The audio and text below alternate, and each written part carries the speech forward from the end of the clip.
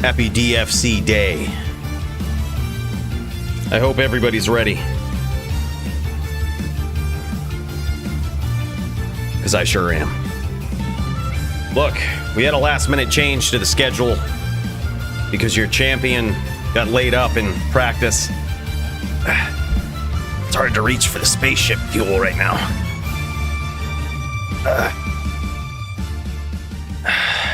You notice my arm gets cut off right there. That's what's wrong with it, dude. It just keeps cutting in and out of existence. Yeah, big injury. Yep, yeah. Traveling on the spaceship, basically. It was rough. It was rough. Holy hell, though, boys. It's that time. Big cheers to you guys. Big cheers to Luck Bud, to Jerry Beatty, Bradley Pope, XB Dog, Extimus, N7 Reaper, Mark Miller, and Hansy. These guys re-upped on their memberships even while we weren't live, and I think that right there deserves a big cheers, man. Really appreciate you guys. Keeps the Juck Fuckery alive. Keeps us going. So thank you so much.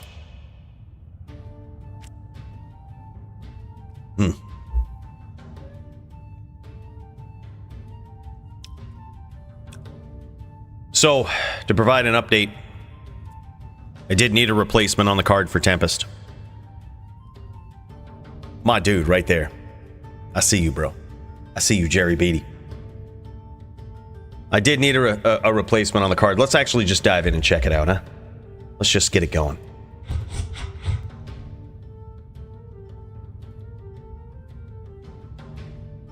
You see,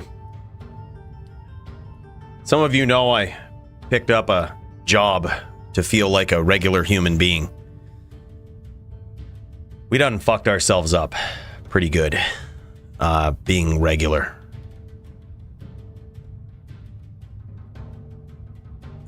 Look, when you're suffering from an arm injury, don't try to catch things with your arm.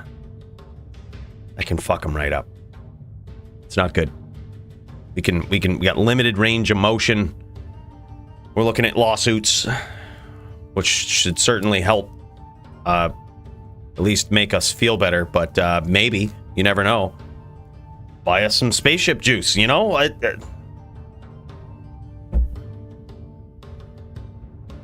Because of course, why not? Look on the bright side. Yo, what's up, Joby? What's up, Laser Pants? Leroy, what's going on, man? Primo. My guys, RH. Man, I'm happy to see you guys here. I'm happy to see you guys here. And by the way, you know how it is with the spaceship. Sometimes it takes a little while for it to load up to get things going. I just want to give a special cheers, special shout out to Jerry Beatty. My guy. Hansy, 88. My guy. Big cheers to you, brother. You know, sometimes it just takes a while for him to come in. Not really sure why. But Jerry Beatty at S tier. Hansy at Legend tier. Legend tier. That's spaceship, bro. Next time we go back to the spaceship, that's spaceship shit right there. Like, by the very least. Yeah. You know, but this doesn't mean that the champion won't be dueling this evening. It will just be, like, light duty. You know what I mean? They have me on light duty in the DFC. I talked to the owner. He said, yeah, we don't need you fucking up your arm, beating on people, you know, live. Just take it easy for this week and, you know, recover so that we can be at 100% next week.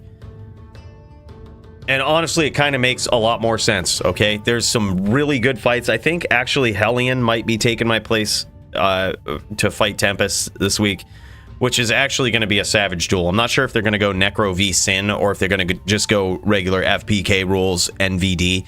Either way, it should be fun. I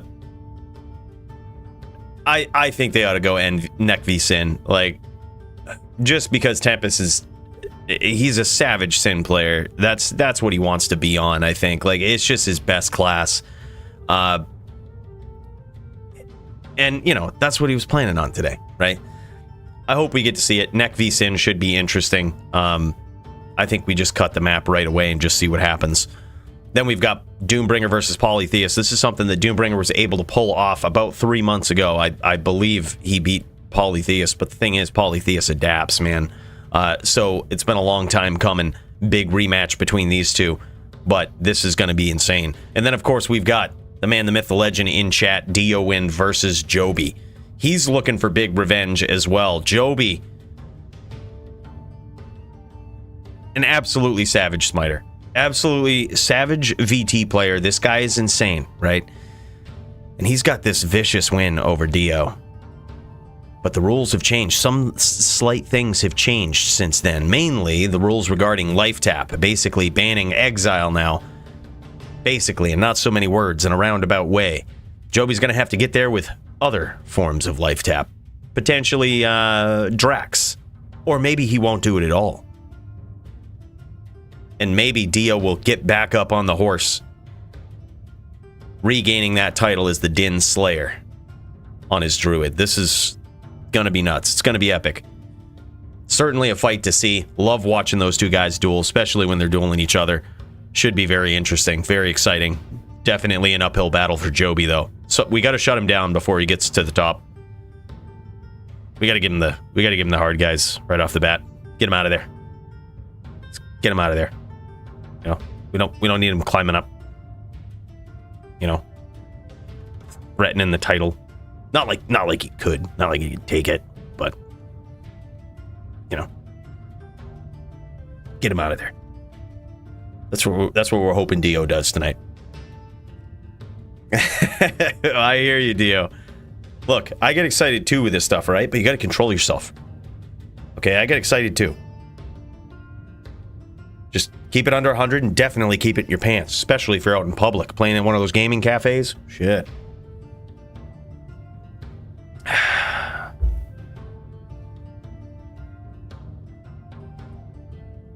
By the way, what's up, Solus? Big cheers to you, man. How you doing?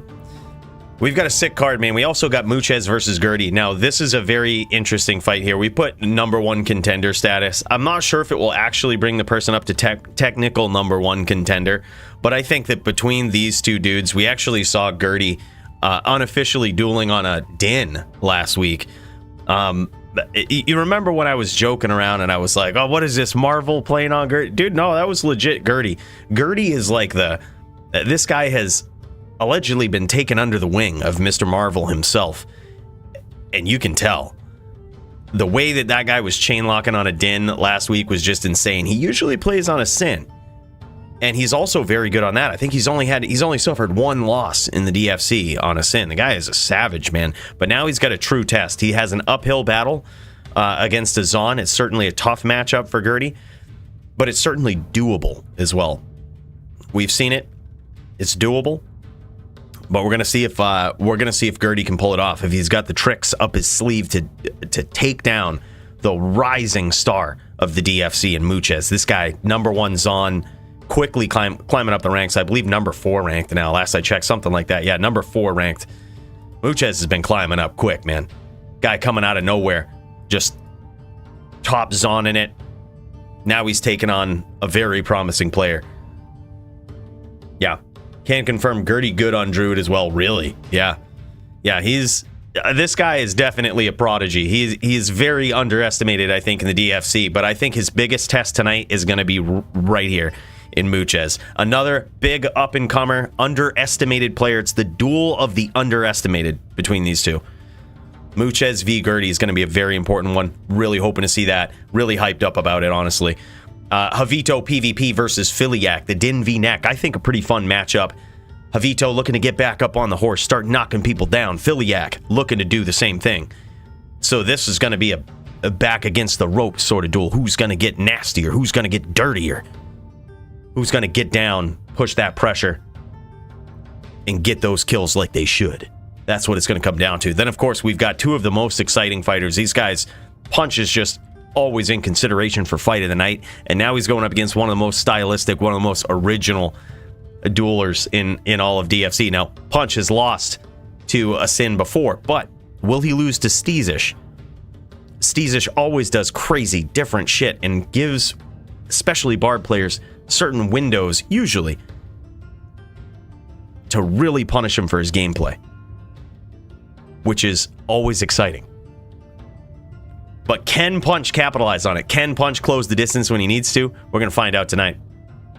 Yeah, I think so too. I think he will as well. It's certainly not a fun matchup for the Barb, but I think that stylistically, it's a great matchup for these two. I think this is going to look fun, man.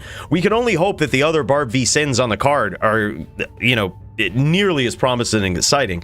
We've got Montreana, absolute legend. By the way, you guys might have noticed the timestamps in a lot of the previous DFCs. You can go back, find your duel. It's all thanks to this guy. This guy is like straight MVP. One hell of a dude. Just watching all of those, breaking them down by timestamps, sending them my way so that we can put them in the video. That's huge, man, especially for going back and looking at the events. Big thanks to that guy. And now we're seeing him return to the ranks. Seeing him climb the ladder here of the DFC, and his big test tonight will be against Bort. We haven't seen this guy before, but he is around in the Discord. We haven't seen him duel in the DFC yet, but we're going to see what his Sin play is all about. A lot of players on Sins tonight. We also have, speaking of Sins, XRP Sloot going up against Zell Tyler. This is Sin v Din. Technically fair, I think, depending on skill levels of each player, of course, also depending on the types of builds. I'm not 100% if XRP Sloot is on a Ghost Sin or if he's on a Trapper. If he's Ghost going up against the Din, it's going to be pretty tough. But I think he's on a Trapper. Good chance he's on a Trapper. Even if he's on a Hybrid, should be pretty good. A decent matchup against the Din. However, if you get a really good Din player, that can turn around real quick, especially one that can punish you for mistakes, is nasty at chains, and won't let you get away with anything. Tries to frustrate you from the outside, get you to play differently. That's what the Din's going to be trying to do, and Zell Tyler is going to be trying to capitalize on that. Then, of course, we got Jasper versus Gabriel. Gabriel, I haven't seen this guy in the DFC in a very long time. Happy to see him back. He's now on a Sin. Who knows if Jasper's going to slap him early, or if Gabriel's going to have that better, more consistent play over the course of the duel, not giving Jasper any windows of opportunity to capitalize on mistakes. We're going to find out tonight. But also, we've got GVN still looking for a duel. We might be able to hook him up. We might find something. Perhaps we could do an exhibition match or something. I need some practice on the Din. All right, I got a handicap. No, not the mental one. That one doesn't go away. A temporary physical one this week. Okay. Mental one is yeah, I play around that. For Christ's sake. He used to be Ghost? Really? That's interesting to know. I did not know that. If Gabriel is on a Ghost, I kind of feel bad about it. If Gabriel's on a Ghost, I would almost prefer to match him up against GVN, and we'll find something for Jasper. I think that would actually be good. I think stylistically, it's pretty equal. If he is on a Ghost, if we can get confirmation from Gabriel that he's on a Ghost, we'll switch him right away. Because that's just a miserable. You can't. It's so hard to win that. Because your main skill is fake whirlwind. Basically, you're getting skill whirlwind, and you're going up against a whirlwind based, natural whirlwind character. It's gonna be tough. Yeah, he might have changed his spec. Not sure. Sola says check JSP. Well, yes, sir. D2 JSP. Holy shit, my dude! Look at it. We're gonna have to zoom in. Holy shit! We got some DFC funds now, boys. Solus just sent 3,500 forum gold and a friend request. Fuck yeah, bud. Approve. What a hell of a guy. Wow, man, thank you so much, brother. That'll keep these prize pools going. Speaking of which, prize pools on the line tonight for fight of the night, performance of the night, and that is up to you guys. What we're going to do is just keep a list of all the most exciting duels that we get to see tonight, and those will go on a list that we'll vote on at the end. Each winner that's selected gets 500 forum gold sent right to their JSP. And now Now that we've got a little bit of practice, look, if you don't have JSP, we'll turn it into non-ladder or ladder jaw runes, whatever your preference is, and we'll pay you in that. Yeah, that's insane, man. Soulless, big cheers to you, man. I think we got to go back to the spaceship anyway, don't we? I think we gotta, because that's huge, man. Let's do it. Big cheers to Soulless. Thank you so much, brother, for that. That's a big dono. Big dono. Then we've got Jerry Beatty. Big cheers to you, man, and a big special cheers to Hansy at that legend tier with the cheers. This official spaceship cheers. We needed to go back for it.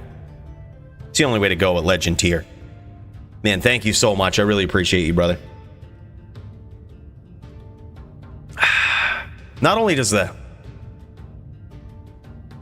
the memberships keep the spaceship juice flowing here, but also that forum gold donations from kind souls like Soulless helps keep the prize pool money alive. And like, honestly, that's huge, man. That's it's something that we've done in recent history. Primo also recently donated quite a bit of forum gold as well, and man, it just keeps it going. I think it's probably not a necessary the bonus, but it certainly makes it fun, and I think it's a big encouragement to have exciting fights on stream, which is really what it's all about. So again, big cheers to you guys all making this possible. Really appreciate you. Let's kick some ass. Yeah, incredible card, man. Incredible card. We need to get some practice in here. Like I said, I mean, it's an interesting day. I'm gonna pop on the VT. I'm gonna be in Jack 1, password 1. It's a hell game. Need to get my Din skills back up there. I feel like I might sign up on a Din next week. You know, there's a lot of classes out there that the ES Fireball, you know, they're coming up in the ranks, and the ES Fireballer ain't really made for them. So whoever it may be, I think a Din just might be the choice when we sign up for the next one. Is that plastic? Yeah, dude, unfortunately it is. I say that, but it's probably fortunate that it's plastic, right? This was sent from Blizzard themselves. It's actually a chalice that Blizzard sent right to me, dude. I was pretty pumped about it. The thing is, I've got an incredible knack for breaking dishes when I wash them. I don't know what it is. It's just only a matter of time. They'll all get broken. So I'm actually happy that this is plastic because it's harder to break. Not impossible, but harder for sure. Yeah. That's true. If it was metal, again, not impossible, but harder to break. That's for sure. Oh, dude, I totally forgot I had these sick helms, man, on my VT. I haven't even crushed with these things yet, man. It's time to do it. It's time to get up in there. It's time to crush some fools. Who's the fools that's trying to get crushed is the real question. All right, look, I'm going to lock it in because it's like I said, these are all going to be exhibition matches. It hurts to even slightly move my left arm right now. It's just because of the pure athleticism that exists within the DFC champion. Pure athleticism and just not just digital, but IRL violence vibes. You know what I mean? Just, you don't want to mess with this guy on the court. On the field. Like, yeah. So, I mean, pure athleticism. Yep. Diablo partner loot. Dude, I need to get a CTA for this guy. I apparently swapped it out and I never replaced it. I need to go do that. Because this is embarrassing not to have a CTA here. I'm gonna put this here so I can roll it. Reminder to roll it. BRB. Yeah, I gotta get a legit CTA. Every time I duel with the VT, I never have battle orders. That's why everybody wonders why they beat me. It's because I don't have battle orders, man. It's the only reason. That's it. We don't really need it. Hold on, we got a PVM guy somewhere. I don't really need it on no PVM shit. Where's he at? Oh, right here, this guy. This guy's some PVM. He's a PVMer. He doesn't really need... He's probably got a 6-bow, just because that's how we roll. Yeah. Yeah, he doesn't need it. We'll give him a Hodo. Swap it out. I also have switched to the Berserker Axe for Smite on this guy. Wasn't at all influenced by Joby, like, and the breakpoint thing that he showed me. No, wasn't. Had nothing to do with that. It was just, I just needed a challenge, you know, something different. Nah, no champion match tonight. Arm was too fucked up. I'm gonna baby it for a week and see if that helps. But like, it just hurts to move it. Even doing it now, I can feel it like clicking and shit. It's really weird. Apparently, it's not broken according to the hospital, but it's like pretty fucked up. So we're just gonna give it a break for this week. Oh, Soul is coming in. 1 grand charm down here. Hold on. Where? Yeah, I would love to. Where's it at? Where's it at? There's a, hold on, there's an Unraveler head right here too. We can't miss that. And there's a grand charm right there. Yep, we got to get it. We got to get these. Yeah, we can't be leaving things on the battlefield like that. This is a perfect place to MF. If you haven't seen Joby's video, you should very well know that by now. The Bloodmoor is a great place to magic find. Sometimes in the middle of a duel.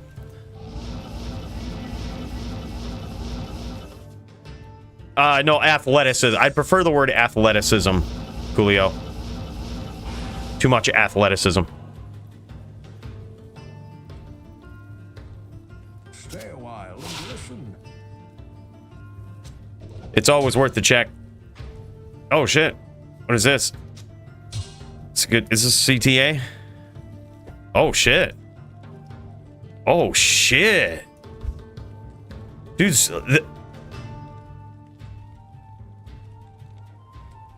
bro. Yo, Solus. Yo, what, dude? Solus just dropped a 6-bow CTA with +3 fist, +3 conviction. What a fucking dude, man. I can't even believe it. Solus, big cheers to you, dude. Wow. Wow. Bro, here, do you want my 6-bow CTA? I'll trade it to you. And then if you ever need this back, you got some collateral. Here, dude, I'll give you this one. I have a 664 on my din, Joby. Yeah, that's right. Yeah, fuck off, Joby. Yeah, best way to MF. Primo knows what's up. See, he knows the video. He knows exactly what I'm talking about. Due to MF's mid-tournament. Like, was that during the 3s, too? It was when, me, Joby, Maddie were all on a team. And we just went, he just mid-duel just starts IDing charms and shit. Pee or busts. Exactly. All right, let's get into this. Go ooh-woo, or go bro. Yep, go. That's Max's sorceress. It's what I call. Oh shit, I'm not a hammered in. What am I doing?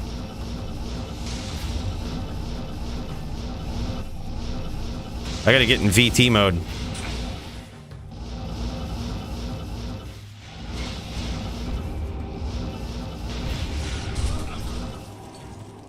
Gotta get in VT mode, man.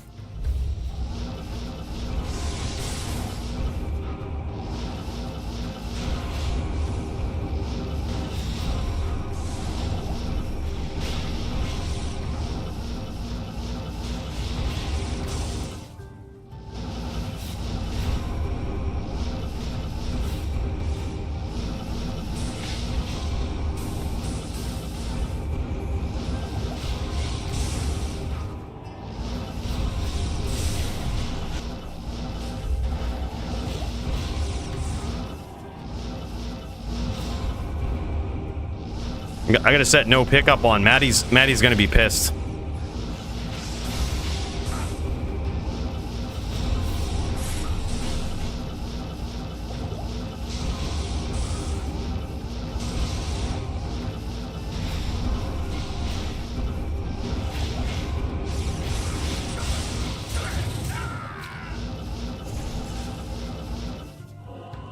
GG. That was a little sloppy. You could tell the arm was pretty fucked up there. That was pretty sloppy. Clearly, it's all the arm, dude. Good to see you. How many rerolls did the 664 take you, bro? How many times you reroll that, Solus? I don't think I've ever rolled a 664 in D2R. I've rolled a lot of CTAs too. I think my best was a 564. Actually, that's exactly what it was.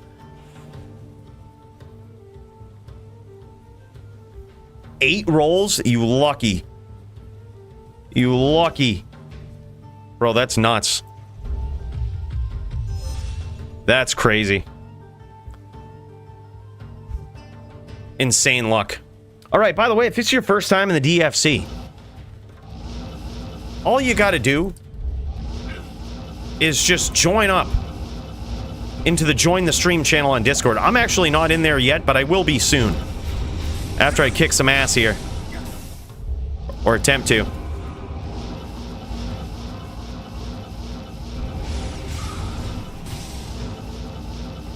And then, you know, reach out to your opponent once you got that all squared away. Oh, shit.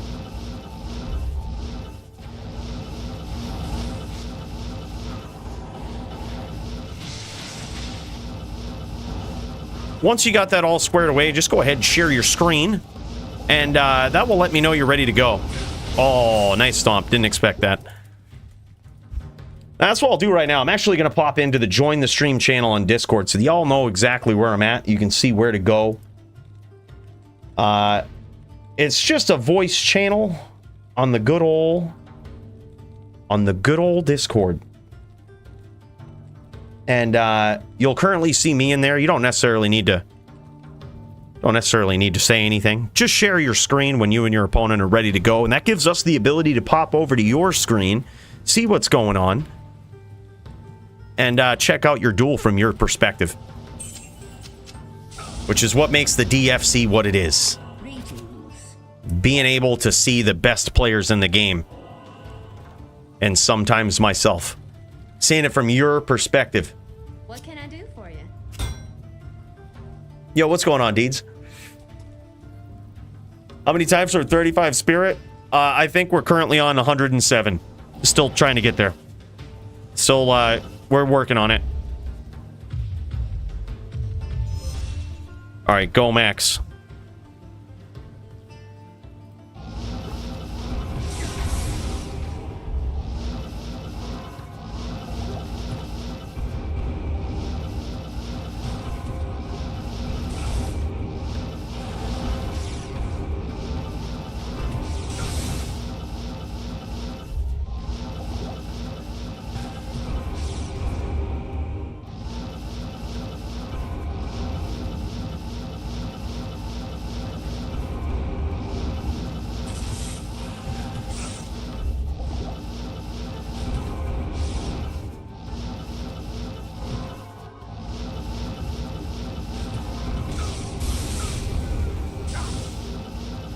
Sometimes FOH just gets there.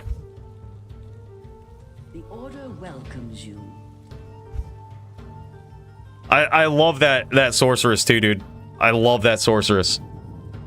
It's like all lightning elemental damage with a bow and arrow. Oh, he's got the Widowmaker. It's insane. 2 things cool he can't do in D2. Roll the 35 spirit and find a 451 poison charm. Yeah, no proof, right? No proof. It's no proof at all. It never happened. It can't happen. All the ones I found were clearly bought because I didn't clip them.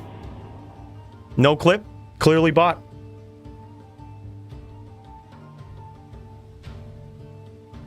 Took you 27 times? Okay, so I'm not the only one, Demonology. Yeah, it took me like forever. I think my longest streak of going without rolling a 35 spirit was 94. 94 times without rolling a 35 spirit. And now on average I'll get it in like 20 rolls. Like on average. Every once in a while, ladder start we'll get super lucky.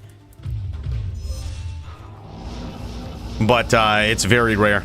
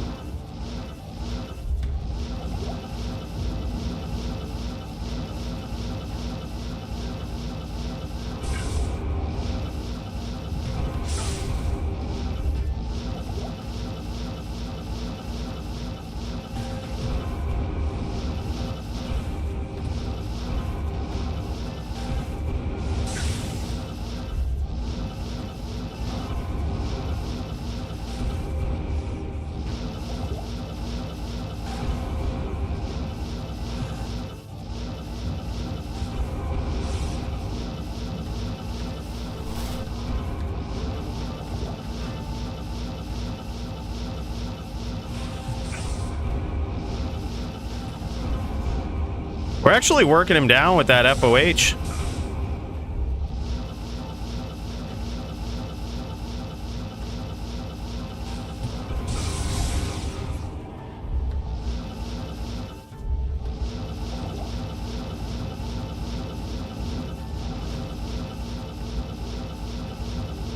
GG. He says good duel. FOH too strong. No answer versus it. That's what I like to hear. Yeah, I couldn't quite get the chain on him. He was really good at CT in a way. I was never quick enough to get the chain, but hey, that's why we need to practice up. I feel like there was a couple of times I could have grabbed it, was just too slow. It's the arm. Speaking of ladder start, we getting some set upgrades in January? Dude, I hope so, man. I hope so.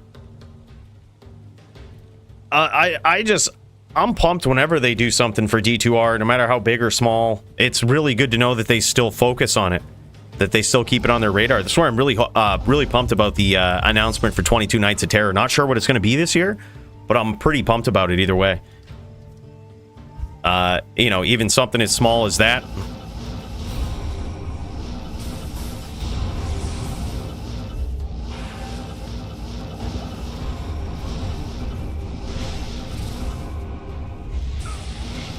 I'm so slow.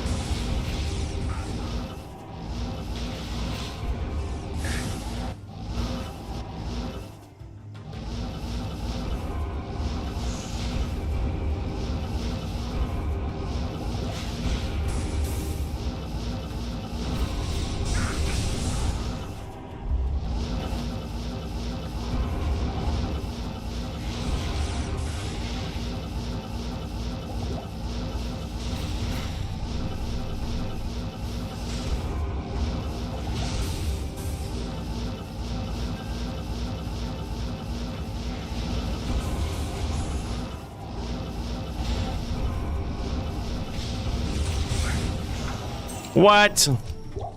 GG. I think I need to go 125 versus Necro. I'm not sure if I have 125 on this.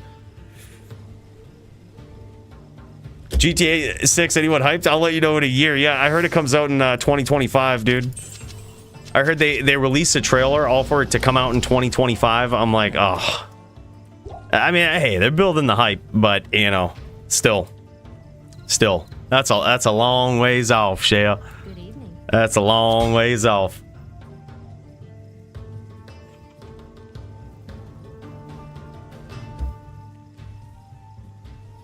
Yeah, I agree, Deeds. Let's do it, man. Hold on, let me see what I got for FHR or FCR, sorry. Yeah, I need 10 more.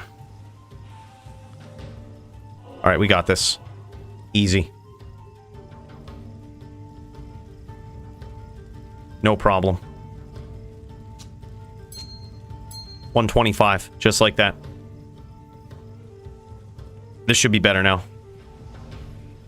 We don't have CBF, but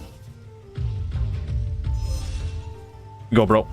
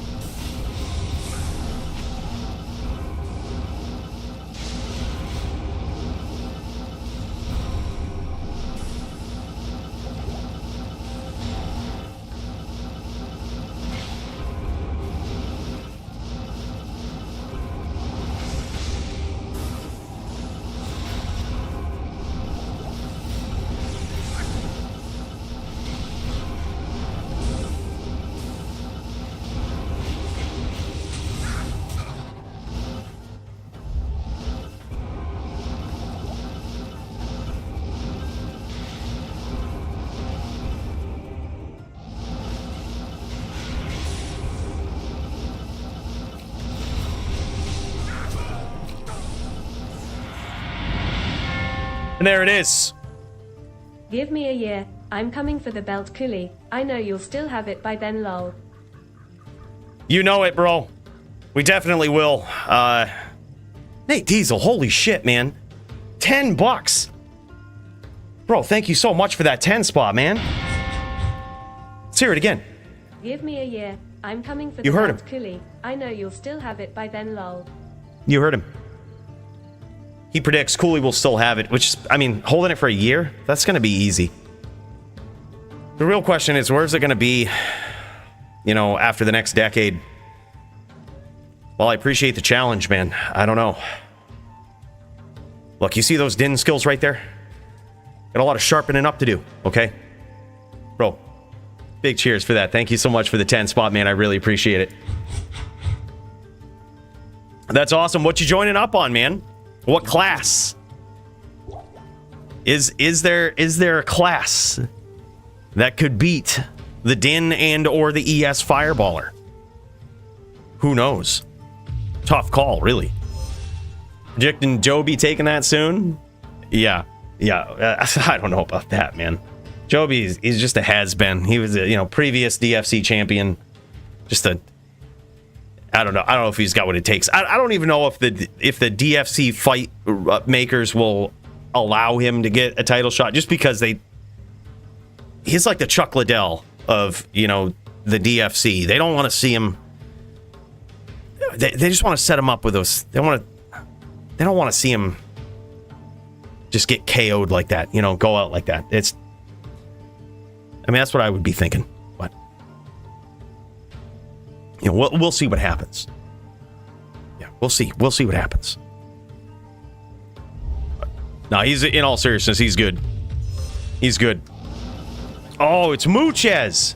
Muchez on the Zon. Bro, I actually need some practice for this. I feel like I'm gonna get crushed. Order welcomes you.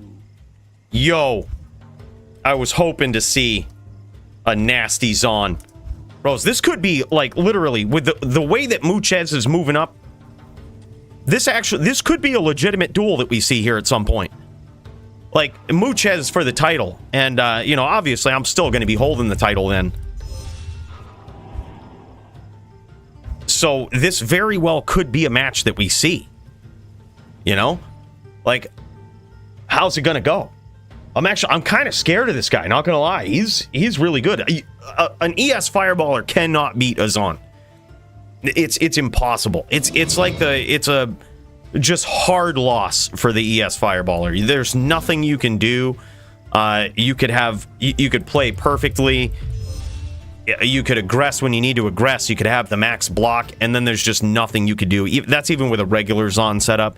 Then if the Zon gets smart enough and they use like open wounds or poison, there's nothing ever that you could dream of doing. Like, it's just an auto loss for an ES Fireballer. Yeah, it's nuts. Muchez tough for Dins that can't chain. Yeah, dude, I bet he is. It's gonna be tough, dude. It's gonna be tough. All right, go, bro. Here we go. Here we go. This is gonna be foreshadowing.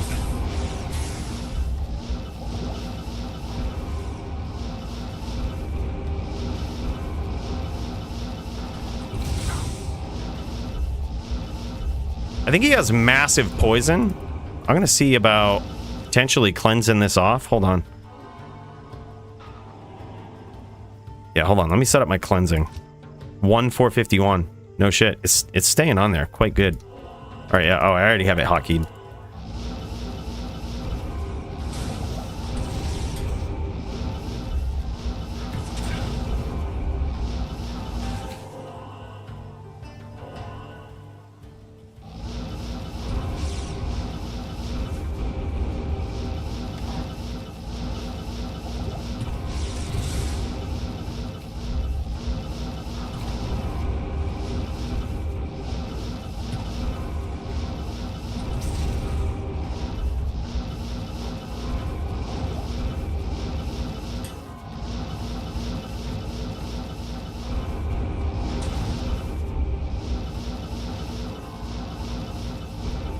This is great chain practice right here. It's like get chained or like chain or die. I love it.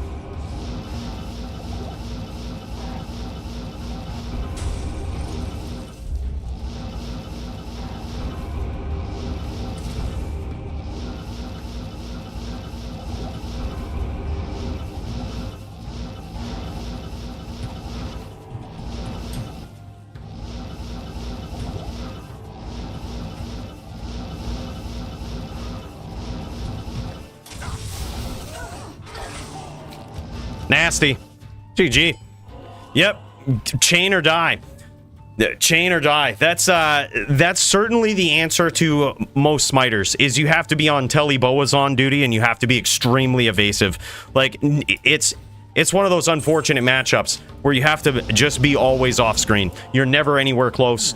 I remember dueling CJ like that back in the day, and it was so frustrating. It's just like, you have maybe a couple of frames to catch a name lock, and if you don't do it, you're toast. If you can't do it, you're toast. I was trying, bro. I was trying. I was getting in there. I was trying. We got the 125 FCR. I think that's, as odd as it sounds, with no DR or anything, I actually think that's the way to go, because you literally rely on catching your opponent. If you don't catch him, it's over. I also have no cannot be frozen. Let me see if I can fix that. I might be able to... No, I definitely can't. I can't hit 120. Oh, yeah, I can. Right here. We can hit 125. With CBF. Boom. Just like that. Just like that. Charge is not fast enough to get him, no. No, as slow as the Zon Telly frames are, they can still, if they use CT casting, they can still outrun Charge. Charge is a very, I would call it an overrated skill. I think a lot of people think Charge is a lot better than it is. We built a whole character committed to Charge, even like with so much Charge, it had Telly charges on the amulet, on the helm. We were using Fortitude. We would connect on people with the nastiest charges. We wouldn't kill them on a charger, which just blew my mind. But additionally, like, good luck. You're just not going to catch anybody. Like, and when you do, it's not going to be very profitable. Like, chargers are really just good for town guarding BM pub games, is what a charger is good for. Like, just surprise kills on people that aren't ready.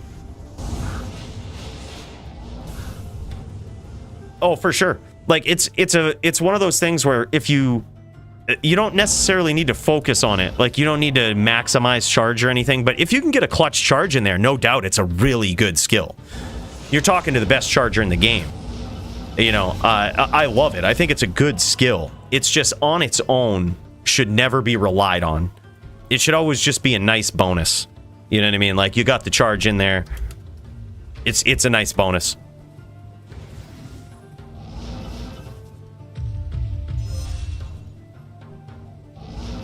Swap for Dio. Ah, word.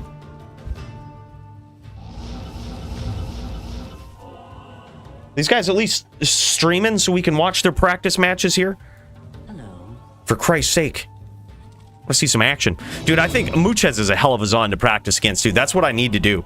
I need to, like, practice grabbing these chains. Like, like, I might just start running Dins again in DFC just in case Muchez makes his way up there. And even then, I think I got my work cut out for me, dude.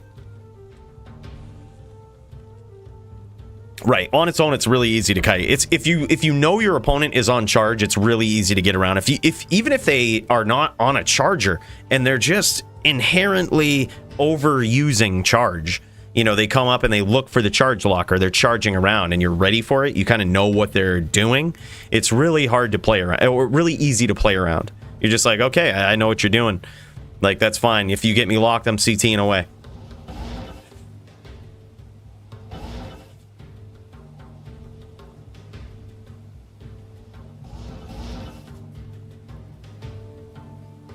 A referee for a tournament on Xbox.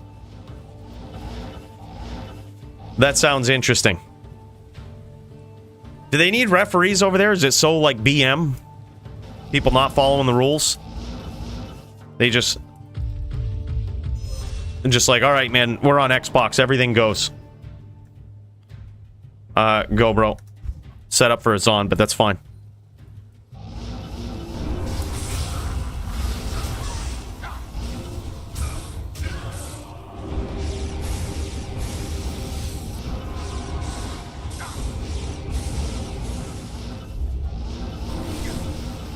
All right, he's a hybrid.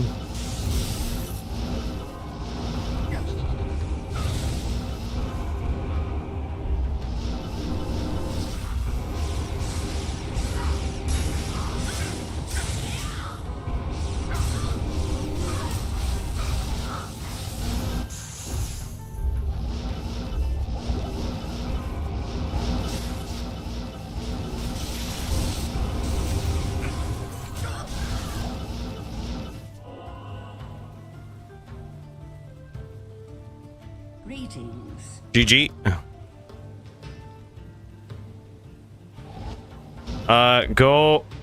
Go Dio.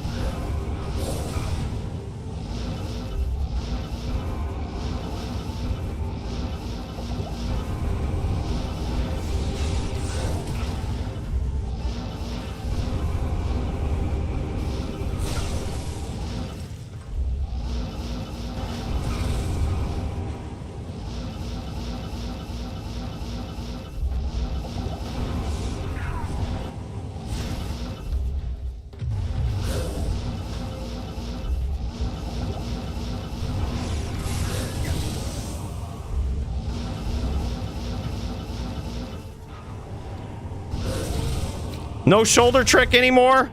Shoulder trick doesn't work? That or he blind spotted me. Hard to tell. Sin Whirlwind is strong. It got patched a while back. Also smoother now. Yeah, for sure. It's definitely smooth. Hybrid Sin feels really good. Yeah, he was to the right. Okay, it didn't look like a stomp proper. That was smart. So you shoulder roll, ain't got to do nothing. That was smart, dude. Good day. Good moves. All right, go Muchez. All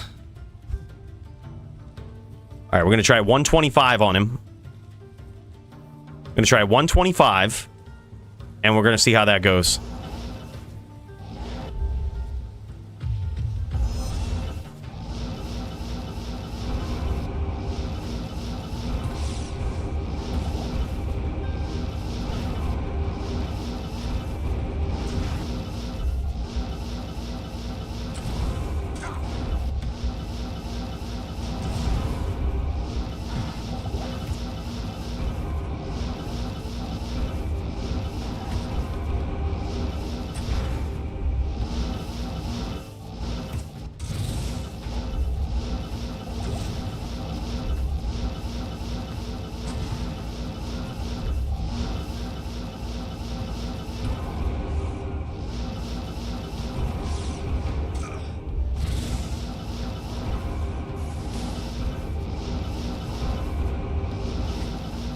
Gotta cleanse this off, dude. That poison might not be much, but like it just stays on forever. I think whenever we get hit, we just cleanse it off.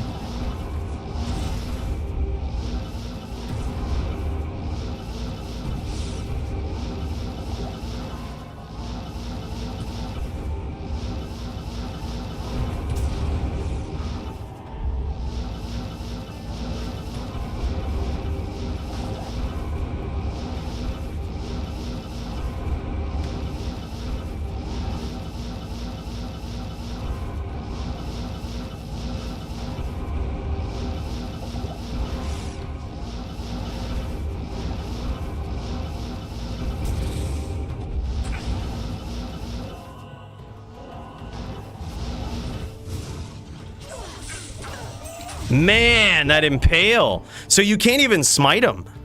I think I would just go pure FOH versus Muchez. Just invest in FOH, because now that impale is greater than smite, you have no shot.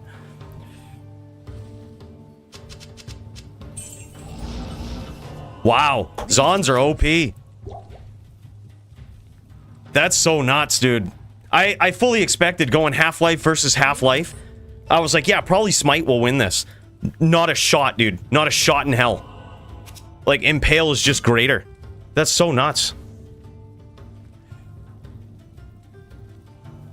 That's true. Very, very slow attack frames, but I feel like at Half-Life, like, if there's any damage on the character, it's just there. Gotta get you low enough. Yeah, it's a good point. Like, you probably couldn't do it from full life. But, yeah, hold up. Hold up, Azella. I gotta get these chains down, bro. I gotta get in on this. I gotta get ready. Use Phase Blade? Why? What's the I guess my IAS is a little slower with this, but it's still 6 frames.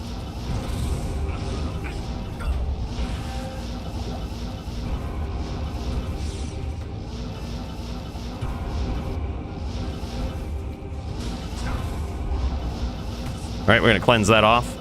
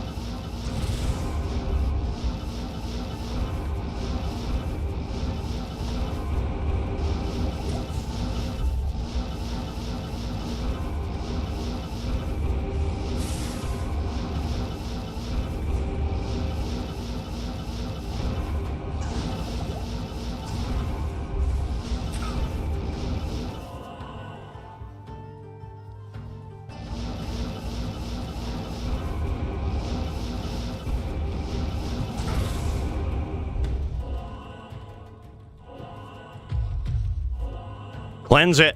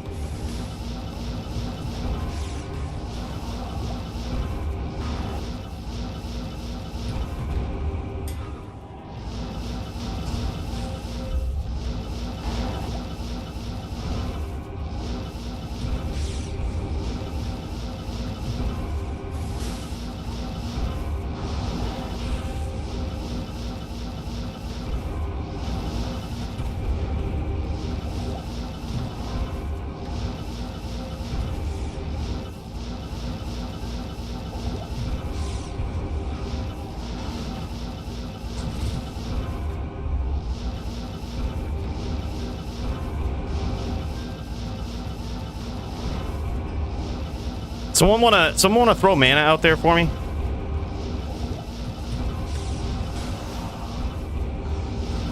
Probably for both of us, honestly.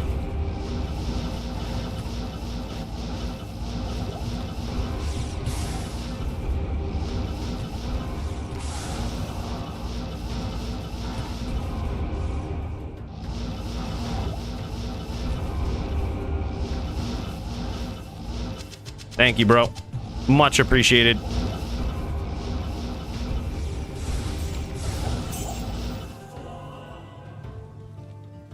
GG. We got in there. We got a couple of good smites in there, and that's kind of all it takes. Like, if you can keep the oak up, I think if this was a real duel, I would have more oaks. I would actually fill my cube with oak sage charges so that I would never run out.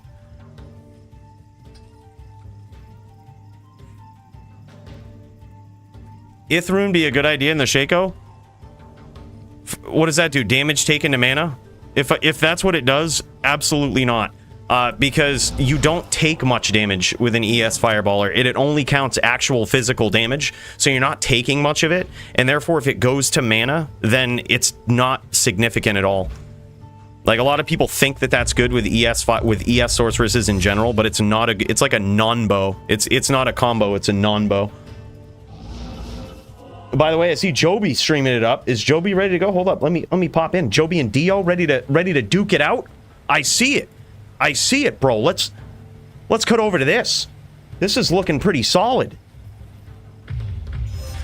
Yeah, I think Chamrune in the Shaco is pretty good, but if you're going up against a class where you don't need the Cannot Be Frozen, then probably a P Sapphire is also good enough. That or a Sur Rune for the added mana, depending on whichever one gives you more. Get ready for a real duel, boys. This is gonna be something right here. This is the man, the myth, the legend, Joby himself, featured in many clips, sometimes ones in transitions. Who's gonna win this one? We don't know yet, but we're about to find out. Dio versus the previous champ, Joby. Let's go.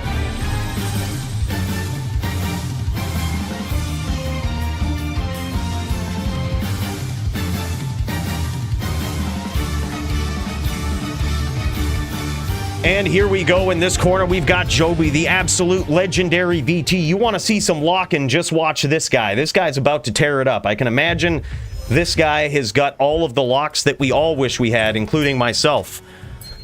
He's going to show us how it's done right here. I think he's seen enough of this subpar VT play. He says, look, boys, I got to get to dueling because I got to show the viewers what it's really like. I got to show them what it's really like on a VT. You can't be settling for this guy. That's what's going through his head right now.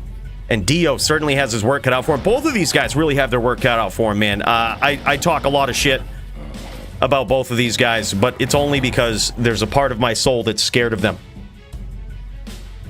Both of them, all right? Full transparency, full honesty here. These guys are both savages. Very, very good on their classes and in general, man. Also, Joby's got an ES Fireballer Pock. We haven't seen him on that in a very long time, but he's also very good on that. Yeah, just about good on any class this guy steps foot on. Same with Dio. This guy breaking into the Din realm these days. Playing the Hammered In and actually very good at it too, man. Like, he's surprisingly good. He's got like a style that's oh man, look at that. Oh, I see that sauce, man. I see that sauce. Joby pushing these rules to the max right here. I see the sauce, man. Did y'all catch that? I'm not sure if y'all caught it. I'm not sure if y'all caught it. But that is some sauce. Joby he's got Cube Bow here, but he's also got Last Wish that he's rocking. And I can imagine if he's got Cube Bow on the other side of this, he has Grief. So he's going to be swapping back and forth between Last Wish and Grief. He's pushing it to the max, dude. This is what I mean. So in recent history, what we did was we changed the percent chance to proc life tap that you can have in your build. You now are no longer limited to one item, technically, but you can't have more than a combined 10% chance to cast, which technically limits you to one item, right? But if there ever, it leaves room for the future. If there ever is any other way to, stack it up, you can do that. But 10% chance is the max, and that is to allow items such as this to possibly make their way into the DFC. This is the first time we've ever seen Last Wish show up in the DFC. This is huge. And look at this, nasty chains there from Joby. Looks like he's starting up, possibly on the Last Wish side, trying to get these life tap procs. And that will set him up for just hyper aggression. As soon as he gets those, I think that's when you see Joby just go ape shit on this guy. But he's got to get him first, right? And even so, he's still getting in there, still pushing that pressure, threatening that name lock always. You can tell Dio on the back pedal, not daring to even stomp close to Joby right now. Just trying to feel out his opponent, see exactly what his play style is like. Oh, and Joby erroneously walks right into a NATO there, half-lifes him right away. Ooh, and is he going Zeal? He's going life tap Zeal. I gotta say, I love it. But now he's just got to get it. And this is Dio's opportunity. Now that Joby has taken some damage, this is Dio's opportunity to finish here. This is Dio's opportunity to push that harassment, get in and do those close range stomps like he was doing against me in practice. That's the way to do it. But oh my God, Joby catches him like a savage. Absolutely no life tap needed. And that's how to do it.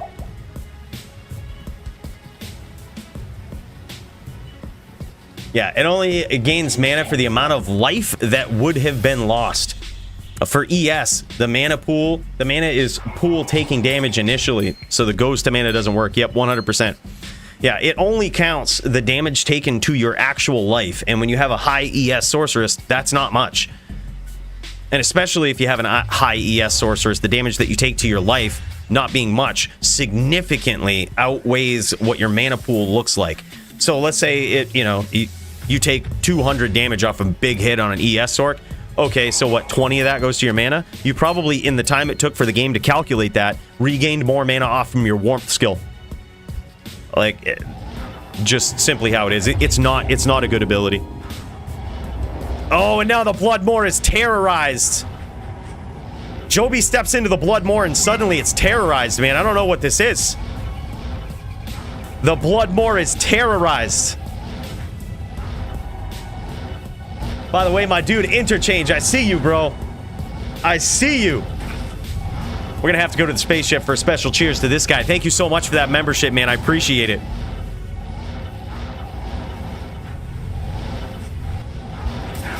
A nice catch there from Joby. And it looks like Dio has swapped to a DR setup here, which is interesting. I would hope that he hasn't lost cast frames by swapping to that. Usually if they have a DR setup, they're probably going on the suicide branch plan, and what that means is he still has the, oh my god, beautiful catch there, nice aggression from Joby.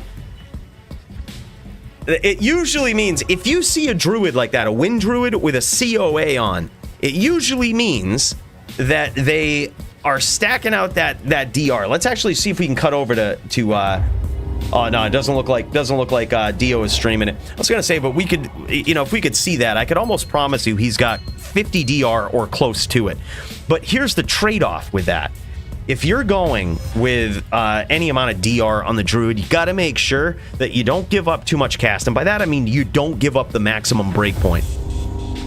Look at this, Joby just going in for the lulls here. He just wanted to terrorize it, get the screen shake going on, and zoom in on this din. He's just stunting right now. As soon as Joby steps in the moor, you know it's terrorized. Yeah, scary looking dude. Yep, the Bloodmoor is terrorized. It's just sort of strange that as soon as Joby starts dueling, that's what happens. Man. It really is terrorized. Like, if y'all want a real challenge, y'all trying to get to level 99, everybody laughs at the Bloodmoor. Try stepping out into it now. Try stepping out into this one. I can promise you, your leveling experience will be quite different. DR, yeah, damage reduction. Yeah, no worries, dude. Not a dumb question at all. We oftentimes use these abbreviations, and I try not to do it, because I know sometimes there are people tuning in that might be even new to PvP, right? And they don't really care much about damage reduction in PVM. So yeah, not a stupid question at all, dude. But yeah, that's what we mean by it. And it's usually percent DR, right? If we say DR, that's starkly different than IDR, right? Integer damage reduction. Which is like damage reduced by 15, let's say. Instead of 15%, actual flat 15. Yeah, there's some very, very subtle differences here in our abbreviations, for sure. Bros, let's go back to the spaceship real quick while these guys get it going. Shall we?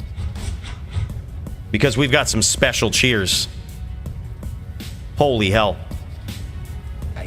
I see you, XB Dog. Look, traveling in the spaceship, it takes a long time for things to catch up, but I do want to say, my dude, Interchange. Big cheers to you. Thank you so much for that membership, brother. And XB Dog, I can't wait till this one comes in, bro. It's 11 months. Just about as long as we've been doing this on the Cooley Live channel, man. Big cheers to you. Thank you so much. We'll come back. But an early cheers. Hell of a guy.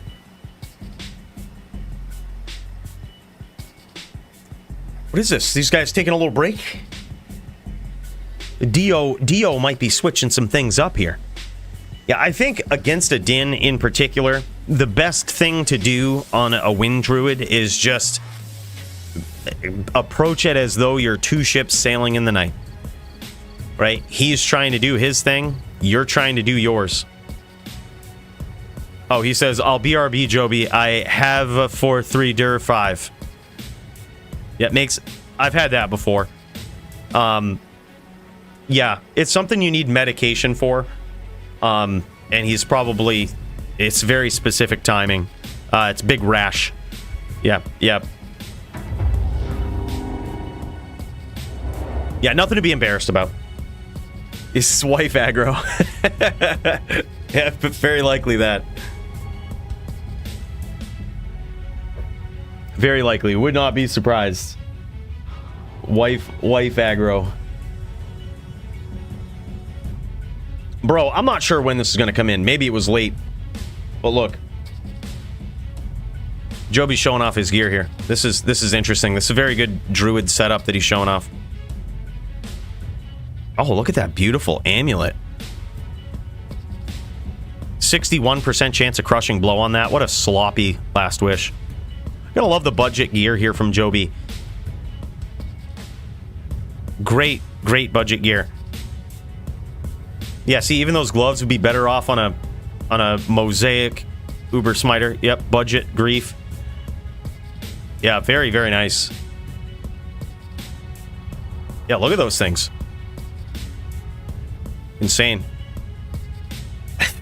61% CB. 46 DR, 75 FCR. Yeah, not bad. Not bad. That's good. Good setup, man. By the way, let's do this. Let's cut over for an official cheers. Look, I'm not sure why the spaceship doesn't necessarily send these commands down. It's probably because we might be actually having this thing on full tilt because of all of this support from my guy, XB Dog. XB Dog X. B Dog, if you will. That's 11 months, my dude. He says, Cooley, my guy, 11 months. Cheers, my brother. Big cheers to you. Really appreciate the support. Man, I can't believe we've been doing it on this side for this long. But, bro, that means a lot. We got this chalice cheers right here for you. And honestly, look, I'm going to have to give you the chaser, too. Because this could get crunk up in here tonight. Big cheers to you, brother. Thank you so much.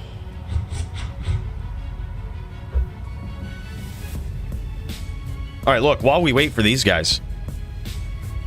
Primo gave me that last wish. Oh, that's pretty... Oh, no wonder. It's all budget. He probably gave it to you because he's like, yeah, I don't trust Joby. He's never going to give it back. He was probably thinking, yeah, Joby's never giving that back. He might steal it from me. I'm going to give him the shit last wish. That's what's going to happen.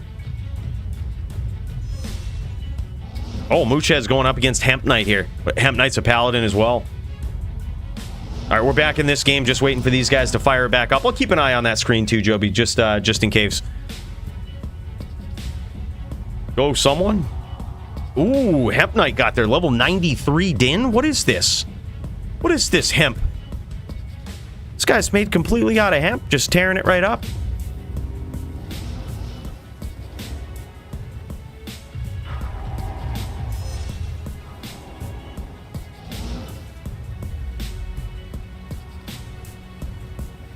Dude, perhaps Griffins might not actually be a bad, might not be bad on this guy.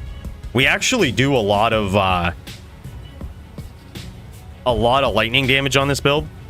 Like we're a what do you call it? A TV.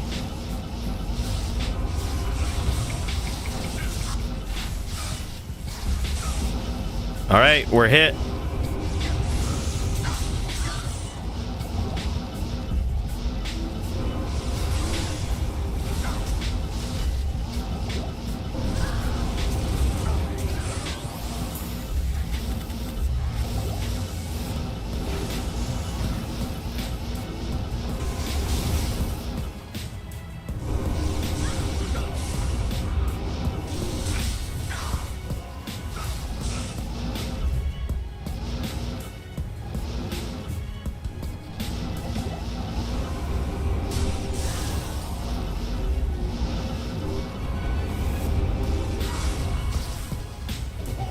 Mind Blast PK. If this was a real duel, I would stack up like 500 DR, so Mind Blast can never get there. Because on a hybrid Sin, they're going to cut you open and poison you down to 1. But traps can't beat FOH. So, like, if it comes down to that, you can just stay on the outside in FOH as a VT.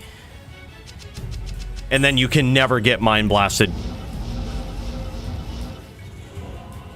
Good day.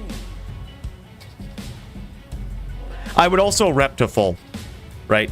Like, Yes. let's be real. I would have rep to full.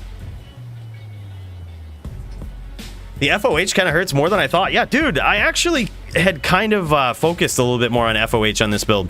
I think I compromised some. Yeah, you can see my smite isn't even maxed. I know my limitations on this. This is more of a VC, so like Fist of Heavens is maxed and Holy Bowl is wait, what is the synergy? Holy Shock, right? Yeah, Holy Shock is maxed and FOH is maxed, and I put the remaining points into Smite. So the Smite is good, but like the FOH actually does pretty considerable damage. It's because I just kind of know my limitations. I know what it's going to take for me to catch somebody, and by the time I catch them, I'm probably going to be right back on the FOH plan. All right, go Muchez.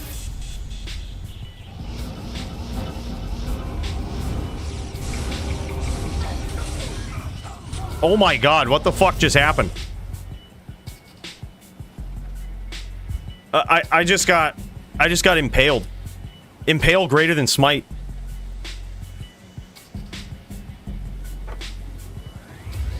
Bro, impale greater than smite. I'm telling you. Impale is the new smite.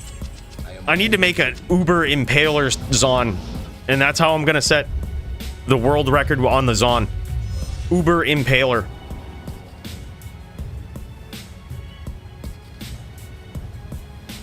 Meme Impale setup. I love it. I love it.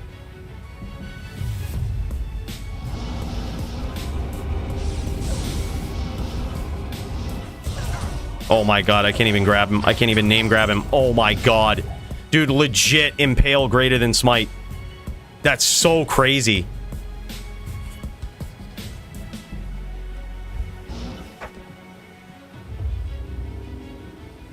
Wow.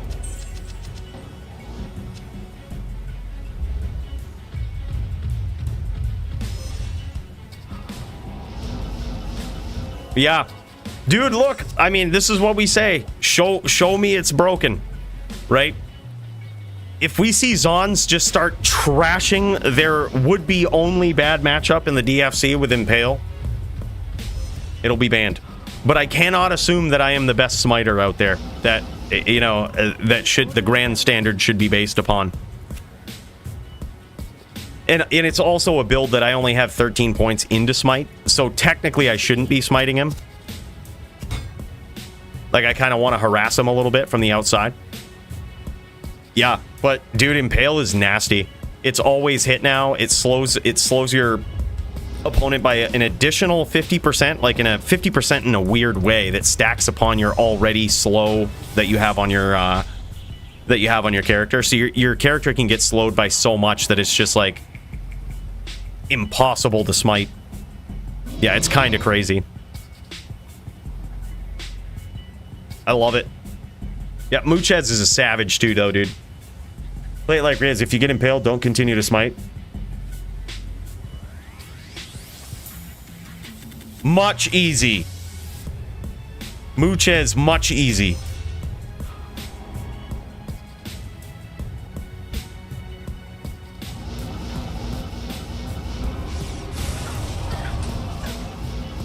Yep, playing it like Riz. I like it.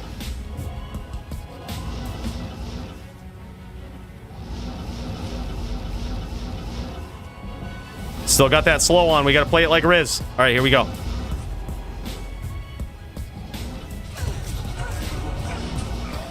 Oh my god, we played it like Riz and we still lost. That's insane. That's insane, bro.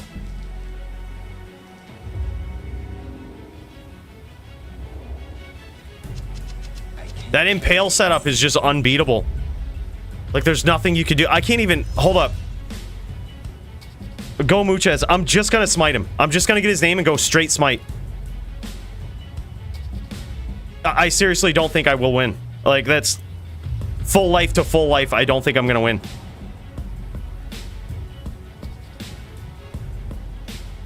Yeah, it doesn't slow the FOH. It doesn't slow your cast, but it slows like everything about your movement, your IAS, everything, dude. It's pretty nasty. It was also something that when we saw him duel Riz got impaled and then would teleport out and like wait for it to go off, which is not exciting. You know, certainly a data point for sure. All right, I'm just gonna straight smite him. Yeah, we just straight lose.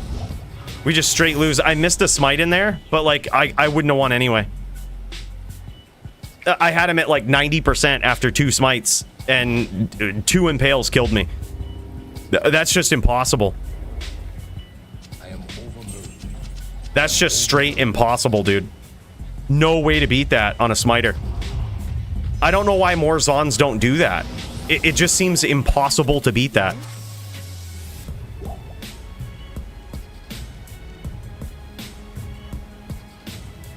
You can smite and walk out before Impale hits you, then just keep re-engaging him like that. It's very slow ability.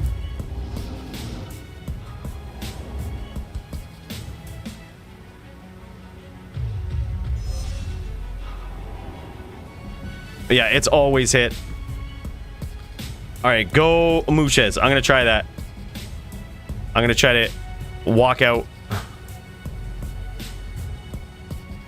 So I would like charge in, smite, charge out. So charge in, smite, get out. Charge, smite, get out. Yeah, but I mean, that's not really the point. You're never like, if Muchez was going real duel right now, he would just impale randomly. Like he wouldn't base his whole character on it.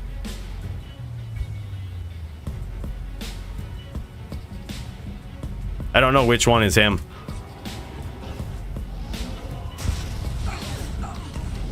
Bro, I can't even charge out fast enough.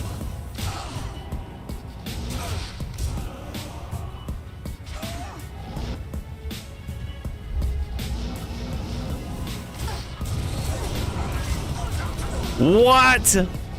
Bro, yeah, that's just impossible. That's just impossible. I can't... When I charged in... but then again, he could have also been doing the... LLD trick, which is very smart if he was. It's more seen in LLD, where people will name lock you and they'll hold down shift when they see you coming in, and that will start their attack. They usually do it with Zeal in LLD, so therefore, whereas it's a slow attack, he's already starting his impale, so by the time I get in there with either smite or charge or whatever, it's just gonna connect as soon as I come in. Like, yeah, that's like demoralizingly bad. Like, and here's the thing. Again, if it was a real duel, I don't think he would be committing so much to this, right? Because the answer would be that I would commit to DR. But the second that I would commit to DR, my cast frames are lower and I lose to Tele Smite. You can't catch him fast enough. You have to go 125. So like it just puts Dins in this weird spot where it's like, do you want to play around Impale that you'll auto die to? Or do you want to play around Azan the way you should play around Azan? That's strange. We ready? All right, let's do it, man. Let's do it. We got Filak versus... Oh, man, is this going down? Well, I think we're still waiting on Dio.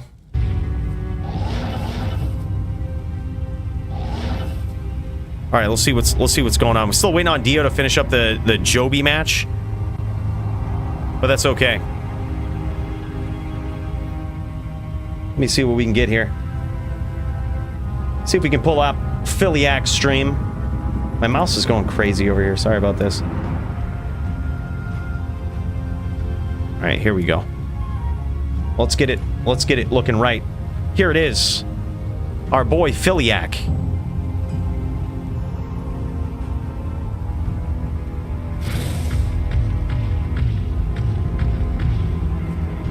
All All right, I believe this is Filak versus Jito PvP. I think is what's going on.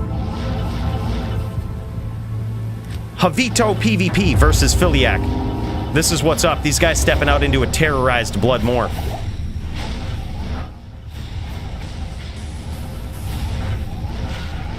All right, now this is an interesting matchup, dude. Okay, it looks like Jito PvP is either on a straight VT here, which he's walking up with Smite, which tells me he might be on a VT. He could also very well be on a Liberator, or not a Liberator, but a Vanquisher that has access to Smite but throws the hams too. Usually we're used to seeing this guy. Oh my god, nice big charge from Jito. And is he gonna catch Filak? Filak going to the spear now. I think that's a good move. It's gonna be very tough for Jito PvP to win if he keeps launching spear. It's just so quick. It's so fast that by the time he teleports in, he's very likely going to die. Filak trying to protect himself, but yeah, it does look like our boy Jito PvP has gone on full VT. Both of these a very fun matchup, whether it's VT, whether it's hammered in. And there it is, that spear for the win from Filak. Filak just on a roll these days. Holy shit. What an incredible first round win.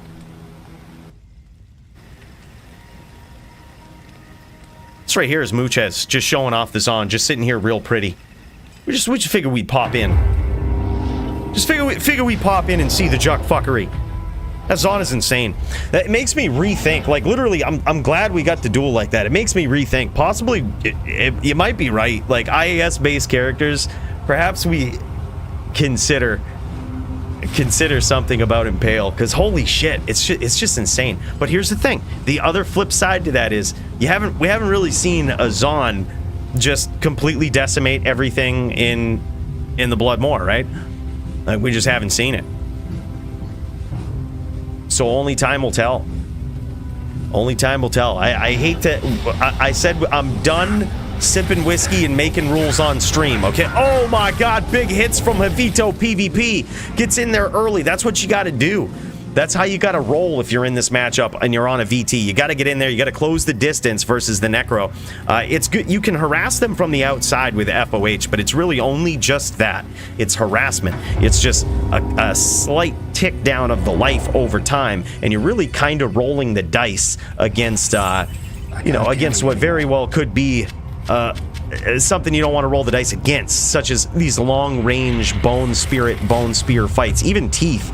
You know, if the Necro sees that you're on that FOH playing too much and they start using teeth, even that could be a fight that you lose over time. Big hits early on from Filak, dude. This guy just setting up nasty combos with Bone Spirit. And a beautiful stomp there that Jito PvP was not ready for. I gotta say, I love the aggression there from Filak too. He noticed that he got that damage in early on, and he said, look, the cards are in my deck right now, right? He's like, the cards are stacked in my favor.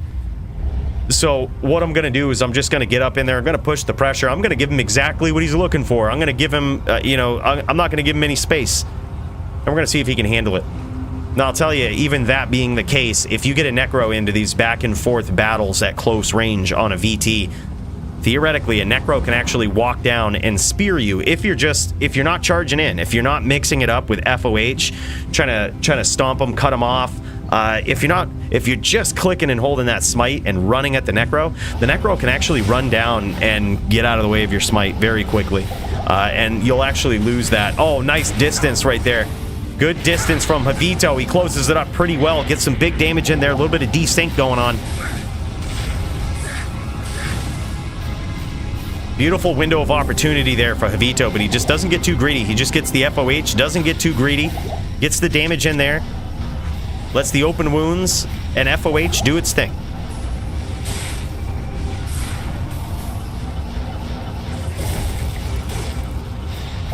Oh, you could bet, Johnny Dubs.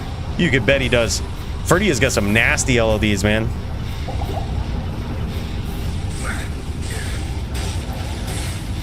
Best LLD player, Ferdia?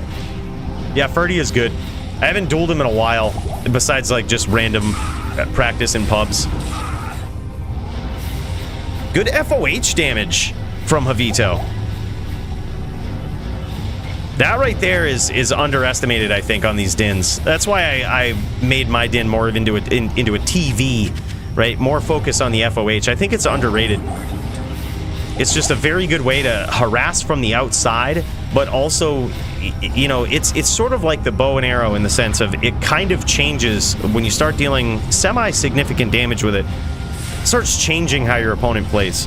It might change their game plan a little bit, force them to come in, and if you're ready for it on a smiter, that's exactly, you can punish him for it. And there it is, some nice long-range use of teeth there. Filak noticing that he had his opponent down very low and started using that AoE effect from teeth just to grind his opponent down at that low life total, and he gets there. Now making it 2-1 in this epic neck v din matchup. Yeah, very annoying. It's just constant, constant damage that you're just getting pinged down with. And I'm telling you, from someone who's played against some savage VTs or even TVs on my ES Fireballer, if you're on an ES Sorceress, that FOH really hurts. Max wasn't lying, dude. Like, I knew that was kind of going to be my game plan versus him, because I knew how much it actually hurts the mana. It rips that mana away. So if you can keep the pressure on, even if you can't get a name lock or a chain lock, if you could just keep the pressure on and land an FOH every once in a while, it's so devastating to an ES Fireballer mana. And then when you get the mana out, oh man, that's it. It hurts so bad. Yeah, FOH is really good. Oh, kicking around a little too long is Javito, looking for that name lock. Yeah, that's exactly what it is. You start thinking that way. Fuck, I gotta go in now. You know, I gotta change how I'm playing. Maybe I gotta get a little more aggressive. And that's usually what the din wants you to do. It's usually exactly what they want you to do. Whenever a din is using FOH against you, that's probably exactly what they want you to do. They always have a backup plan at close range, and there it is.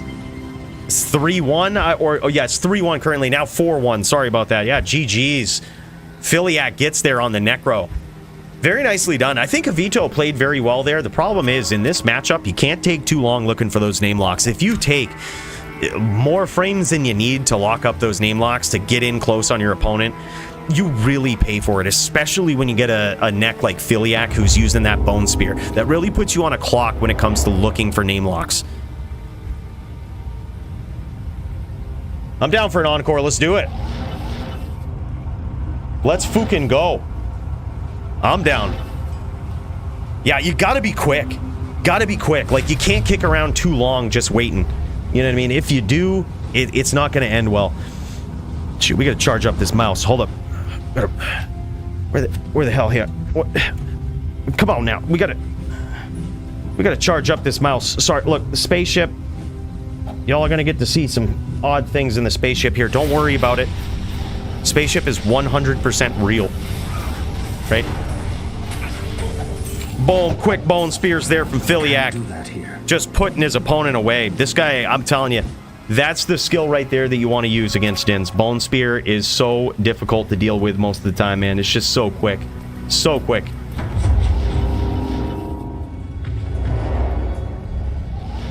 There it is. A very nice performance from Filak himself. This guy just moving up the ranks, moving up the chain of command, if you will. I'm going to keep an eye on Joby's stream as well, just in case for when Dio comes back.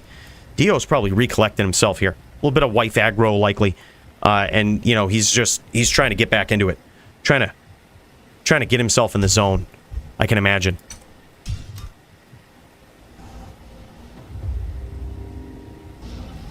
Meantime, I think it's a good idea to get in the zone ourselves. Start feeling this out. Get better at collecting them. You know what? No, DJ, give me something better. Give me something good. Get me fired up. Get me in the tavern zone.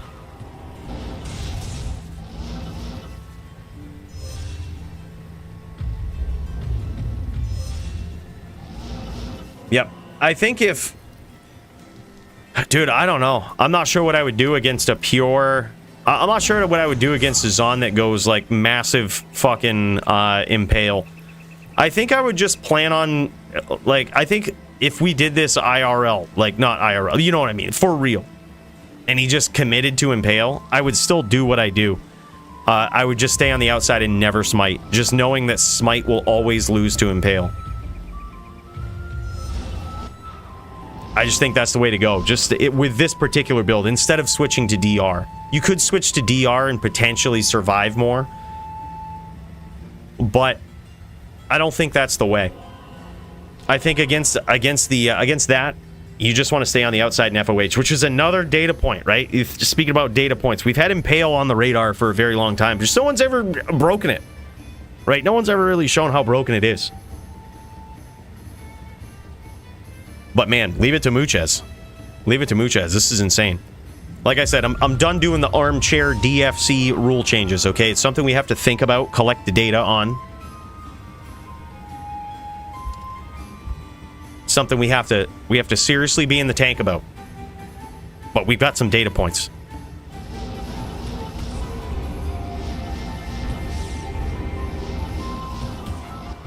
Oh shit. I gotta lock my cursor in. Against a Zon here. Keep clicking on the outside.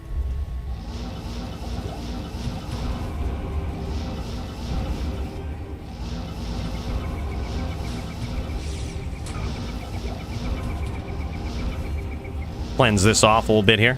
Just cleanse it off. Get in the habit of cleansing that off. A little bit of poison there.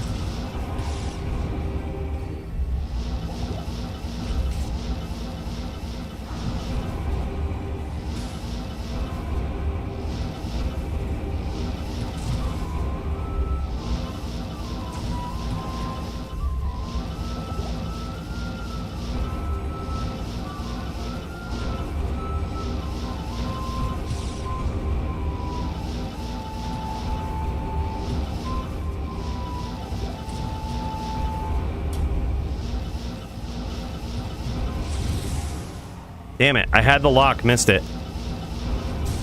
Get good or die.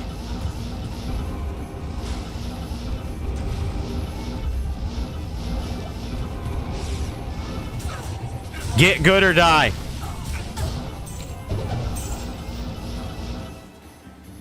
That's what you gotta do. Get good or die. GG.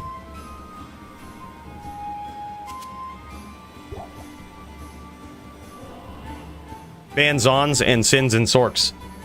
Yeah, we'll consider that. We'll consider it. I think that's something worthy of thought. Is you know, banning all the female characters. Dudes just do it better anyway, right? Nah, that's we just practicing around, but it very well could be at some point a title match, I would say. Like, Muchez moving right up, dude. These guys are going into #1 contender spot. When Muchez goes up against his opponent tonight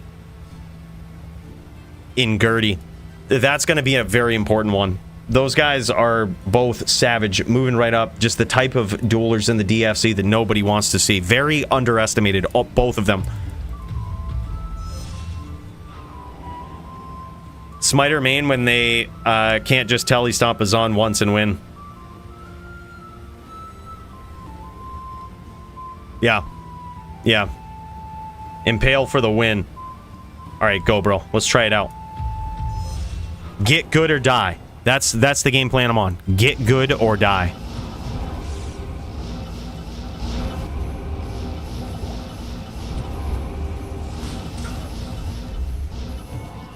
Cleanse it off. Just cleanse it right off.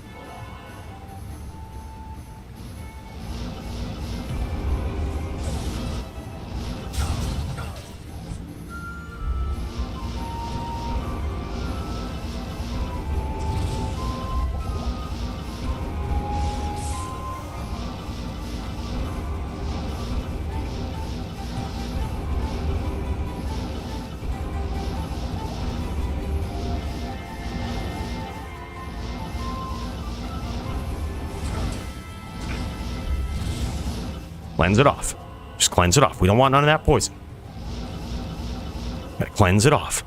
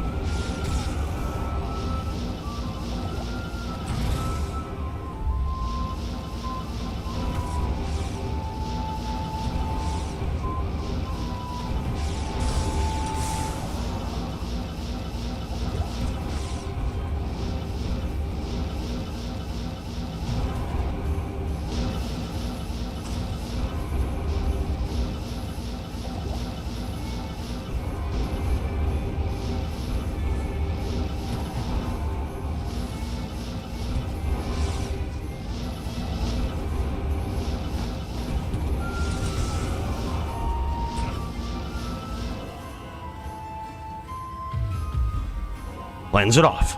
We don't need none of that poison.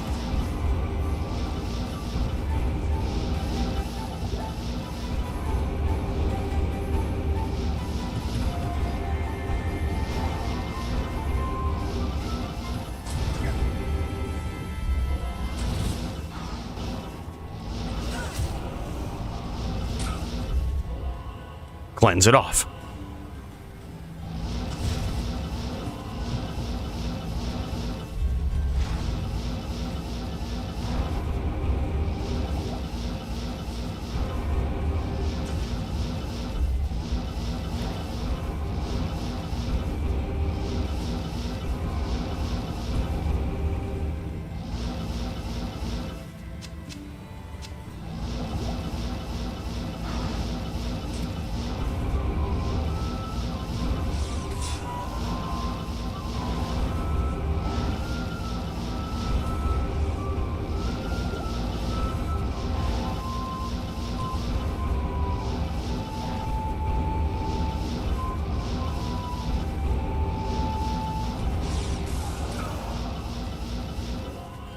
Cleanse it off. Hit the refilling shrine.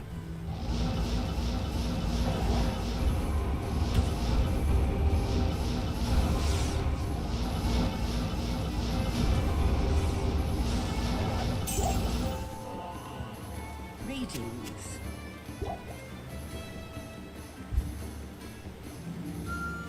The FOH makes it so that the Zon has to make a decision too. Like, that's also something to consider, right? The FOH makes it so the Zon has to make a decision. Do you want to go... Do you want to over-prepare for the lightning and give up your cast frames, something very important in this matchup? Or do you want to just say, okay, I'm going to let my dodge, avoid, evade, and take care of it, and I'm just going to hope that he can't catch the name lock?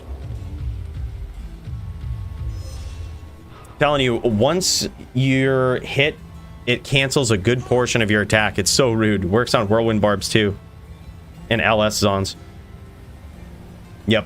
Gertie saying international student by day, DFC champion by night. Bro, Gertie. He's gonna do it.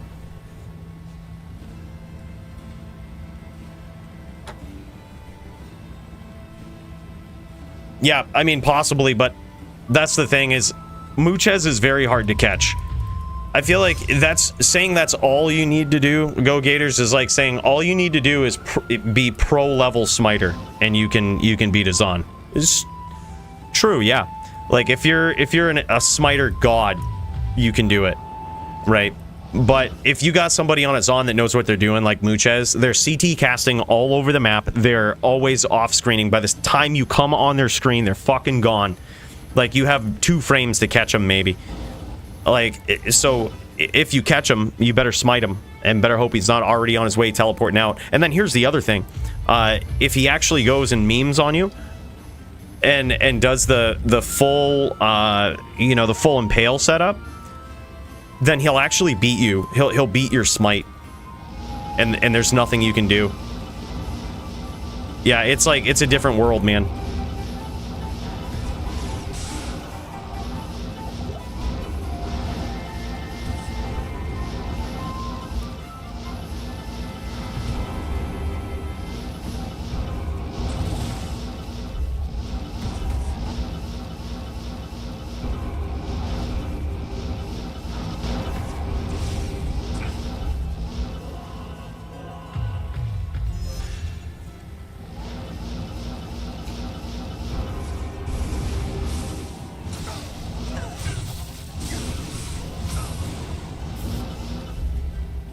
Just like that, we got impaled. Impale beats smite, dude.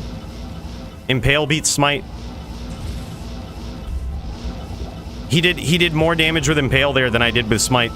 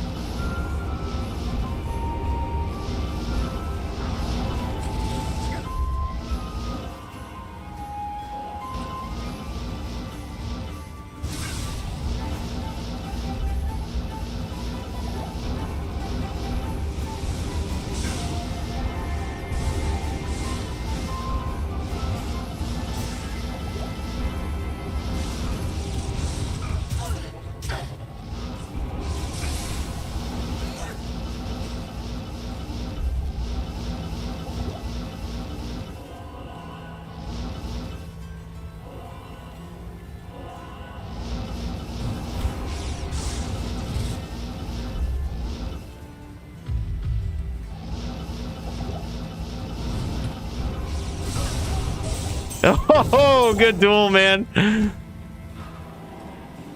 Walk of shame for both of us to the far corner. Oops. Walk of shame for both of us. Forgive me. That's all right. We had multiple duels going on in the moor there, so like we kind of had to pick a far corner. Hello. I kept getting like holy shocked. I kept having my oak holy shocked away. And I was like, ah, okay. Well, that's something. Like we got to pick a corner. Good to see you.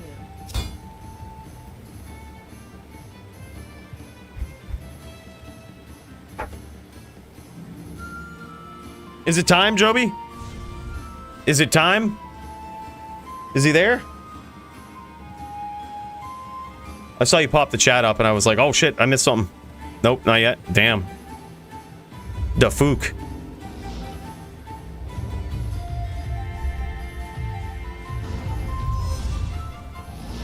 All right. Go, Muchez.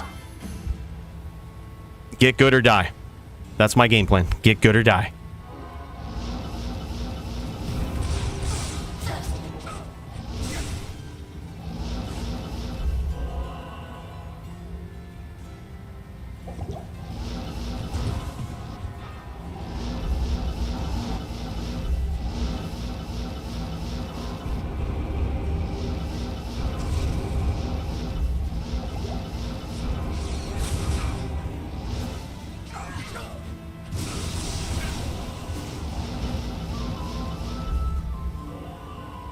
Gotta scrub off that impale, dude. That's so bad. Impale greater than smite.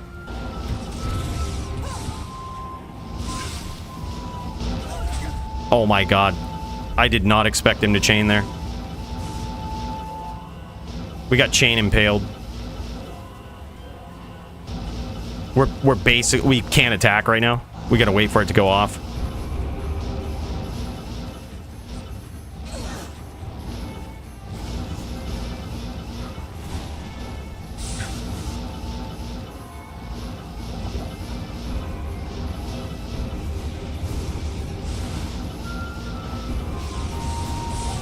Oh, GG. Dude, Impale is so crazy. Is it possible to stack up like 200 IAS to fight against that, or are you just fucking two-framed right away? Or not two-framed, but like 200 framed right away. Like your just smite is inoperable as soon as you get hit. There's like no way to stack up more IASs there. Yeah, but I feel like that's something you should be able to do, at least to take like a couple of shots against it. Yeah, I just feel like not being able to kick around, like it sucks chasing Azan, but it also sucks like not being able to stay up close versus Azan. Like, man, that's crazy. That's nuts.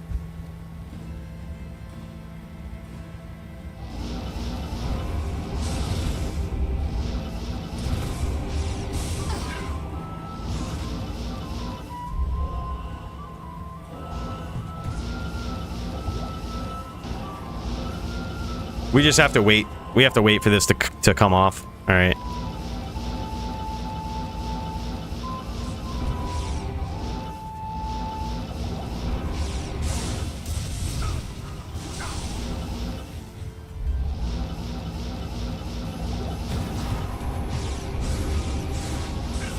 Oops.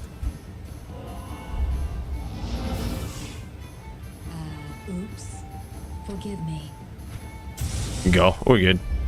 I'm probably at what I was at, honestly.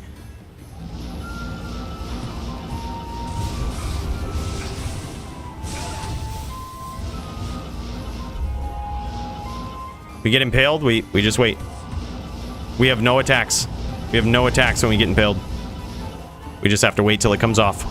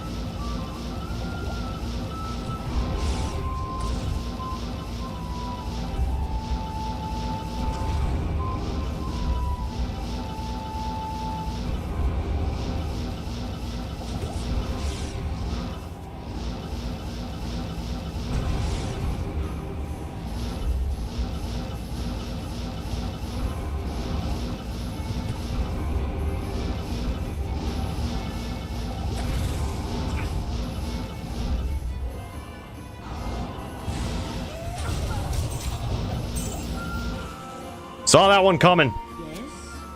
Yes? We were almost out of mana too. Up smiter. Because you up smiter. We learning. We learning.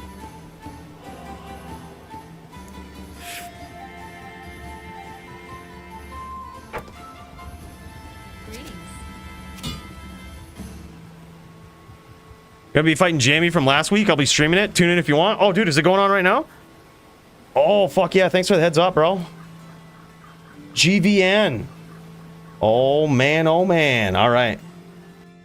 Let's pop over to it, man. Let's pop over. These guys about to tear it up. We'll see what's going on.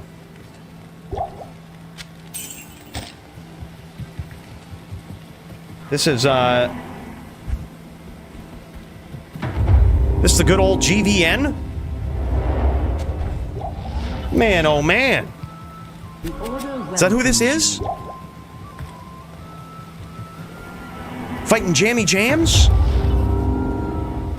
Is that on the Din? Oh no, he's on the... This is what this was. I remember this from last week. He was on... So Jammy Jams is on the Sin tonight. And I believe he's on Hybrid Sin. That's usually what Jammy Jams plays. Now, there is a way to do it, right? Riz showed that there is a way to do it.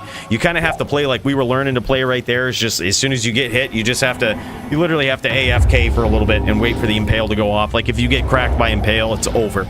Like, you cannot continue to engage just because you're slowed so much. Like, it's so crazy. That skill is nasty.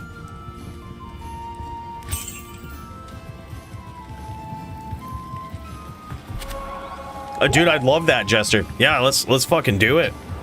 It's so ridiculous, man. Like, the amount of, like... Man, just the amount of slow on it is so crazy. Like, I can't believe it, bro. Like, it blows my mind. Like, it totally destroys your character when you get hit.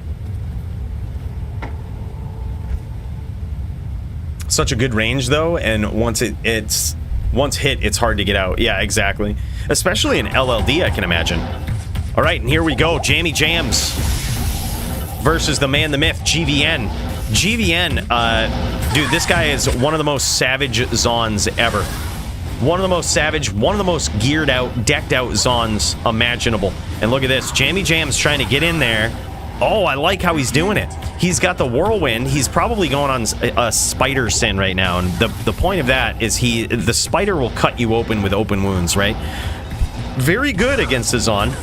There's a cut right there. Very nice hit. It might have actually been poison on that. Some very serious poison. So now, GVN's got a couple of different things he's got to worry about, right? He's got the lightning from the lightning traps. He's got the poison from venom. And he's got the open wounds, right? So he kind of has to treat this like it's a, like he's playing up against the Telly Smiter here. Like he's playing up against a VT. Because man, oh, big hits from GVN there early.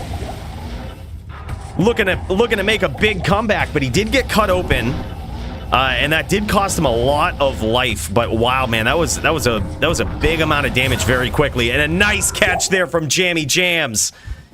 Absolutely insane. You can notice a little bit right here. If you look up in the upper left-hand corner, you can see that GVN's ping keeps bouncing back and forth between 125, 141. This guy plays from Kauai, all right, a Kauaian player. 110 ping at best. This guy is notable on his own when he's usually at a disadvantage with the ping. Good to see you. Jamie has heavy whirl damage, yeah. If some guy is with a two-handed pike sitting there, you can't just farm him like a sitting duck. You can just farm him like a sitting duck? I don't know, dude. We tried. Now, granted, I have a TV set up, right? So it's probably not the best for that. We have no DR. But we actually tried that, Marvel. We just went toe-to-toe with Impales on, double stick, full Impale, with Muchez's Impale setup. Can't win. It's like he can take probably 6 or 7 smites, and we can take 2 Impales. Yeah. This guy is. Muchez, that's game recognizing game right there. Muchez also very decked out Zon, and a very good Zon player, recognizing the sheer style of GVN. Now look, this is nothing new. You oftentimes see some of the best Zon players, they take a lot of pride in their Zon, right? It ain't the filthy casuals like myself jumping on a Zon every once in a while with non-matching charms that, you know, with the skill set comes the pride in the Zon. And you certainly see it in GVN. This guy's got the full match-in football setup here. Nice in close. The close range exchange there. Neither player really getting too much of an upper hand there, but it was very interesting. Good shots there from GVN. And a nice catch from Jammy Jams. I do not think GVN expected that. I think he thought he was going to telly out of there and not be punished for it, but Jammy Jams just had him. He just had him locked, as he very well might right here. And he can't just sit in those traps. Wisely gets out of them. Yeah, GVN might go telly boa here. It's probably not a horrible approach. Poor Gavin Sping. Yeah, I know, dude. I know. He it always seems like he's at a disadvantage. Like, honestly, dude, I feel like when going against GVN, I feel like the respectable thing to do is, even though you're both playing on East, just let him create the game after like 2 or 3 rounds. You know what I mean? Just give him the games. Especially on a Zon, the character that has like absolute ass cast breakpoints. Nice hits there from GVN, and he might have impaled him. It was hard to see there, but he might have impaled him and slowed him down ridiculously. That's going to be good for some chip damage from the outside, because it's very likely that Jammy Jams won't come in after that. Very nice name lock there from GVN. Barely gets punished for it, except getting out of there. I think he's really being punished by his ping more than anything else. Like, his gameplay is nearly perfect. The only times he's getting caught is literally it's just a couple of frames slow from lagging, you know, trying to get out of those traps. Oh, and some cheap shots from Jammy Jams in there while he's picking up that mana. Cheap shotting him. A hit below the belt. Yeah, at least give him a Central West game for sure. I would agree. It's hard to tell what these guys are on, if they are on Central West or anything. It's possible that they've done that. But I would think it kind of comes down to almost like what you would see if you were dueling somebody on a different server, right? Like if you were dueling them on the European server, you would probably want to swap servers. I see it as the same, even if you're on the same server. Let's say we're both on North America, right? And someone's playing from West. I just see it as a courteous thing to do. Like when you're playing from, when you have server advantage, it's good to just swap, like after a couple rounds, right? Greetings. Oh, is Jammy West? He might be, actually, now that you mention it. Yeah, he took a big roll with Bo out. That was clutch on behalf of Jammy Jams. When he got in there like that... Oh, okay, so these guys are Central. I see Primo in the game, and the fact that Primo is in the game tells me he might have created it. And if Primo created it, it's Central. Okay, yeah, he says I'm on Central. We can try West if you want. Yeah, either way, dude, I just think it's a courteous thing to do. I hate to see GVN just have like ping issues all the time because he plays so well. Yeah, I think Primo might have created it. But Jammy Jams says he is Central, so Jammy Jams' ping in this Central game is probably very good. Yeah, and Jammy Jams is interested in moving. Interested in doing a different server. Okay, that's GG. He's going to make a game, message these guys. Yeah, that's a gentleman thing to do right there. Really like that. Love seeing that from these players. Love seeing that. And that way it doesn't just come down to a ping issue, you know what I mean? Like, because both of these guys are actually playing phenomenally well. Like, we've never seen Jammy Jams play so damn well on a Sin like that. Like, this guy's been getting better. Like, been getting real good. This guy was... I remember when he first started on a Sin, he was good. Right? But he wasn't anything to write home about, right? If you went up against Jammy Jams back in those days, you're like, okay, it's just typical Sin, right? Now, this guy is jamming locks on you that you don't expect. He's harassing you from 3 different angles. He's that type of Sin. Like, now this guy has leveled up. Yeah, very, very good, dude. Jamie is nasty on that sin now.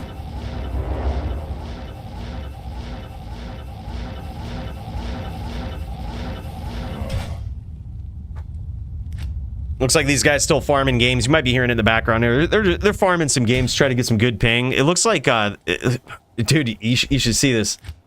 Hold up. We'll kick it over here. I'll show you. GVN is just farming games right now, but like you can see, okay, there he goes. There he goes. He gets a good one with decent ping here. But like, wow, holy shit. Like, it's crazy. For a while, I was watching him farm games, and it would be like 200 ping. He'd dial in, and it's like 200 ping, 160 ping. Like, even worse, making it on his end. It was crazy. Jasper and I are ready whenever you are. Sick! All right, bro, let's, we're in the middle right now of this duel between these two. Between GVN and Jamie Jams. But, dude, right after this, we'll pop over. That's awesome. Thanks for the heads up, man. Happy to see you back in the DFC, Gabriel. That's fucking awesome, man. I can't wait. I can't wait to see the progression. Yes. It's gonna be sick. A lot of sins signed up in the DFC tonight. We try to put some good matches up there. We always try to make good, fun, entertaining matches. But let me tell you, nothing really throws a wrench in the system like having 7 sins sign up for an event. Right? Nothing really throws a wrench in the system like that. But I think we got him. I think we all got some really good, fun, interesting matches. By the way, Gabriel, I meant to check with you. You're not by chance on a ghost sin, are you? Like, because if you are, I didn't know, but matching you up against a barb felt bad. I just assumed you were on either hybrid or trapper. I was like, it feels bad if you're on a ghost. If so, we can switch things around, dude. Or see if your opponent has anything but a barb. Because it's just pretty much an auto loss. Yes.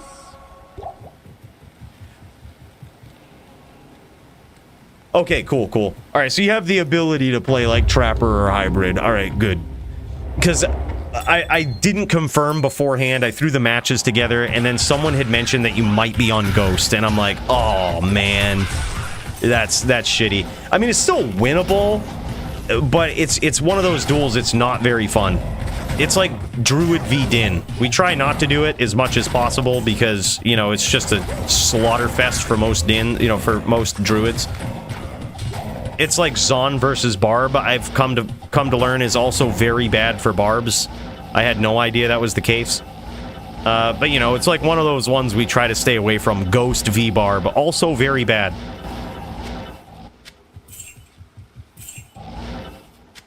Yeah, I think so too. Like I said, I think it's doable with Ghost Blade, and if you have like you know, if you have the Blade Sentinels that you can keep up at close range and you stay in there, you look for your name locks, you get opportunistic with your whirlwinds. If you're good at whirlwinding, if you know how to play the whirlwind game, and your opponent isn't as good at that, and you have Blade Sentinel, it can be a decent matchup.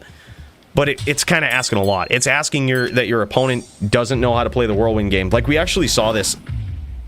I think it was Botosaurus. This guy has one of the most savagely built sins. The thing is so nasty. He's got a hybrid sin that hits like a ghost, right? This guy is notorious for whirlwinding people that he shouldn't be whirlwinding, right? But he usually comes out on top. And it's because I think he understands the whirlwind game probably better than most whirl girls. Like, and to fully understand the whirlwind game, right, and what you have to do with that, it really helps to get some BVB practice in, right? Like, that's really the only way to understand it. Is like whirlwinding at the end of your opponent's whirl, like trying to time your whirlwinds around theirs, and it can certainly be done Ghost versus Barb. But again, it's asking that your opponent doesn't know how to play that game. Right? It's asking that you might have a leg up on them in that regard. And even then, even if you do, the damage is going to be so significantly higher on the Barb. Yo, what's up, Punch? There he is. Speaking of savage Barbs that probably know the whirlwind game, this guy right here. Yeah, extra fat claw necessary for sure. Yeah, especially if you go Blade Ghost, like, or Ghost Blade, because your damage from, I believe, Blade Fury is based on your weapon damage on your left hand. So it helps to it helps to have that up. Like, it helps to have a really good savage weapon. Oh, and look at this. A big turnaround for GVN there.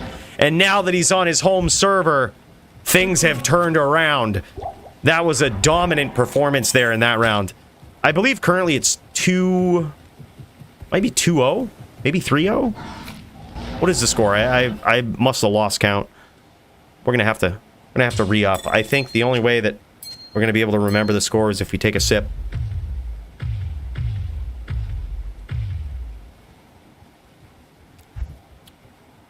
I think it might be 2-1. Nailed it. Jammy in the lead. Yep, that's what it is. He's just furying. Yep. Impale is good-mannered, technically, in this matchup. But, dude, after Muchez just tore up an entire game with Impale, I'd be lying if I said I wasn't thinking about it even more. I can't count how many messages I get each week. Impale should be banned, blah, blah, blah. I don't like to do it on a whim. But certainly it's one of those skills that's under the spotlight, right? Just like Bone Spirit. And there's a few others, too. But, like, we're kind of looking at them, but it's hard to make it. It's hard to do. Any rule that you make has to be like intuitive, and it's not to say that banning Impale wouldn't be intuitive. People would probably understand it, but I'm not sure if it's necessary even yet. Like it's demoralizing. Like it kind of sucks because it adjusts how your opponents play. Like for example, the changes that we made with Life Tap came down to exactly that. It's not necessarily that the skill is so overpowered. It just changes the pace of the game so horribly that like it's not fun to watch. So like if you have a Din that's just life tapping a druid all the time, the druid will get life tapped and just AFK off screen for a little bit, like until the life tap goes away. So it just like kills the action.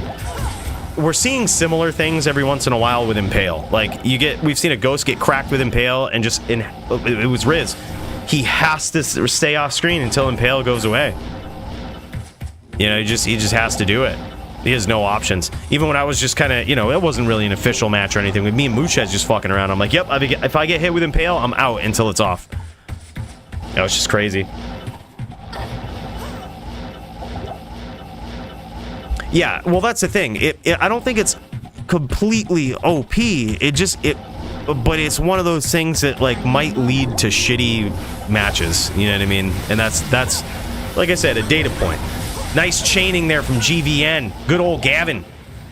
Now that he's on his home server, getting these chain locks in, not being afraid to just get up close and personal when his opponent tries to run away like that. Ooh, surprised Jamie Jams didn't follow up with that chain there. He was usually pretty good on those. That could be attributed to a potential higher ping on his end. But GVN was able to escape. GVN keeping the distance here. I actually think that's smart. He's going full Telly Boa. He's really low. And he could get caught by traps. He could get caught by a lot of things. And if he keeps that constant harassment up with multi-shot, that could get him there at this point. But the risk is, oh man, the risk is just that right there. When your opponent finally does catch you, man, you're going to have that bow out and it is going to hurt. And now we're seeing GVN potential Mind Blast PK here. He's going to certainly be full Telly Boa, and he gets there at Mind Blast PK. Wow, evening up the score, I believe. Or is it 3-2 or is it 2-2 now? Oh my god, yeah, he definitely had him won. That was Mind Blast PK for sure. Good duel. I knew it would be exciting, man. Yeah, 2-2, okay. Yeah, I knew it would be exciting, man. What a matchup. These guys making it look epic. This is just savage.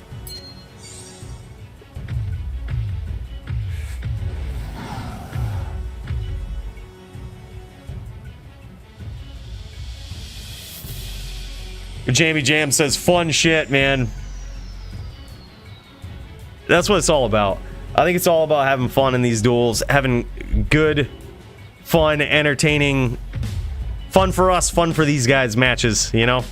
It's so good to see this. This is an epic match. I'm so glad these guys are going up against each other. Very good duel. Yo, what's up, Thomas? How you doing, man?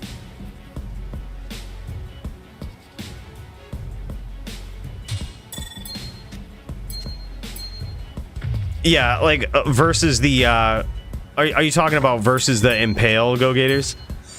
Yeah, it's hard for the barb not to get hit, and on top of that, like, to not get hit with multi as a barb too. It's just like you're just inviting it. You kind of need to go dual wield. You can go with shield, but things get, like, if you go with shield and then you get impaled, you're just dead. Like, you're just straight dead.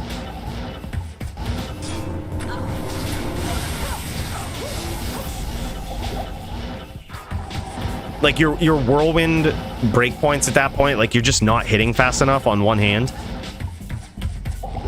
And with whirlwind, it's so hard to see. Like, the animation always looks the same, so it isn't like you can look at a whirlwind and be like, wow, this guy is whirlwinding a lot slower. Basically, the animation is the same. Nice chain there from GVN and some big damage. Happy to stay in those traps and trade at this point. Wow, dude, and a big win for GVN there. Make it, like, eking it right out with a big comeback here. He was happy to stay in those traps and trade, man. Jammy Jams, I think, got a little too ballsy in that exchange. He was like, you know what, I'm not going to move. I'm going to stay right here. I'll take those jabs all day. I'll run this claw block versus that dodge, avoid, and evade. And in that case right there, he just happened to lose it. But wow. Yeah. But what we were saying is whirlwind breakpoints aren't like smite. Like, if you're smiting slow, you can see it, right? Like, your smite is just, right? But if you're whirlwinding slow, it looks the same. But what's really going on in the background is the amount of hits that whirlwind actually does in that animation is nerfed significantly. And with an AR and IAS based character there, that's a death sentence.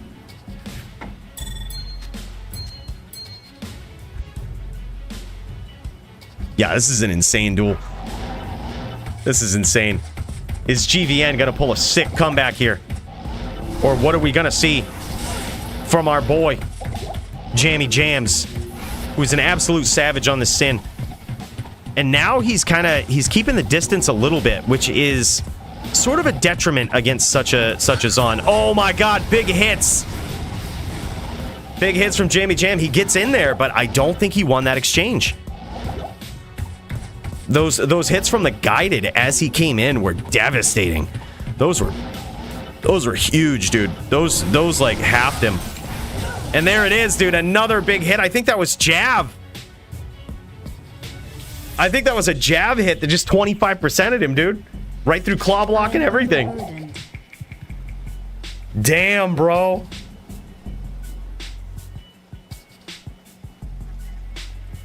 He goes, I swapped to light res small charms and did worse. Yeah, well, that's the thing against Zons like GVN, is that, sure, some of that damage is coming from light res or coming from lightning damage, right? But a lot of it is actually coming from their base damage on their jabs. Yes? It's actually a lot more physical damage than you might think when they're throwing those lightning jabs or those lightning bolts, which I think is what a lot of them throw. It's hard to tell. I think he might be on lightning bolt. But the reason they use lightning bolt is because it converts some of your physical damage to lightning damage, but it makes it so it takes AR right out of the equation. The jab always hits, and that's why they use it. So they're still doing a very significant amount of physical damage, and of course they have skills like critical strike that are also going to go off on those jabs because they're doing physical damage. Yeah, insane. Jammy Jam's probably better off using more traps, Mind Blast, less Whirlwind. I think Whirlwind opportunistically. Whirlwind is just too good, especially with open wounds in this matchup, not to use it.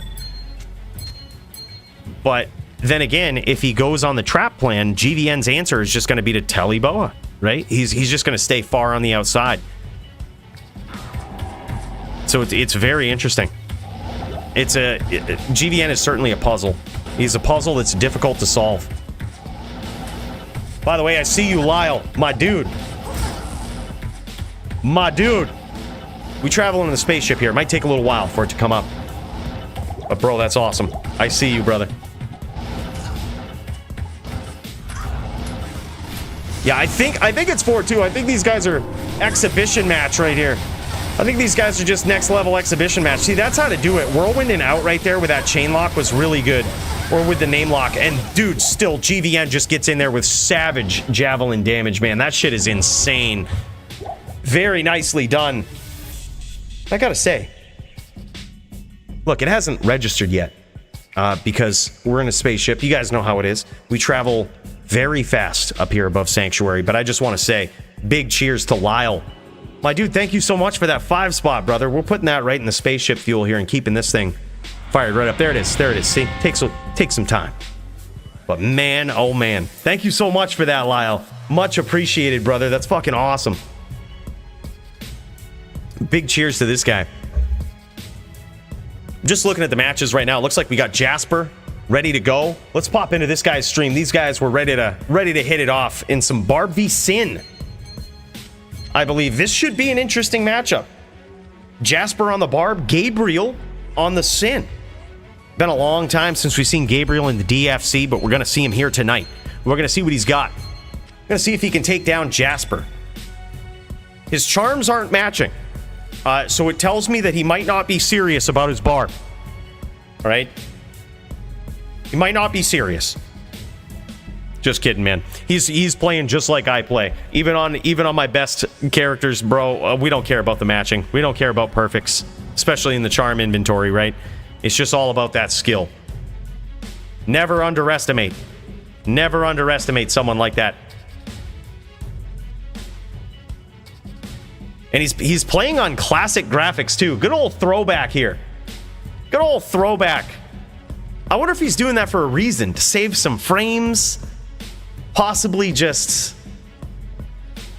very interesting to see it. This is legacy shit right here. You'll love seeing it. And a nice chain, big hits early on, but he gets caught by those traps. Gotta say, a lot easier to see where those traps are going on classic graphics, that's for sure. Man, oh man, big damage though. Gabriel getting in with some savage hits early on. Wow, dude. Let's get over to Gabriel's point of view on this Sin. See how he's doing it. He's catching those name locks. Happy to stay in these traps. See, that's the thing. And I like the fact that he's kind of giving his opponent a chance there. He's landing those traps. His opponent is staying in them. And he says, all right, I'm going to back off a little bit. Reset. It's very hard for the Barb to get in through those traps. It helps to either not engage your opponent when they're sitting in 5 stacks, or to have some way to engage them from the outside, such as like Widowmaker. I love seeing Barbs with Widowmaker. I think it's completely underrated on a lot of builds. But this one in particular, it's one of those duels where if the Sin can't really set up and be comfortable staying in one spot, it gives the Barbs the opportunities that they need.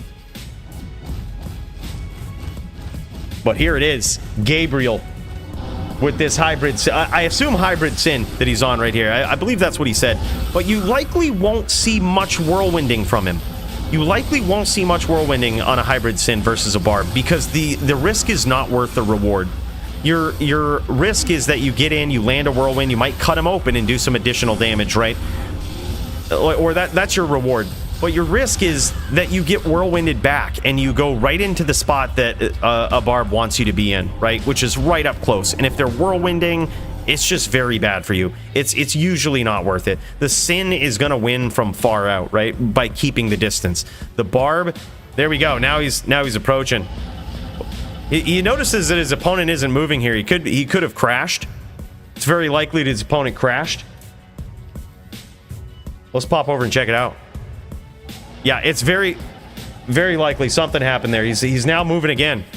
I gotta say, mad props to Gabriel for backing off there. He saw that his opponent wasn't moving, and he just assumed he probably crashed or something, or that something was going on. Extended him the benefit of the doubt. That's some good-mannered stuff right there, and big cheers to that. That was sick, man. Hell of a guy. What a hell of a guy.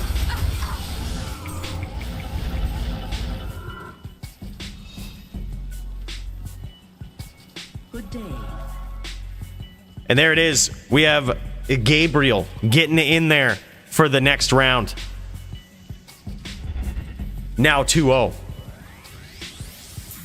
Is Jasper gonna figure out this puzzle that is Gabriel? Greetings. What is gonna happen?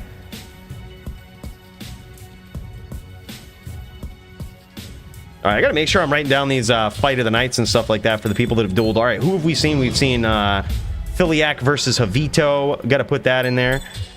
Filak v. Javito. That was good. And then, who did we just see? We saw GVN versus Jammy. I believe that was from last week. We'll put that up there. We'll put that in there for consideration. That was actually a really good duel. I really enjoyed seeing that. One of the best so far tonight, I think. Just back and forth. Love that those guys so good-manneredly swapped servers for each other, too. I think that was really cool.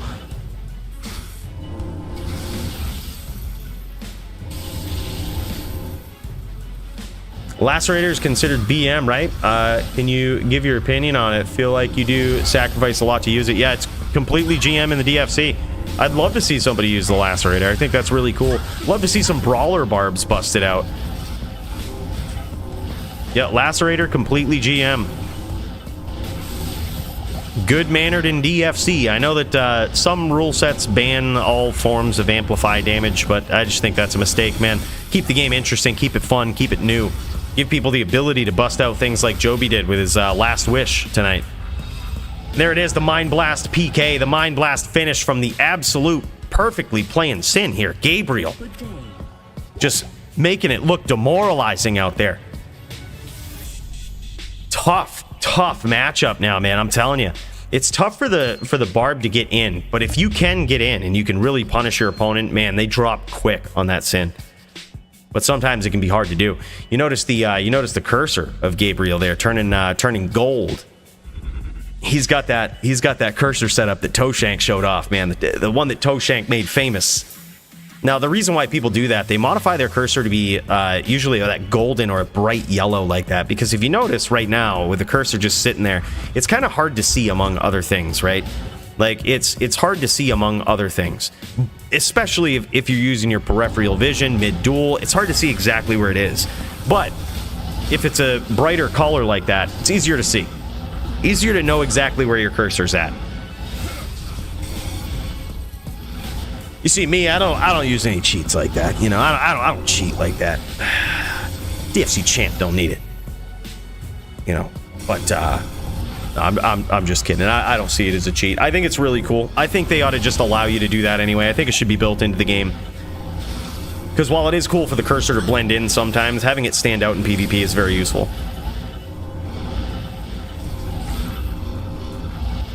That would be sick, Terry. That would be sick, man. Would love to see it.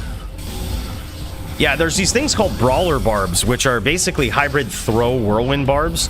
You really don't see them in HLD, but in LLD, man, they're definitely a thing. And there it is, dude. Jasper gets there. He figures it out. He figures it out. He closes the distance, gets in there, and finishes. That was pretty sick. Now that's exactly what he's got to do. He's got to get in there. He's on a time limit. He's got to get in there early, deliver some damage early on, and discourage his opponent from making mistakes. Make him put his guard up. Make him play defensively. And then look for those opportunities. Look for those mistakes. That was very nice. Very nicely done. It's now 2-1, I believe. Still in favor of Gabriel.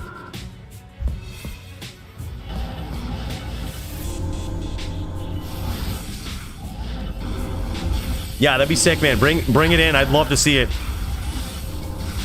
Some big hits early on, and another big hit from Jasper. And now we see Gabriel trying to confuse his opponent, trying to keep that distance, confuse him. And what I mean by that is he's going to try to keep these 5 stacks up, right? But he's going to try to keep his opponent guessing as to when and where he's, where he's going to be and when he's going to be there, basically. Like, so he's going to wait till his opponent teleports in, and then he's going to, right at the right time, teleport away. And every time that he teleports away, he's not going to be teleporting off screen, likely, especially if he has those 5-stack traps up. He's going to be trying to stay close so that those traps are still active, still hunting his opponent down. And a nice stomp there from Jasper. Almost gets there again.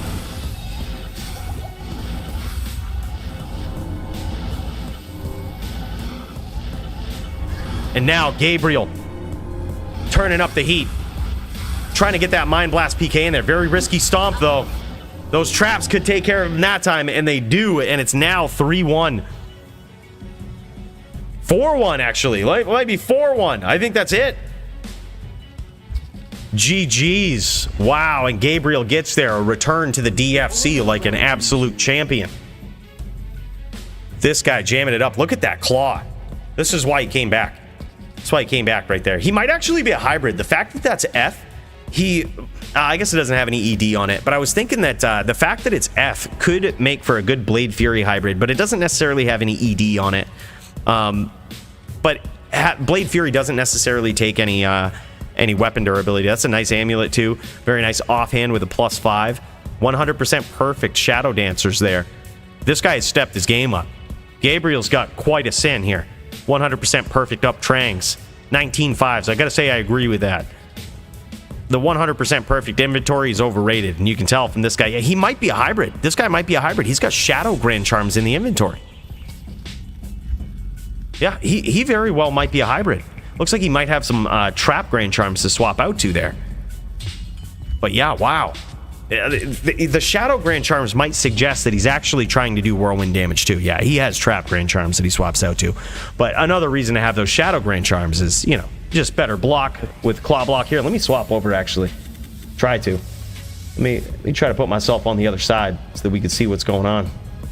Because he's got quite the setup in the stash. Look at this. Oof. I told you, we fucked the spaceship up here too.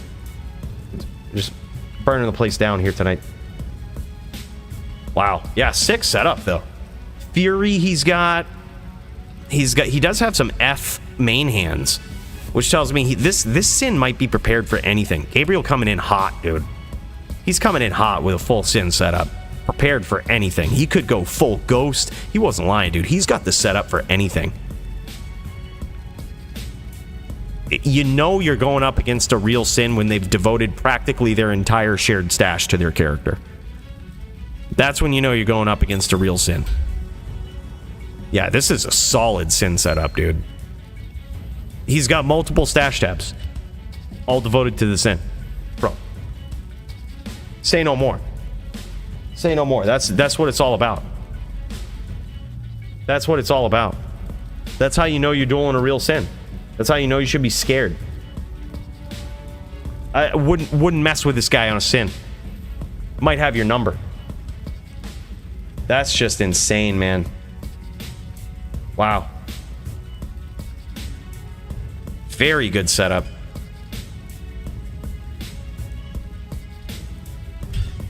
Absolutely nuts, dude. Good duels here so far tonight. Wow. What an incredible night of fights. These guys just stacking them deep, selling them cheap. And I see Punch is live now, too. Oh, man. Is Punch ready to go? Punch just sitting here in town. Hold on one sec, boys. The spaceship. Got some walls we gotta fix. Yeah, every once in a while we travel so fast that fucking shit falls apart, man. Just how it is. I see Punch just chilling. Not sure if he's ready to jam and slam against his opponent tonight, but his opponent is quite a doozy. Versus Steezish. Waiting on Steez? Okay. All right.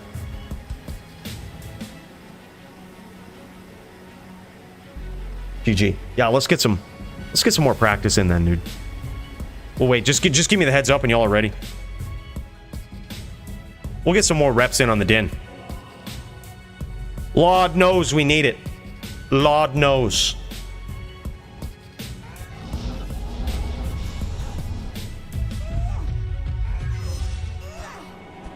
Oh, that's Rattles. That's the LLD. Yo, smack me with that impale, bro.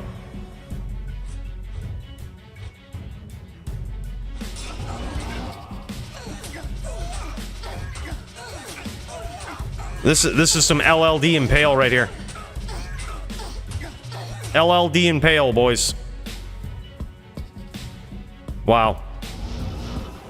That's so crazy. We might have to put together a LLD Impalers on. That was with Oak up. He didn't even, the Oak was still up. Oh, dude, we missed that one? Shit, Sloot. He beat you 4-2, GG's. Yo, don't forget, post it in the DFC results, bro, so I don't forget to put it in there. If it's not already there. Dude, sorry we missed that one, man. That's that was actually a good looking duel. Good looking right there. Man, oh man. And yo, speaking of good shit. My dude, Dumpera, thank you so much for that legend tier membership. Bro, that really means a lot. Keeps the spaceship going. Keeps the spaceship juice flowing. Keeps the dream alive. Man, hey, thank you so much. Really appreciate it. Happy holiday season to you. Merry Christmas. You know, to all my Roman Catholic and Christian friends, Merry Christmas. And to my Jewish friends, get right with Christ or go to hell. It's written in the books. Most importantly, big cheers to you, Dumpera. It means a lot, brother. Really appreciate it. Cheers to you.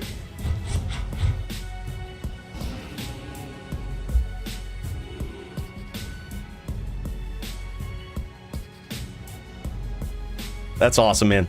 No worries, Mang. Next week. Damn, I was really looking forward to that. I was like, man, I bet that was a sick duel too. That's the thing. I'm betting it was a sick duel. Bro, sorry about the loss, but shit. I hope you had fun either way, bro. That's what it's all about. That's what it's all about, man. Next week we'll catch it.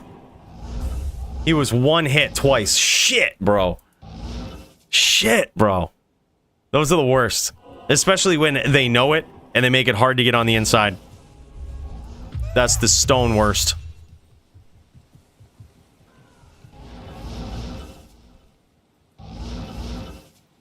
GG, brother. Thanks again, Dumpera. Appreciate you, bro. We're finishing this one right up for you. Tipping it all back for you, brother.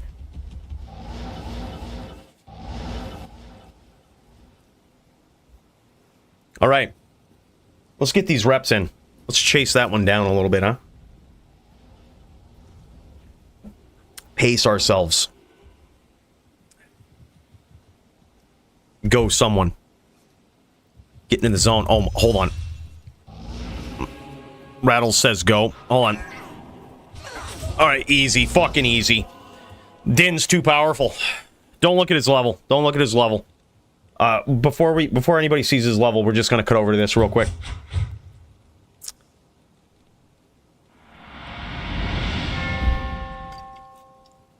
Merry Christmas, bro. Top duels on D2. This one's for Sloot's loss and spaceship fuel.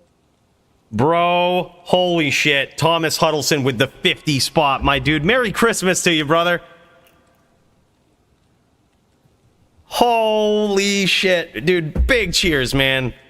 Yeah, I really wish we got to see that too. Casey didn't know. The XRP Sloot versus Zell Tyler was Sin v Din. Technically slightly in favor of the Sin, but I do only mean slightly. It's one of the funnest duels to watch for players that really know what they're doing. And the reason we set it up is because I think both these guys know what they're doing. We've seen them. All right, they know what they're doing. Shame we got to miss that one. You know, shame we missed that one, but we'll get to see these guys again soon. But most importantly here, Thomas Huddleston. Dude, that 50 spot, you're a fucking GOAT, brother. Thank you so much for that, man. Means a lot. Really does. Big cheers to this guy. This is now official chat champ. And if y'all are sipping on anything, I would highly suggest to tip one back to this guy. Thanks so much, Thomas. Much love. Much appreciation, brother. Merry Christmas. We'll let that one soak in. Whew. Man, that was awesome. Holy shit, bro. You're too kind. But you know who's not too kind? Negan the Din. While we wait for Punch to start kicking ass, we gotta show these guys what real true Din play feels like, looks like, smells like even. Turn up the volume on your smell-o-vision. Because it's about to get real. It's about to get real. Go, someone. We're just looking for a fight. All right, go. We don't have any DR, so we're. Oh no, he's on a H10.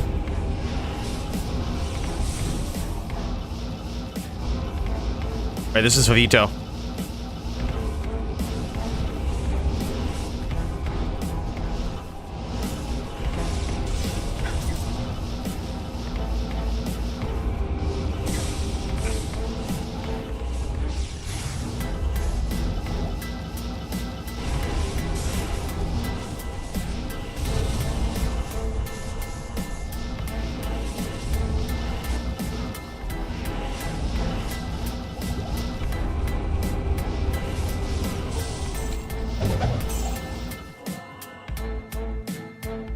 Good duel.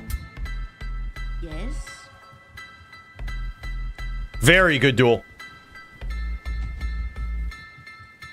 That's what it is, Brand. Yo, by the way, man, what's up?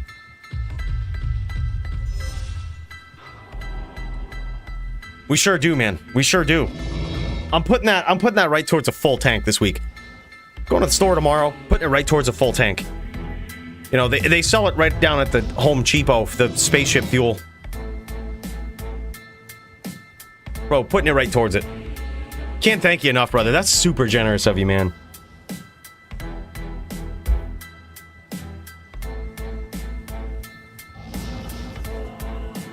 Yo, is Dio, by the way, welcome back, brother. Are you and Joby still jamming?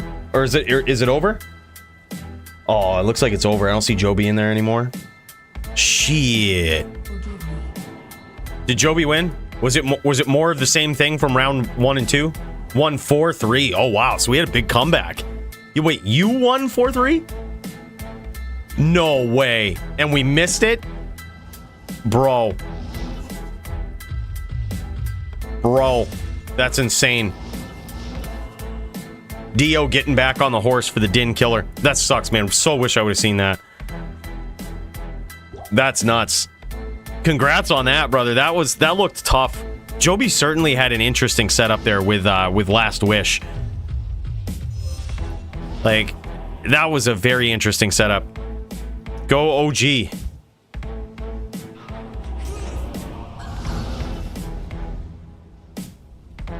OG Akaku. Wait, is this Punch? Is that Punch? Oh, shit. Javito, big cheers to you, man. Good duels.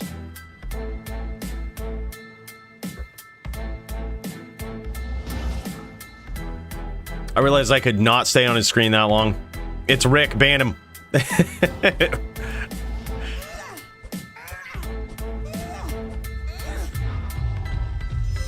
Rick from the OG crew.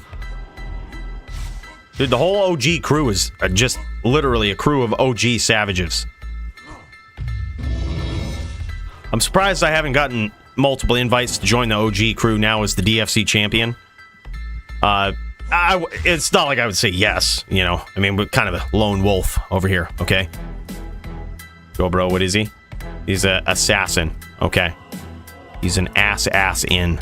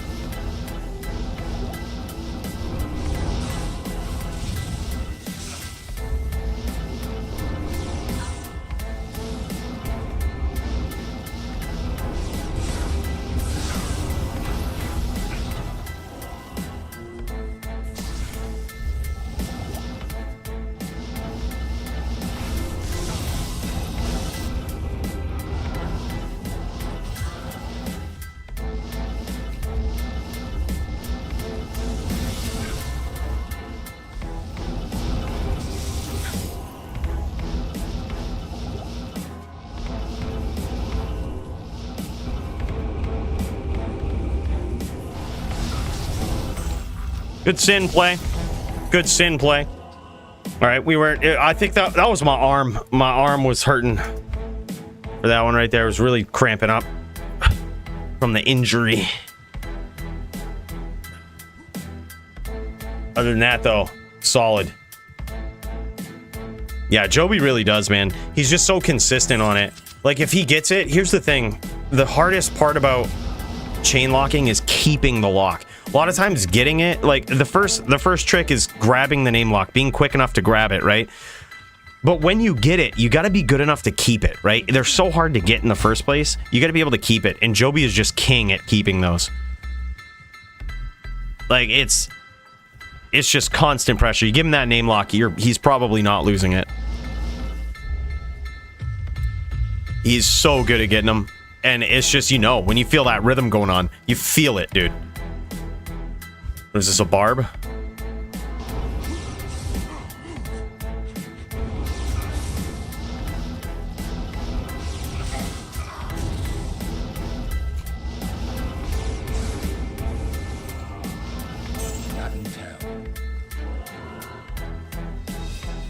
Getting in there.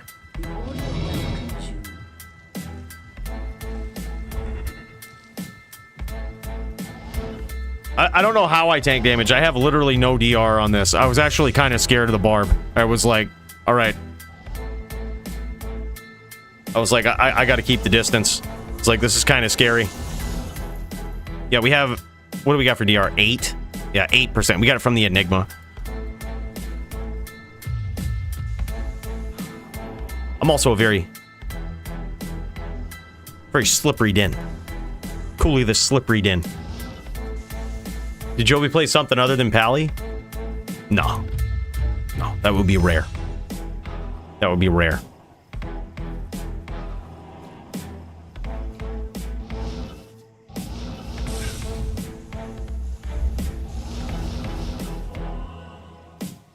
Go someone. I think everybody's scared. Kind of makes sense. This is the champion and topped in the DFC, the people's champ, the real champ, the DFC champ. Yeah, he actually has some pretty sick ones. But dude, he's got some new tricks on the VT. That's the thing, and I think he's really putting him to the test. We've given him some casters for the last few weeks. Dio being one of the most savage casters, dude. With the first couple of rounds that we saw, Joby got off to a savage start. It was 2-0. And then Dio had to AFK it, I think wife aggro or something. And oh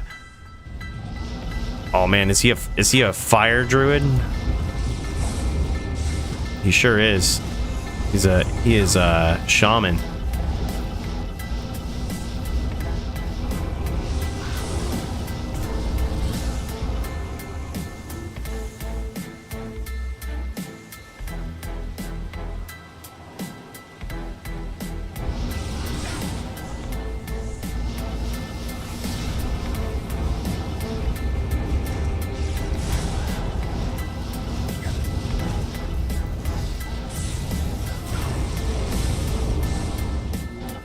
Man, my locks are so horrible right now. And we got fucking Shadow Masters everywhere to really fuck things up. Locks are so horrible. I gotta get in the fucking game. I've never been so bad at locking. I haven't been on a din for so long.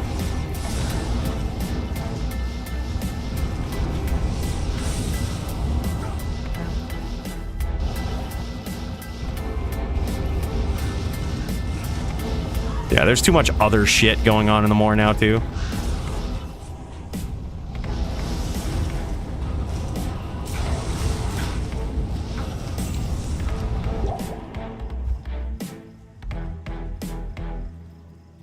I think we would have had some of those had it not been for Shadow Master Mind Blast. But admittedly, some of those locks were just fucking ass. Like, worst locks I've actually ever seen in my life, let alone been a part of delivering.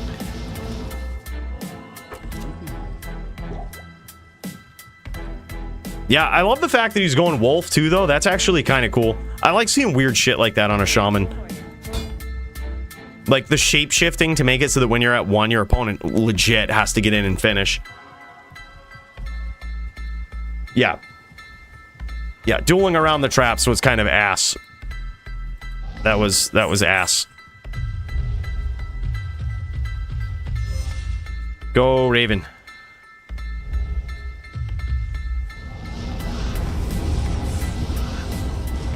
Again, ass lock, dude.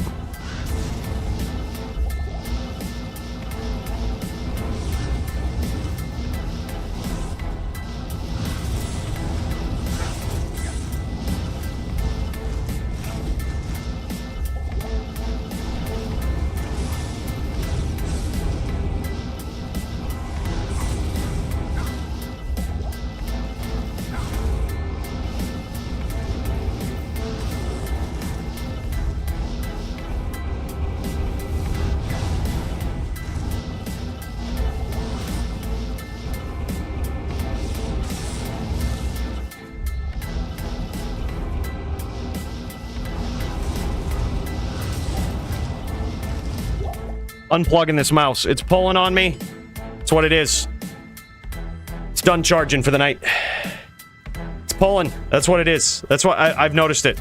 I'm like, why are my locks sucking fucking ass? It's because the mouse gets pulled like this much every time I fucking go. I teleport in, gets pulled like that much. I'm like, that's exactly what it is. The mouse was fucking getting low in battery, right?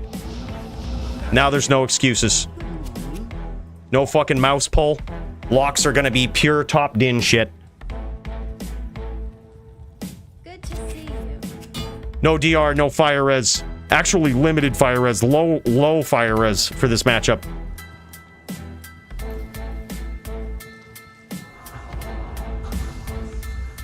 No shit, dude. The Ravenous build is pretty sick. I like it, man. I saw him bust out the bow. I was instantly a fan. I'm not a fan of my locks right now. I gotta get on point. All right, here we go.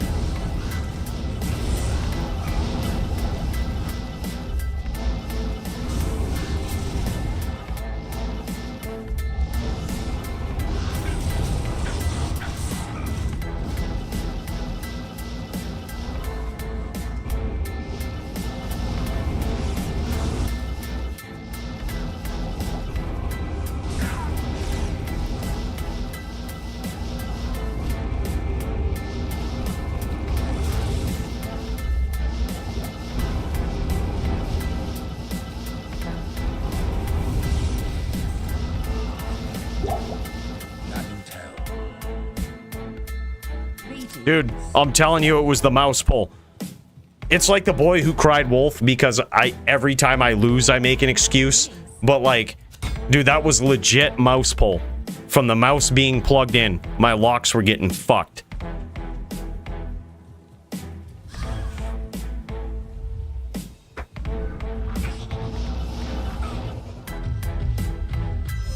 Means I'll probably beat this sin now too. All right, go VII.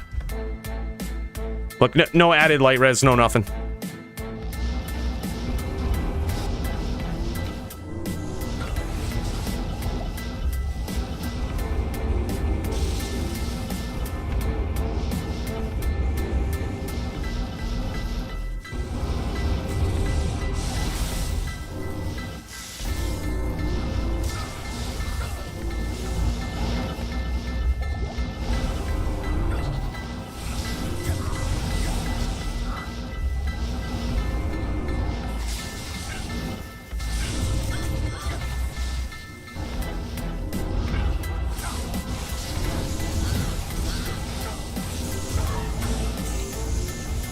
I shouldn't have tried to recast Oak there.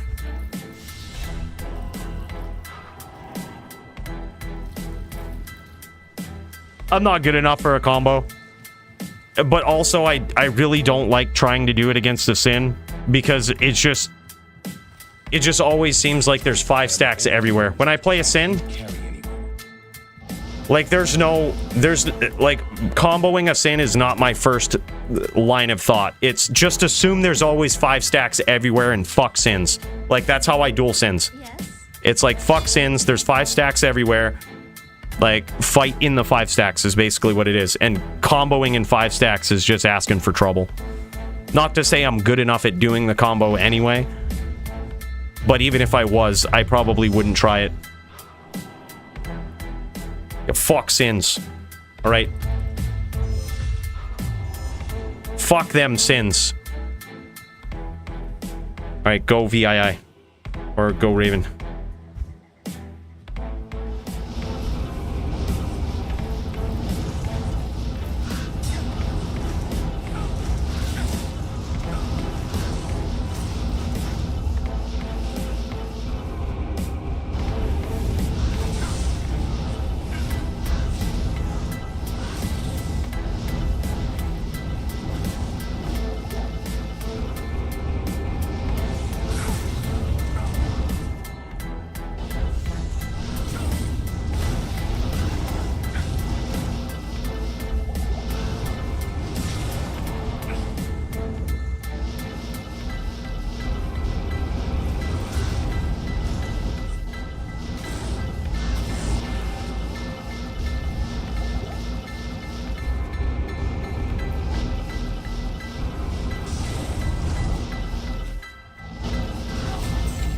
Yeah, we were toast there. All right, I'm gonna put on some real shit. If I'm only dueling Sins and Shamans, it's time to go Sin Shaman mode. All right, we gotta stop doing the versus caster. We gotta get some real duels in. We can't be getting halved every shot. It's time to do this right. Wisp. We're gonna go... I don't think we need... I guess we do need Cannot Be Frozen, because Shadow Master also does cold damage on top of being immune to some things. Unkillable, Mind Blast, and probably her own weapon block too. It's very fair and balanced skill.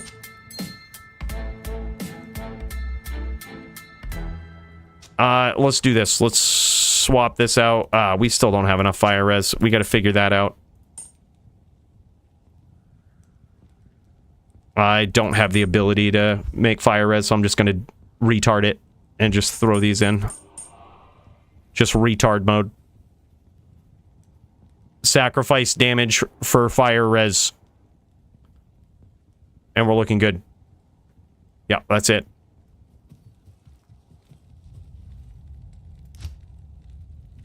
What can I do for you? All right. I would also put on... Hold up. We would probably also need... We can't put on DR. That sucks. 125 cast we probably don't need. Again, this is kind of retard mode. I'm just going to go DR like this. Smite damage is going to be compromised. So is mana. That's alright, though. That's alright. We're just going to jam it. We're just gonna jam it. This is the best versus all, I think.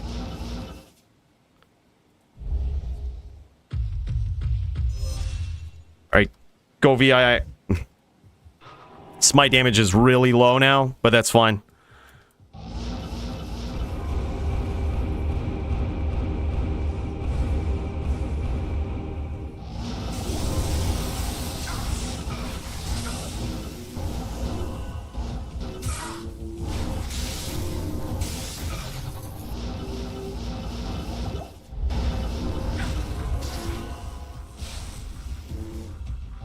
Mind Blast still hurts a lot, and I don't really understand why.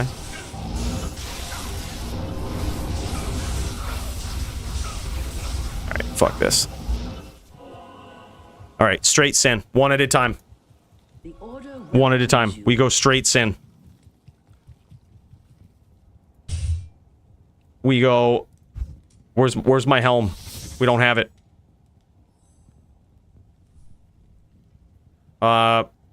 Okay. Yep. Alright, I'm done with the VT. I'm done with the VT. We're going to the din we feel good about.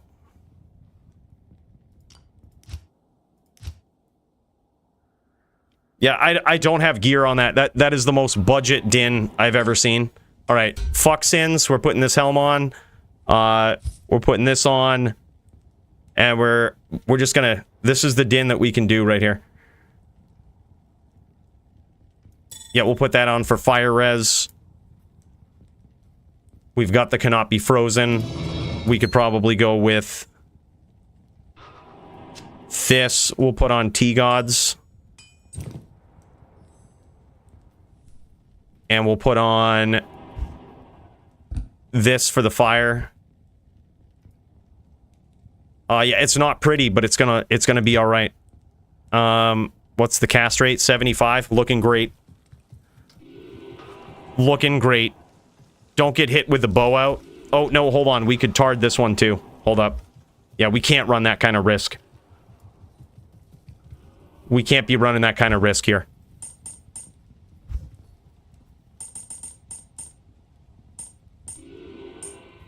There we go. Alright, we're looking great.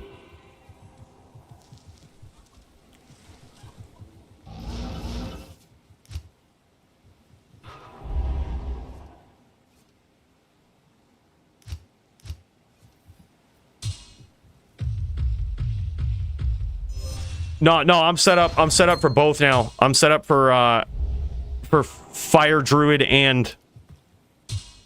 I just don't have the capability to do this on the other din. I'm set up for both. Go, bro.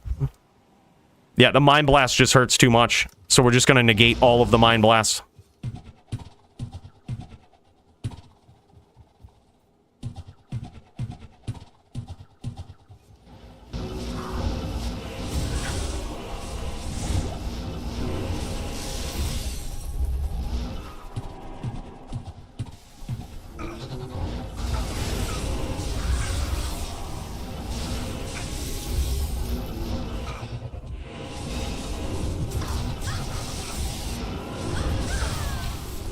This is the kind of din we want to be playing on.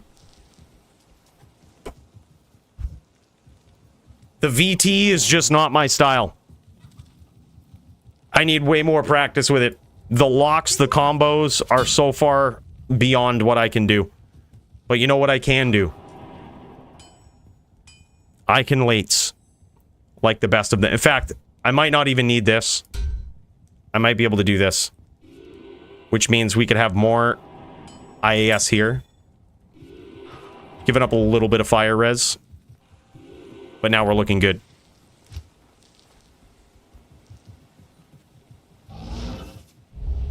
This is the din we want to be on. We're set up for Fire Druid and or Trap Sin. Whatever comes our way. We don't have the ability to do that on the VT. I need to spend like a couple more grand to make that VT where what he needs to be. I need rage gear on the VT. I need Cooley rage gear on VT. Like, when shit comes in and we have no reasonable way of dealing with it, we need to be unreasonable and deal with it unreasonably. That's the kind... I need the gear that gives me the ability to do such a thing. Pay to compete.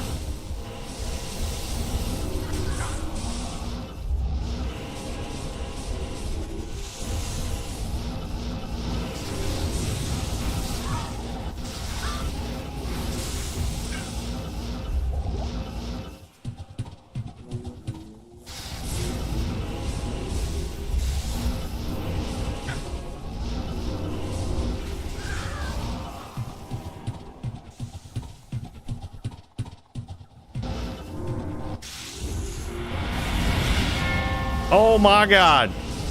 Cooley, you already losing your composure. I joined the stream to you getting wrecked by lag or something. Let's be honest, it's the quill rat.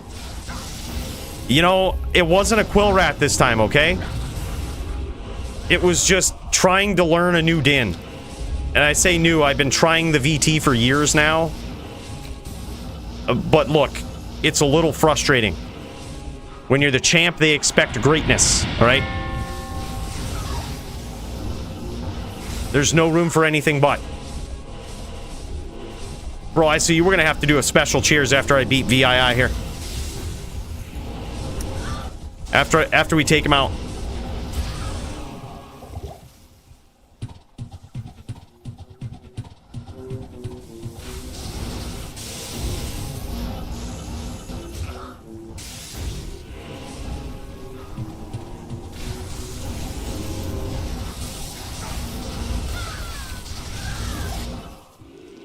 It was not a mistake at all. Was not a mistake. Totally intended. By the way, my dude. First of all, Kyle. Look, I don't know what you're talking about. Where did this quill rat thing come into play? Right? Who made that up? That I got killed by a quill rat in recent history? I don't think that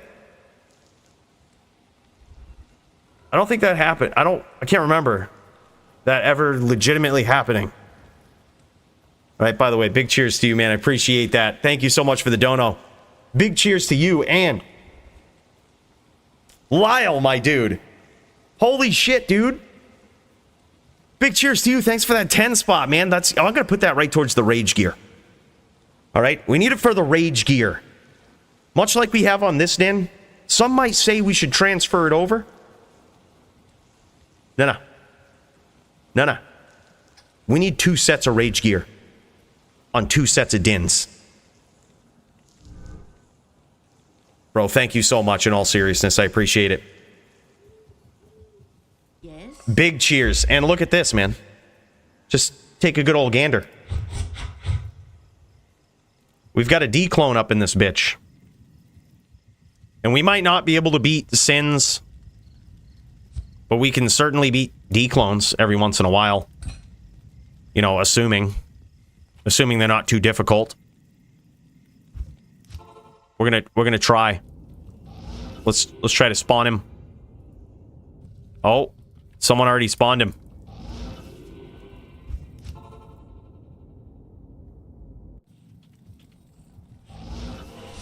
Where did they spawn him?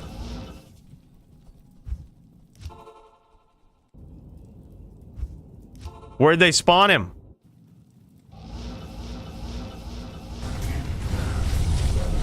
Oh, would you look at that? Well, would you look at chat? Alright. Gotta get serious with this guy. This is P8, so crushing blow is not gonna work. That's basically what that means.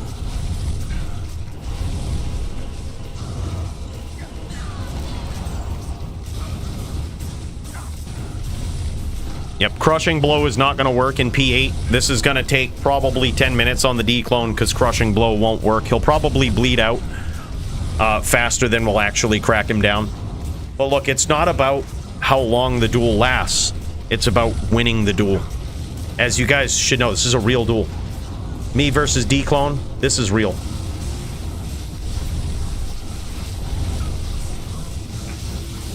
We've even got traps in here, but we've got life taps, so this works out pretty well.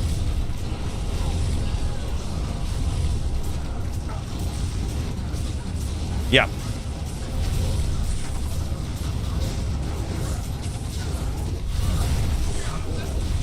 P8 PvP D-clone. No crushing blow. This guy's got freezing animations now. He's probably impaled. You notice him freezing a little bit there? There's probably a Zon that impaled him. Impale busted. This D-clone. This guy taking on... This is actually the strongest D-clone I've ever seen. By the way, what's up, Harvey? This is the strongest D-clone I've ever seen. Taking on P8 duel game. Right here. This is a P8 duel game. with 5 players going up against him. Toughest declone we've ever seen.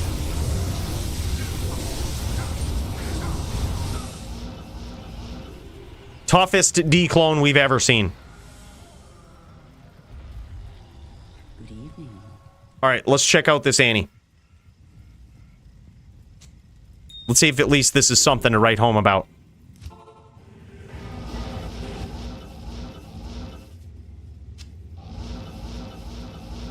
It's 2020 or bust, boys. 2020 or we donate it to charity.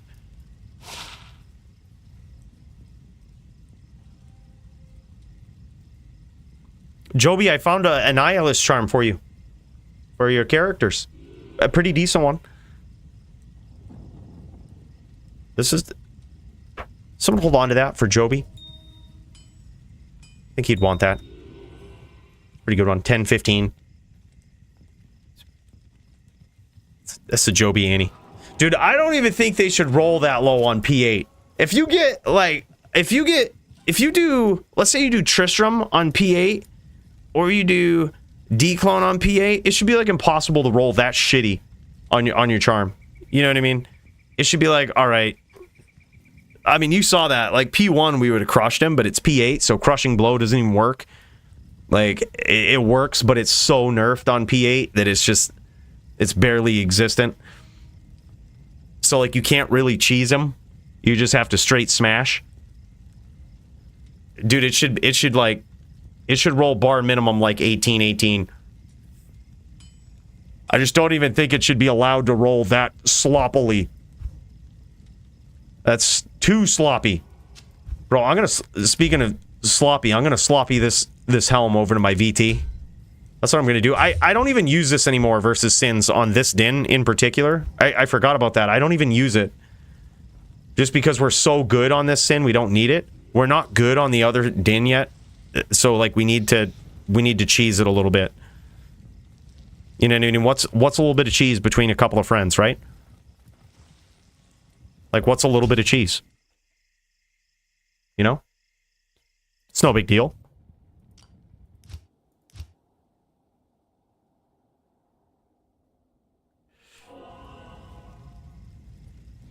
Yeah, that was declone on P8, bro. That's what it was. P8 duel game where most people don't have crushing blow and don't have the setup they need for it. All right, there we go. Now we're looking good. Is there any way I can cheese even more? That's a little too much cheese. But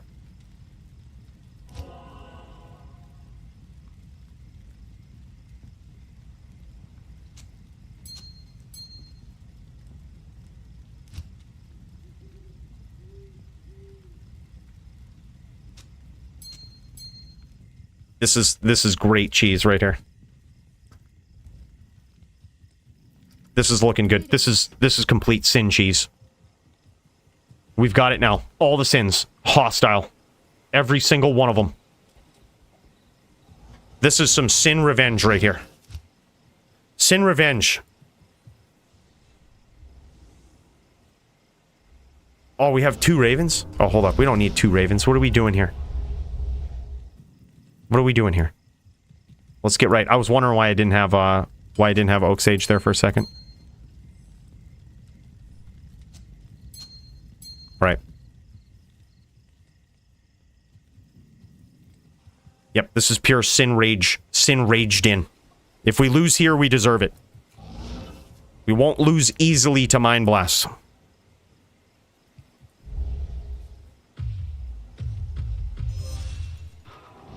We'll throw Zon in for good measure. We'll just hostile Muchez. Die. By the way, I see you, 4-wheel. I see you, bro. Hold on, you know, we're in the spaceship traveling 7 times the speed of light. Let's get ready for this one. This is gonna be epic. Bro. My dude.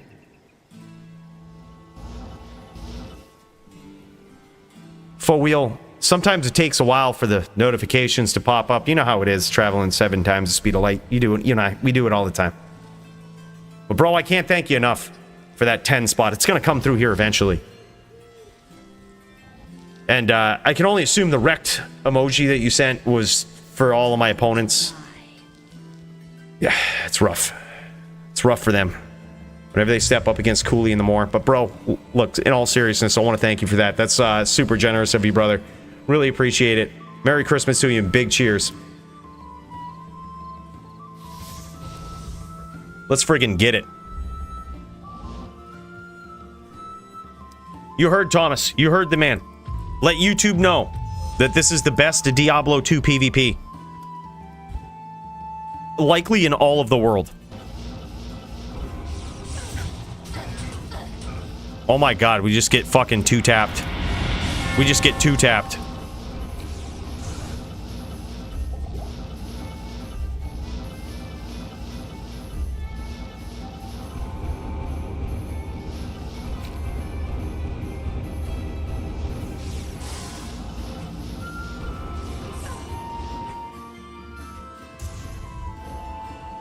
This is yours. This is for you. This is for you. What? Oh my god. I tried to cheese him there, but he was cheesing me with the in-game chat. Dude, too busted. Too busted. Something's got to be done about fucking Impale. When Impale is greater than Smite, the game is fucked up in some way. That should just never happen. By the way, it officially came through. Full Wheel, another cheers to you, brother. Thank you again so much. Really appreciate that. He was literally in-game chatting while he's just clicking holding with that busted skill of his. Impaling. Go VII. All right, here we go. We're going to have to get back into din mode.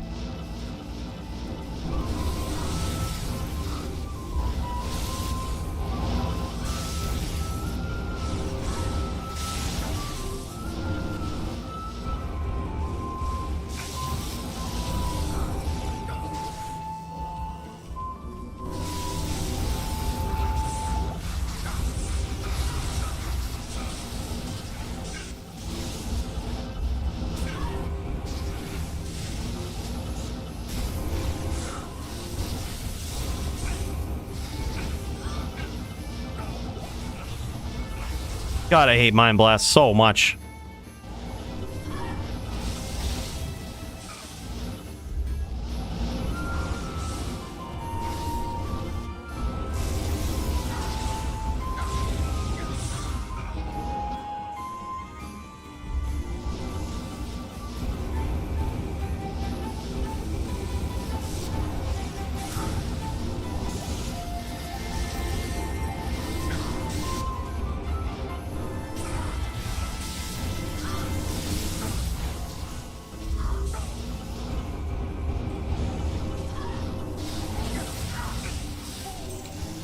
Do my smites hit anymore? Did they make it so smite can be like blocked?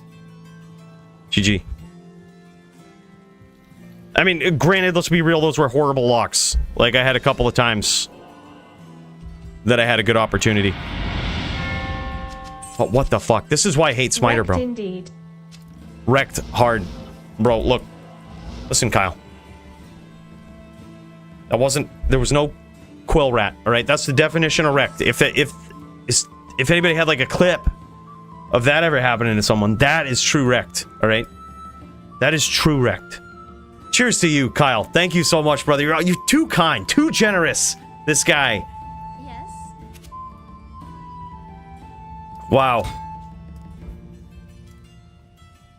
It's, no, single-handedly. I know technically your smites always hit, but I can't even begin to describe how fucking demoralizing it is when you smite and the game doesn't register it.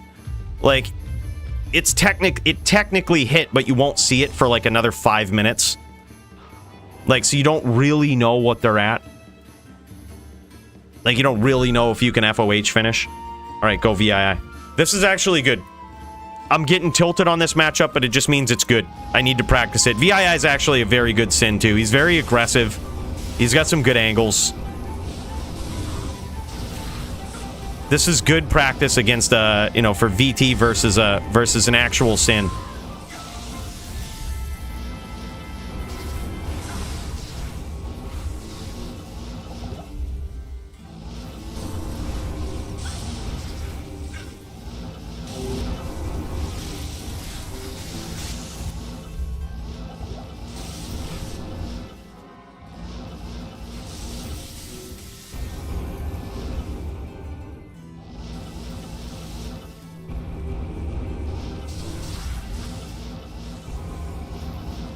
Oh shit, they gonna pop D-clone again?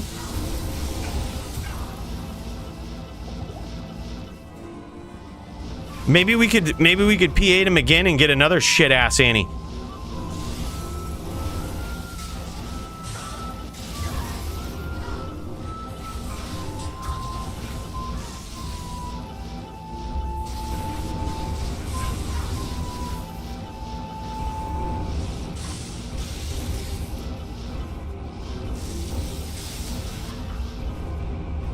I don't think he can pop twice in one game, right? Like, he can't spawn somewhere else.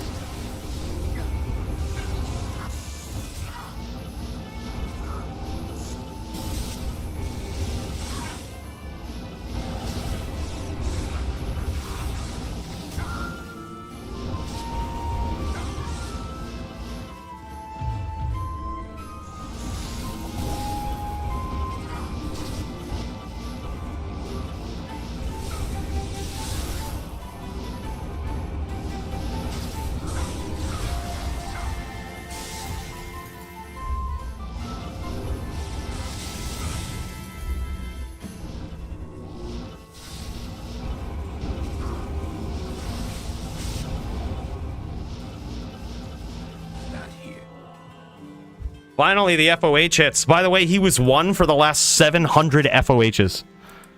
Claw block OP.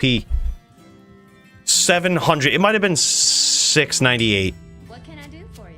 But holy shit, we landed some FOHs while he was like 1, and none of them went through. Claw block for the win. God, that's so nuts. Dude, when I was playing on the Sin, when I put together that ghost and I was playing on that, like, claw block felt so OP.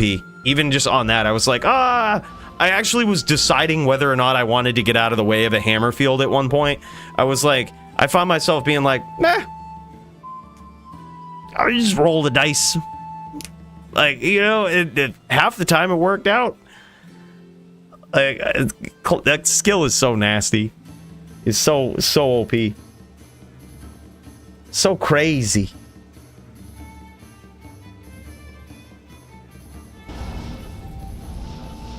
Yeah, I think mine was like 60%, but I know that it's possible to get it up higher.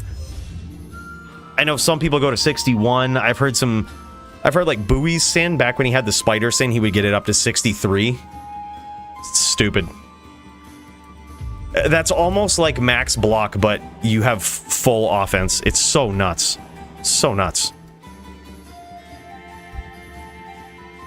Go, bro.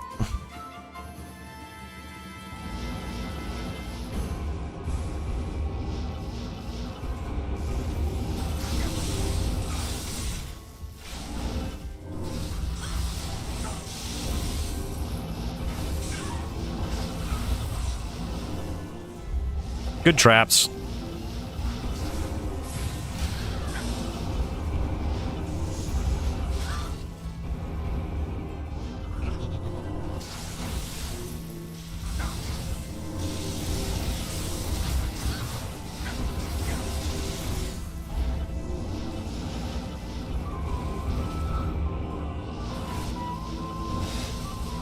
The open wounds might have got there from that. It's hard to tell.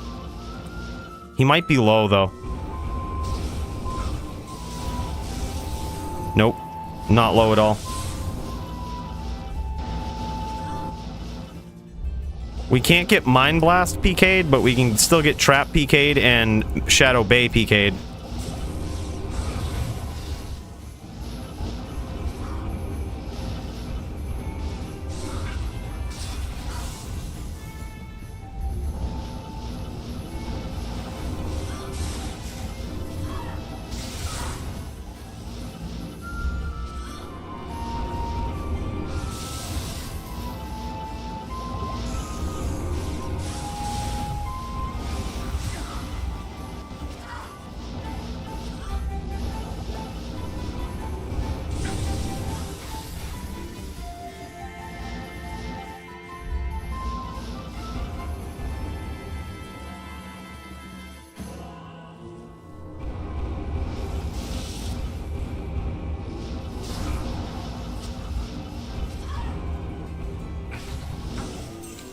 Shadow Bay Mind Blasts.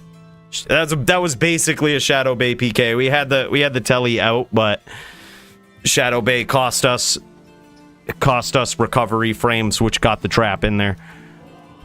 Never underestimate the Shadow Bay. That was another thing that felt super overpowered when I was playing on the Ghost Sin.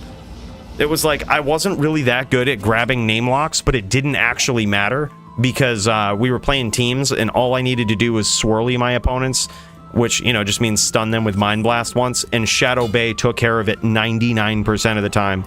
Like, we would just telly up, Shadow Bay would Mind Blast, and I'm like, oh, good, I don't have to do it.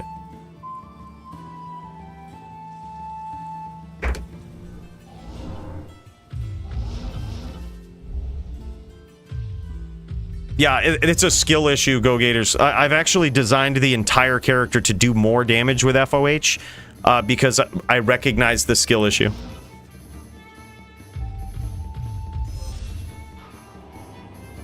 It's more my playstyle. When will we see Oko return to fight on stream? Bro, the world ain't ready for it, man.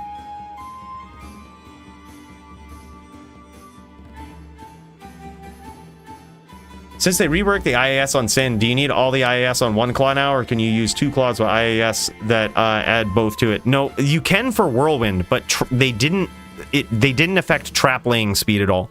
So a lot of Sins will use that. They'll go, you know, they'll still have their one claw with like, what is it, 45 IAS or something like that, 42 IAS, because the trap laying speed was not affected by the IAS changes. Only the Whirlwind breakpoints.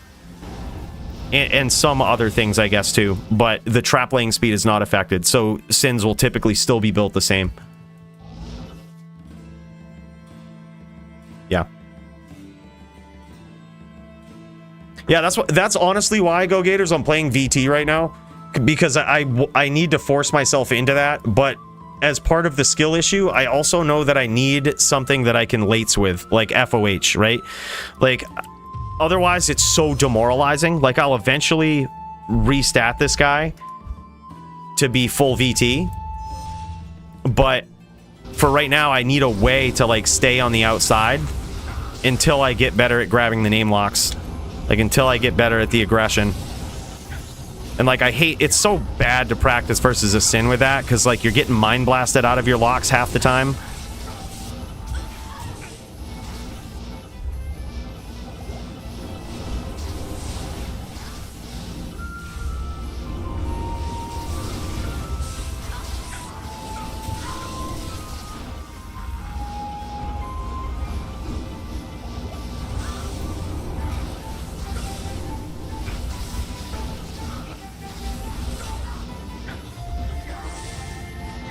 Like this. Like, I fucking hate Mind Blast, dude.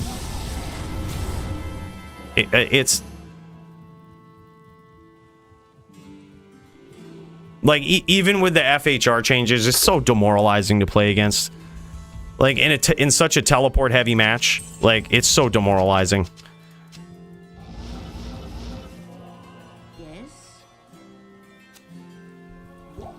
No, I was actually eating traps there trying to smite. I was holding down, like, the walk smite when he was close, and that's when I was eating traps. Which is, like, it's sort of the catch-22, because that makes me want to lates with FOH more. I'm like, oh, if I would have just latesed with FOH, that would have never happened. You know what I mean?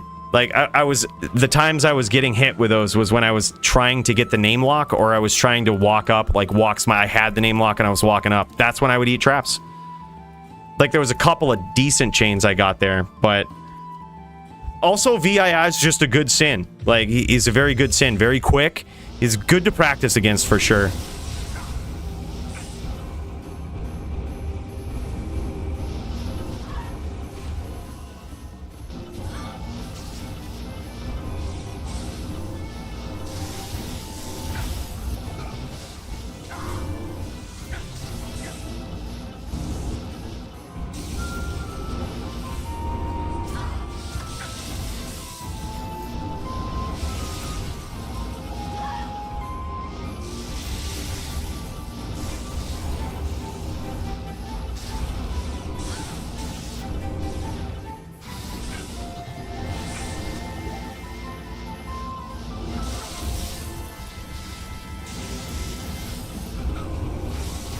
Again, trying to grab the name lock, punished for it.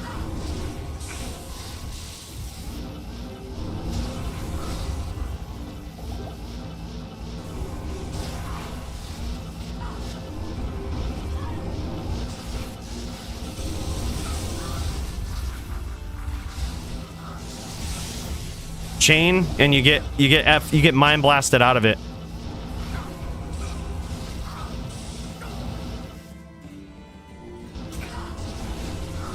I think I would just go. I wonder if putting life tap on is good. Just let him piss through his mana with traps.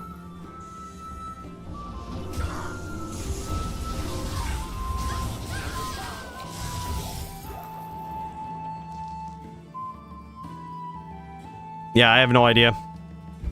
It's just, I mean, it's definitely one of those things where I have to get more aggressive with it. I have to learn to get more aggressive, but the learning process is only useful if you're playing against good players. VII, very good player.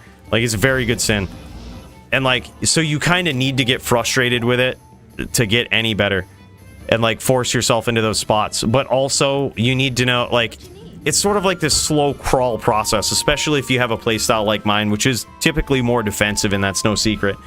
It's like, you need something where you can go back to that, or else you feel so uncomfortable on the build that you get frustrated too quickly. You know what I mean? It's like the learning curve is too steep at that point when you don't have a way to go back to doing what you do. Like, you want to be encouraged to be aggressive, where you get more damage in, you get a faster kill, but like, if it's the only thing, it's just so much mind power.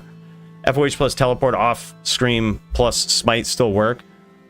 Oh no, it still works, yeah. But you don't really want to do that against a Sin, because if they're off screen, they probably have 5 stacks up. So like, you don't really want to grab that off screen to teleport into like utter doom. You know, it's good against a sorceress who's trying to do the same thing to you with like Blizz or trying to keep the distance. But a Sin, whereas you'll teleport into 5 stacks most likely, and then you'll get mind blasted, so you can't really teleport out. It's just a horrible idea.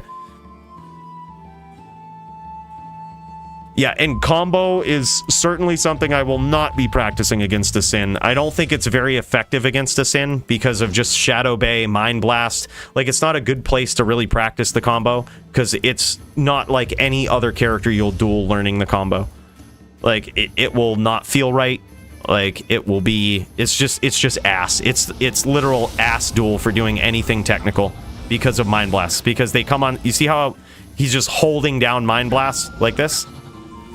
Complete ass. There's no point in trying anything that involves real skill because Mind Blast. It's just literally look for your, like, see, I tried a chain lock there. Doesn't really matter. You get Mind Blasted out of it. There's 2 chains we're Mind Blasted out of. Oh, we got the 3rd one.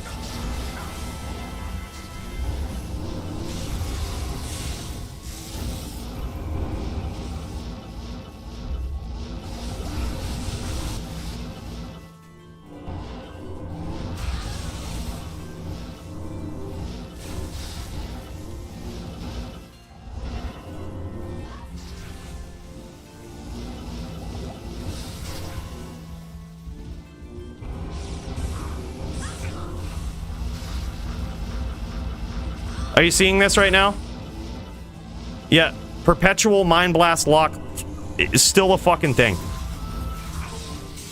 Like, that's why comboing and anything technical, anything that involves real intelligence, throw it out the window with this in. Like, it's just, if they're not Mind Blasting you, their Shadow Bay is Mind Blasting you. So especially anything that involves frame perfect inputs, throw them out the window. It's never gonna work versus a good Sin. Never. Gertie, I'm ready to go now. Oh shit! All right, thanks for the heads up, man. Let's cut over to that. I'm sick of losing. I wanted to practice on a VT tonight because I feel like I need to get better at this style, especially to defend the title. But goddamn, it's one of the most frustrating builds. I'm not gonna lie. It requires you to be an absolute D2 god on a din, or else you might as well be average. You're just average. If you're not a god on VT, you're average. Like, it's just how it is. There's no in between. All right, Muchez is ready to go. Let's see if we can pop over. Get this working. See an absolute god on a Zon. This is it. A little bit of widescreenage going on here. Let me see if I can get this adjusted. Follow me. Let me see if we can... Oh, don't want to stretch it out too much. We don't want to compromise the quality here.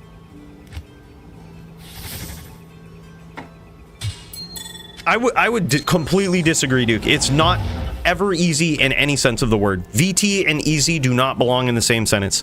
It's the hardest build ever to run of any D2 character. It requires the most skill of any D2 character, and it requires you to always be on point, ready, quick, fast, better than your opponent. There's nothing easy about it, ever.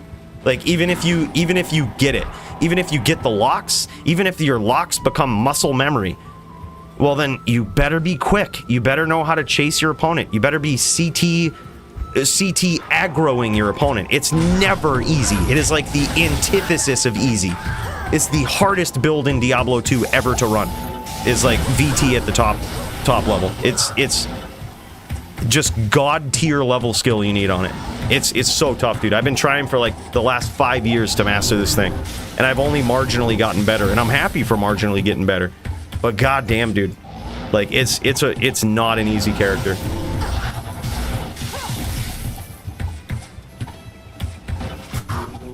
Same could really be said about a Sin here, honestly. I'm not sure if anybody's jammed on a Sin before and actually tried this character out, but like same could be said for a Sin. And here's why the Sin is very, or I'm sorry, same could be said for a Zon. Probably for a Sin too, honestly. Like, they have a lot of natural advantages, but like Sin and Zon are also very tough characters. Sin because you have so many commands, so many actions to do, but a Zon because you need to, again, much like the VT, you need to always be on point and ready to respond to what your opponent's doing. Now, the big difference is the Zon is typically a distance fighter. And you're usually going to have the distance advantage on your opponent. You'll be able to address them from further away than they're ever able to address you, right? So you kind of have the excuse to stay off screen a little bit. You can meaningfully address your opponent.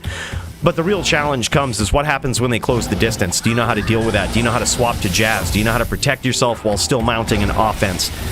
That is also something that requires not only swapping your weapons, knowing when to do what, but also your angles of where you walk down, when you attack in between those angles, and also where you teleport away. Your cast frames are so ass on the Zon that you gotta know what you're doing, or else you're gonna get caught so easy.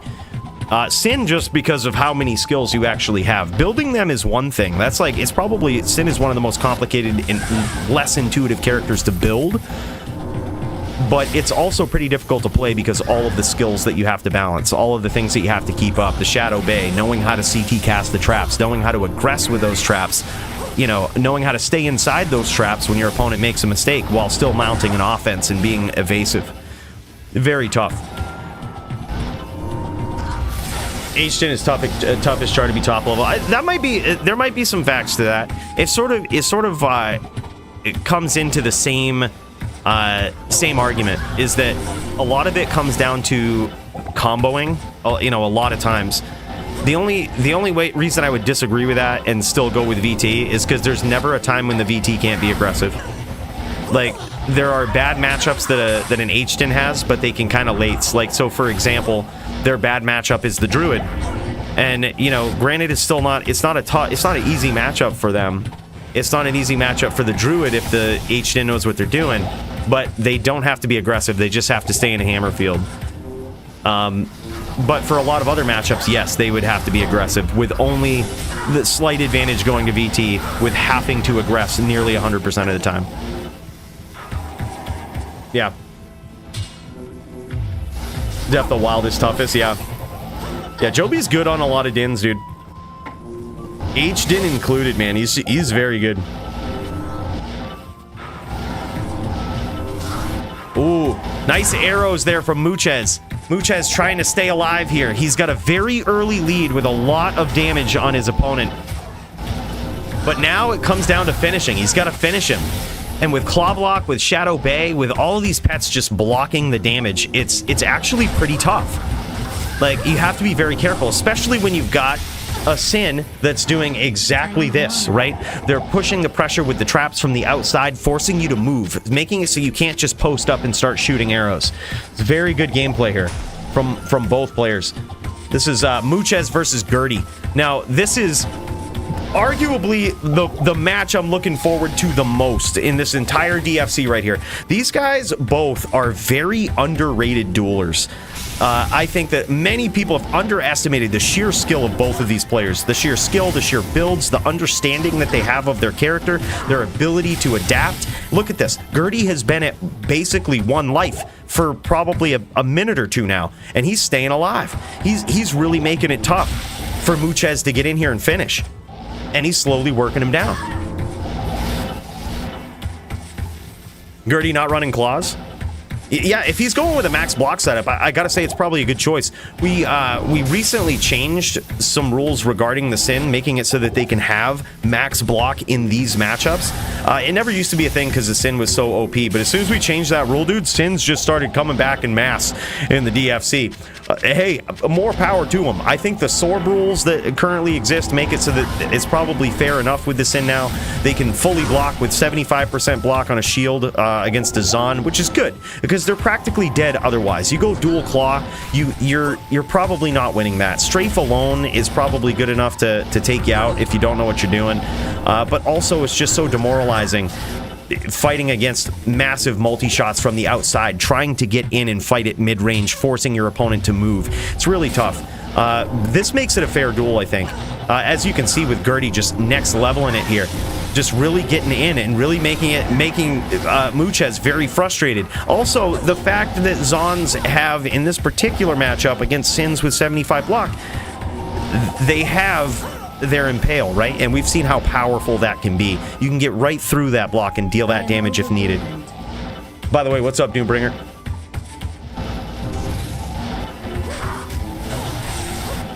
I think a hybrid HDIN has like a million hotkeys, but a basic HDIN really doesn't. Their hotkeys are pretty average, pretty manageable. I get what you're saying and agree as far as being able to accurately target people with hammers. It's very hard for sure. Like, but you always have the ability to lates with a hammered in. Is Gertie gonna come back in this duel? He gets there, man. Shadow Bay PK. From being one for like the last 2 minutes. That was insane. I'm telling you guys, this is a duel right here. These guys are savage. Very nice luck. Was that a lock or was it Shadow Bay? Yeah, Gertie's playing very well. That was extremely impressive on Gertie's part. He was one for a very good portion of that duel. He was literally a multi-shot for a very good portion of that. Hell of a comeback right there. This duel right here is for basically for the #1 contender spot. This is a big one. #1 contender spot. You've got the #1 Zon in the DFC right now. You've got Muchez, most decked out, most savage, and technically the most skilled. Just ripping it up here. And now he's going to the stash, making a little bit of edits here. Seeing if he can change some things versus his opponent. He's gonna go with the 25s in this, opting to have a little bit more resist. And it looks like he did go with the T-Gods here too. That's gonna give him massive survivability against these traps. I think it's a good play. Because man, those traps can hurt. But also when the Sin has got 75% block, man, this is just gonna be a war.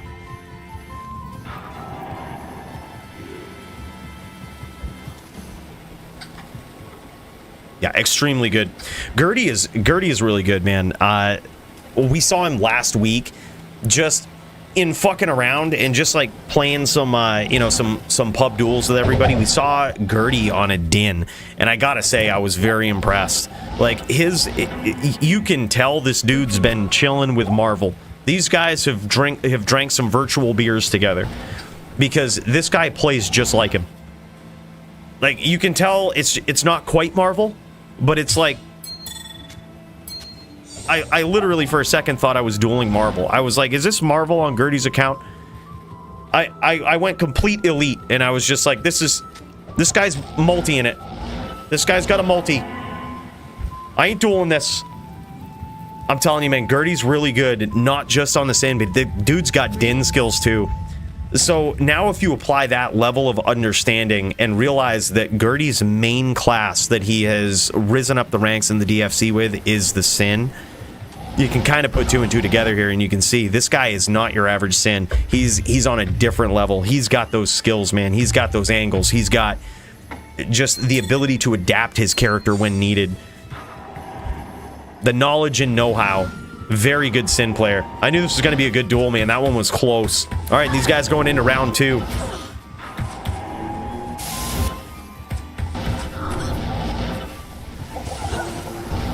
I would like to have all those swaps in stash, like, much easy. Yeah. Dude, this is the guy. You remember how we were talking about true Sin players devoting all of their shared stash to the Sin, right? That is basically what Muchez has done with his Zon. There's multiple stash tabs, just committed to this character, man, with multiple setups. Oh, and he switches to Impale there right at the last second. That was very good. He also has, it looks like, an open wound shield on. That's a very smart move in this matchup, because when he finally does connect on his Sin opponent here, it's going to get right through all of that damage reduction, and it's just going to start cutting him open. Very smart move, especially when you're kind of spraying from off screen quite a bit and really hoping to hit your opponent, you know, hoping to catch him coming in.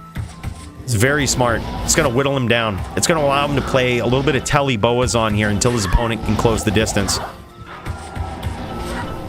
And you'll notice he'll shoot those arrows and he'll almost immediately swap to his shield like that. That's not necessarily to block anything, but it's to proc the open wounds from those arrows. You see it right there. The way that those projectiles work, and this is like this on multiple other projectiles as well, is when they connect on their opponent, that's when all of your open wounds and things are decided right then and there.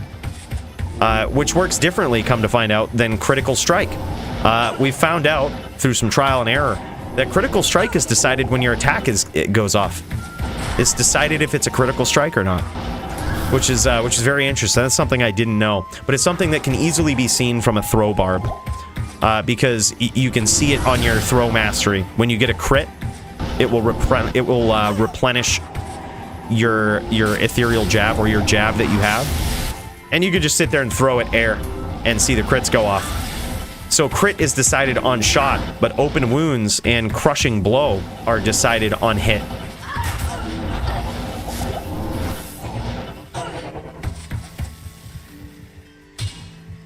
Yeah, H-Din doesn't have a lot of them. If you're pure H-Din, it doesn't. If you're hybrid H-Din, or if you're an H-Din with tricks, I should say, you probably have 6 hotkeys. You probably have your Smite hotkeyed, you probably have your FOH hotkeyed, in addition to the other 4 hotkeys that you have with, like, Vigor, Charge, Hammer, probably not even Vigor half the time, like Charge, Hammer, Conts, and Teleport.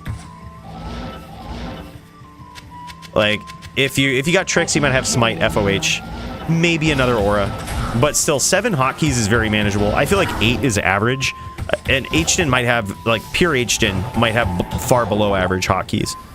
Very easy to learn on,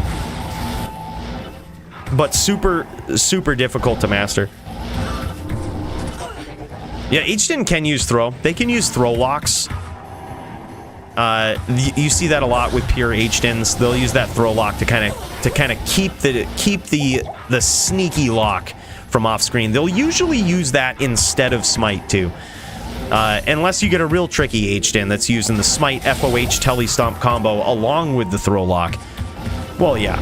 Like I said, if the average H-Din has less hotkeys, but if you're top of the line, I would say you have still probably an average amount of hotkeys, 8 to 9. Like far less than like a Sin. I would say far less than like a Barb even. Like Barb has all of those tricks plus some. You're probably hotkeying Whirlwind and like a Berserk on left click if you're doing it like some of the pros, like, which adds another repetitive hotkey. But still, it just depends on to what level you take it, as basically with any character, with Sin probably having the most. some sins don't even hotkey battle orders and shit, just because they have so many that they'll just do it at the beginning of the duel. Or same could be said for like fade and burst of speed. They'll just click it like once every 6 minutes or something. Yeah, I would agree. I always right click whirlwind for sure.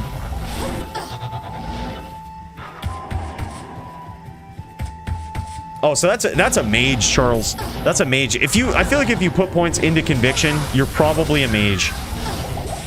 Back and forth for these guys, man. Good sin play there from Gertie. He had that nice lock, really forcing his opponent right out of that little semi-fortress that he set up, right in the puddles, waiting for his opponent to come in, and Gertie just turned that against him with some beautifully set traps there. Gertie getting the upper hand.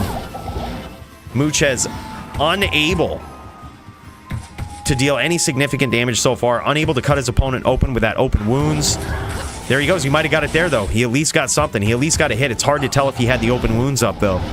And it's certainly very important.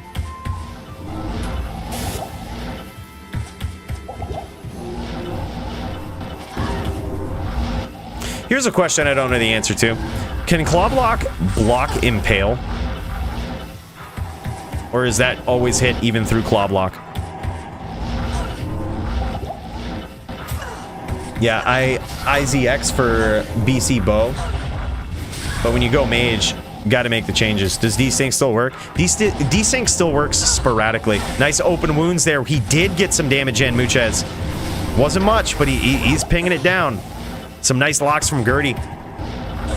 Yeah, it still works sporadically. You can proc it on client side very easily, meaning you can desync yourself, which is not necessarily ideal, but you can desync yourself pretty easily with Whirlwind. You can desync your opponent, but it's very rare and seemingly unpredictable at this point. It doesn't happen often, and it's certainly not as predictable and easy to do as it used to be, but it can happen. Yeah, Gertie is good. I heard he's got a decent coach, you know? I heard Marvel's been coaching this guy. And look at this. Gertie's just keeping so much pressure on Muchez that Muchez is finding it hard to recast battle orders. He's just not giving him any breathing room to do it. He finally sneaks it in, but wow, that's some high pressure. And he finally gets set back up again, and Gertie just has him walled, dude. Lays those traps so perfectly. He's making it hard for him to escape, hard for him to get any space. And at this point, he's repped back quite a bit, and there it is, a nice, solid impale there from Muchez, but it wasn't enough. Couldn't quite get there. Very nice performance so far from Gertie. From Medusa's Gaze in PvP, I mean, there's probably a niche use for a lot of items that you don't see as, like, meta. Medusa's Gaze has some interesting abilities on it, if I remember correctly. Might have, like, Cold Absorb, Slow. I'm sure there's a niche use, but there's almost likely a far better choice in the slot in just about anything you would use it for.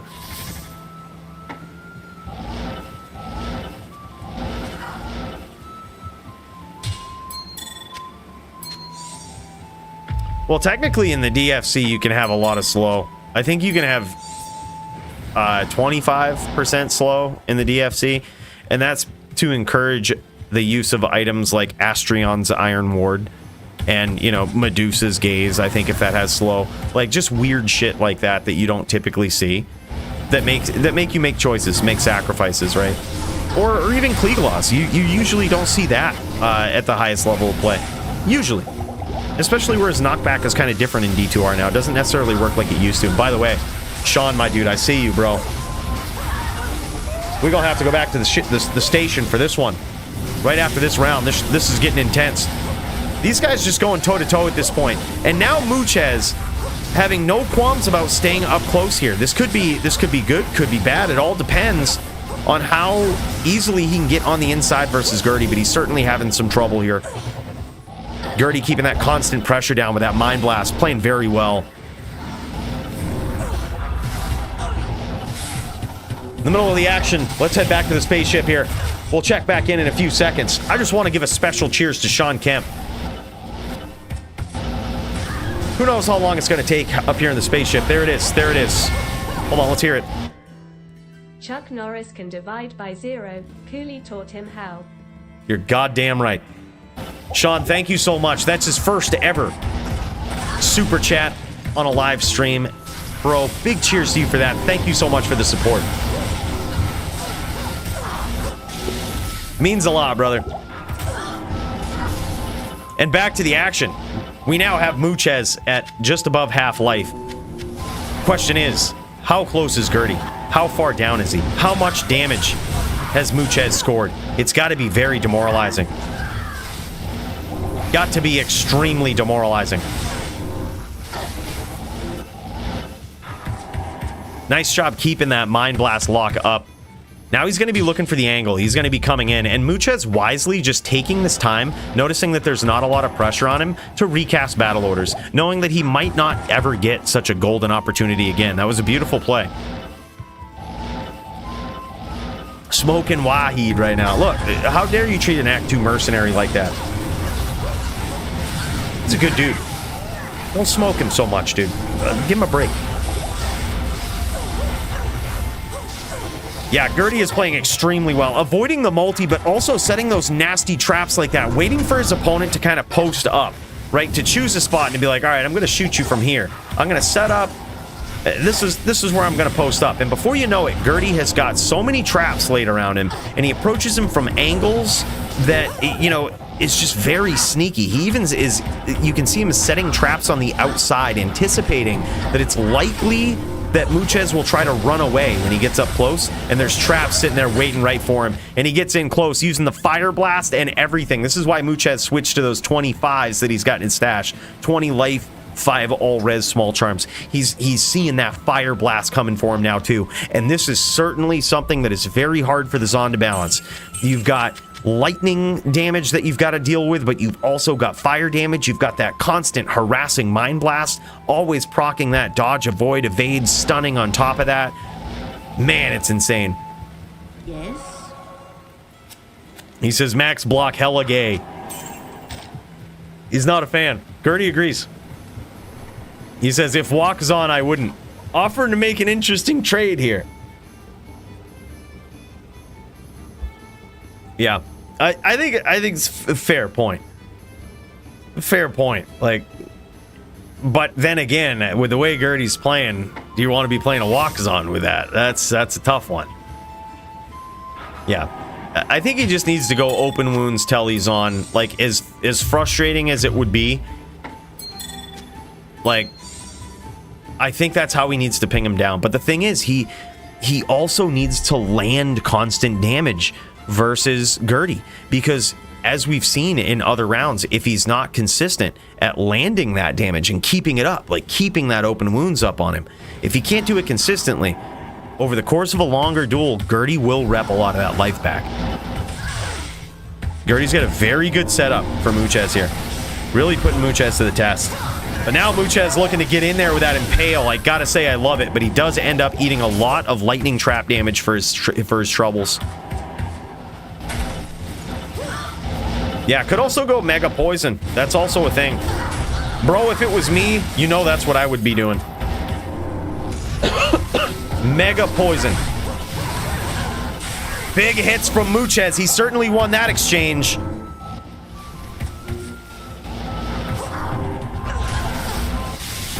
And now he's got to get out of there. Yeah, I was going to say, it looks like Gertie had a lot of traps up. He's got to stay out of those traps for sure. As soon as Gertie starts setting him up, he's got to think about changing his position.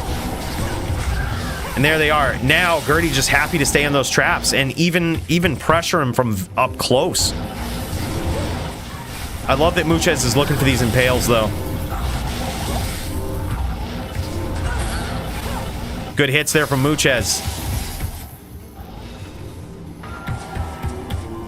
And I think he might have he connected on something with that arrow. You can tell by the little swirl that goes in the middle of the character. You can tell that he connected somehow, but it's hard to tell if he connected with the Shadow Bay or if he connected with his actual opponent proper.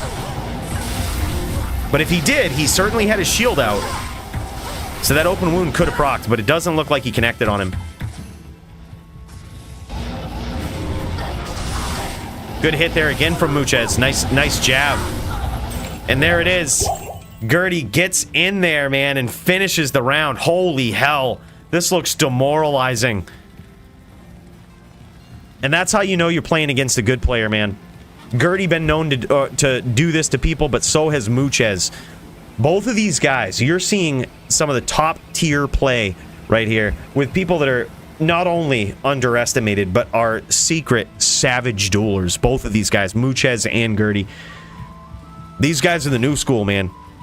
These guys are the new school coming up in here, absolutely putting the Fs to a lot of players and really surprising a lot of people with their skills and their builds.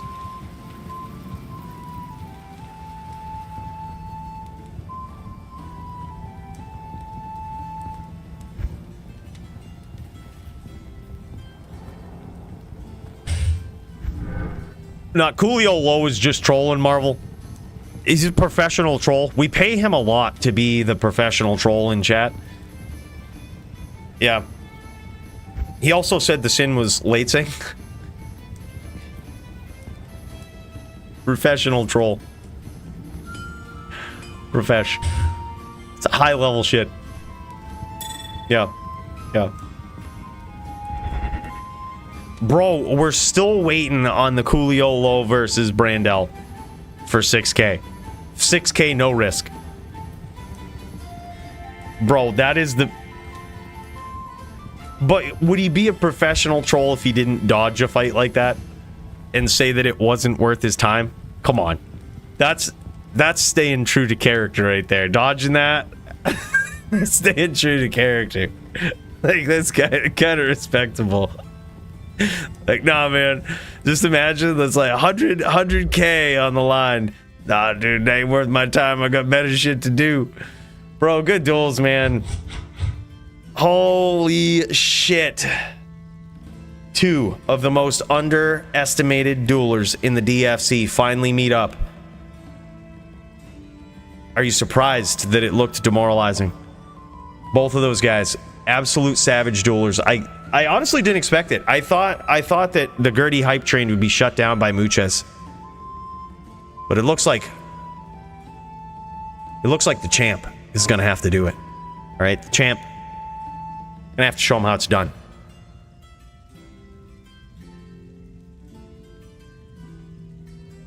Bro, that was impressive. That was impressive. Gertie is certainly next level shit, man. This guy's insane. We should all be quite scared of this man, because he's coming for all of us.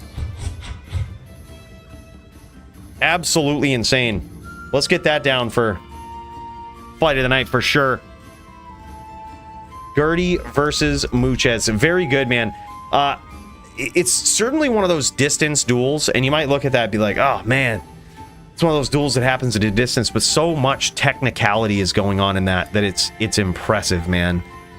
Like, the ability for Gertie to adapt to that, go with that max block build, feels demoralizing versus Zon for sure. It's also a data point talking about, you know, Impale, right? I feel like that's a big tool in that matchup. Less is more, you know? Less bans is more. And certainly it might feel demoralizing in other matchups, but in that one, that gained him a lot of damage. Almost got him there multiple times. The only thing that really held the Zon back in that duel is Muchez's cast frames on the Zon are just, it's so hard to escape. It's even so hard to chain a Sin when you get those nasty locks, which Muchez is very good at getting. It's hard to capitalize on them just because of the cast frames. It's so slow. By the time you get there, your opponent's probably gone. Yeah.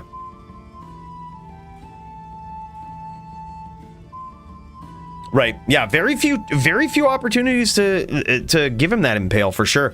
Gertie played phenomenally well, I gotta say. Like, that was top tier Sin play. That reminded me of just a mix of like Chew 30 and Bowie. Like Bowie with always knowing the answer on the build. You know what I mean? That was what Bowie was notorious for. Like, in all honesty, he might not have been the best technical Sin player in my experience. But as far as, like, build-wise and knowing the answer to his opponent, there's never been anybody greater. The guy knows a Sin like the back of his hand, dude. And he would just know, even if you came at him with something real cheesy, something real off the wall, he would know how to adapt to it. And that's what I'm saying I recognize with Gertie. Dude knows how to adapt to these weird situations, knows how to use what he's got to his advantage. That was good. Yeah. Gertie for title shot, please. It's probably going to have to happen. I hope my arm is feeling better next week. Hope my arm is good enough. You know.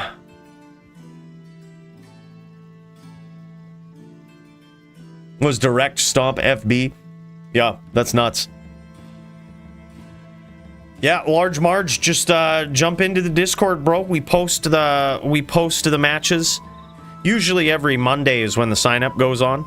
And all you got to do is just be a member of the gamer.xyz. You'll find the link down in the description of this video. It'll link you right to the gamer.xyz. If you have a Twitch account, you can easily sign in with that. And then boom, there you go. You're in. We'll get you a match. Yeah, he played very well. You never know, dude. You never know. I know this other new player that came in, did okay. His name was Hellion. He was new. But, you know, he learned quickly. Good, you know, good dude. From complete noob to, like, semi-okay noob. You know what I mean? Does okay versus, like, a lot of people. Rise right up in the DFC ranks. Complete noob. But, like, somehow he did it. 102's on with a Spirit Shield can actually escape traps. It might have been better than Open Wound build. Possibly. That's possible. He also, he had the shield for Open Wounds, more of an offensive play. But yeah, he might be right. Who knows? I honestly don't know the inner technicalities of the Zon that well to offer an opinion, but it sounds sound. The argument sounds sound to me. It only works on the middle arrow for multi? You're shitting me, really? Did not know that. It only works on the true arrow. Wow. Okay. That is interesting. Middle two arrows, okay. Wow. Didn't know that. Facts, middle arrows. Wow. We just had T-God's Wisp versus 11, 12k traps, so I don't know how that's cheese. Yeah, I mean, dude, traps just hit hard anyway. You have to remember that. Traps just hit fucking hard in the most recent patch. A lot of people think that it's like the old school LOD or something with, oh, yeah, he's got 11, 12k traps, all right, yeah. Yeah, but like, they're also hitting for a lot harder. That damage is actually what it is on the screen now. And also minus res from the Griffins works. Like, so it's also something you have to plan for. The added light damage from other items also works, also helps out. Rainbow facets now help out. Not to say that Gertie was rocking any of those. But main point is, trap damage and trap builds are a lot more efficient than they used to be. Yeah. He could theoretically have gone T-Gods and 10 Wisp. Theoretically. Which I think is demoralizing for a Sin as well. He certainly got caught hard in some of those traps. But can you imagine? Dodge, avoid, evade, plus 85 and 10 with T-Gods. Oh my god. That shit would have been nasty. That actually would have been disgusting. I don't think I need cube in this. This is why I've been losing. I actually don't need the cube here. I was trying to figure out what it was precisely. I think that's what it was. Yep. Way better now. Way better off. This Din just on point. I'm going to hostile everybody. Let's get it in. You know what? I think what we should do, I'm going to check the Discord, make sure we don't have anybody else on deck waiting and ready to go. I do see Doombringer there. He might be looking for his opponent. He's got a pretty savage opponent here tonight. Doombringer going up against Polytheus. A rematch from a ways out. Polytheus usually getting home at about this time. We'll give him a little bit before we get the voting up for fight of the night. But wow.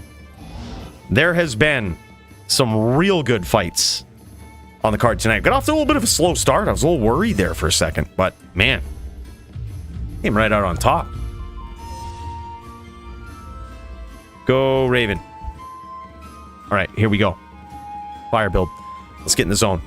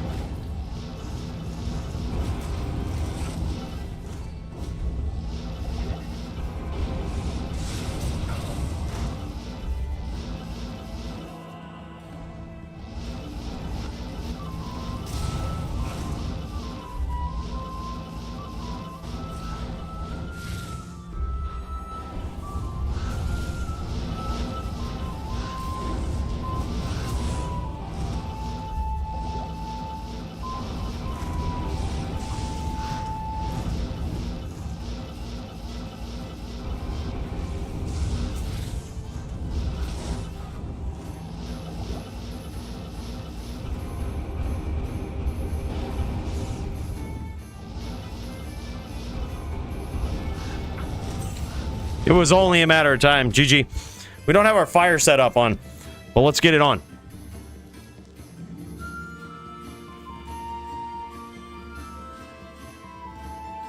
Rage plus uninstall. Always a good move in hardcore duels too, yeah.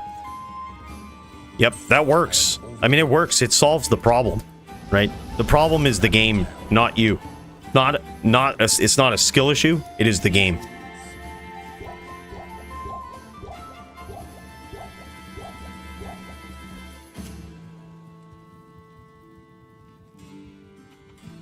BMF title, let's do it. Sign right up, boys. Sign right up.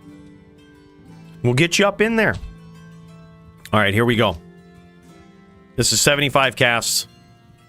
This is not ideal versus a Sin, but it's certainly something. All right, this will be only slightly better for Ravenous. Go, Rav.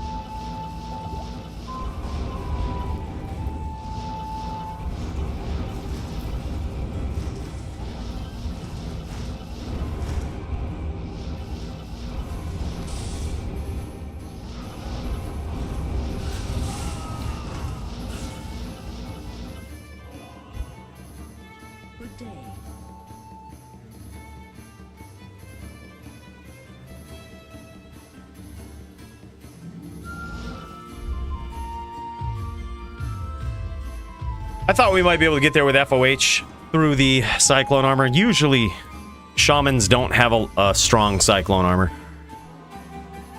Yeah, that's why, Go Gators. He doesn't have a strong Cyclone armor because he's a Shaman. Gertie won, Nate. Yeah, it was pretty insane. Pretty dominant victory.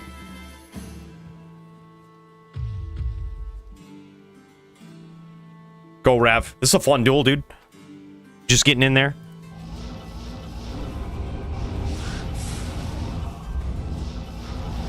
Get good or die. Get good or die. I gotta get good at keeping these locks. I'm just gonna keep these locks regardless. That's good. That's gonna be the goal.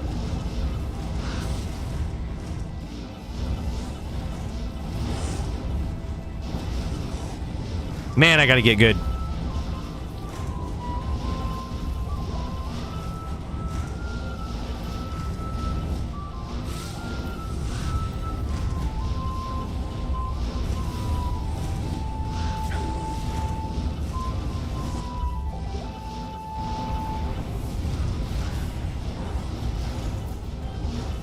Locks only. Okay, is my alt fucked up? How come I'm not able to keep these locks?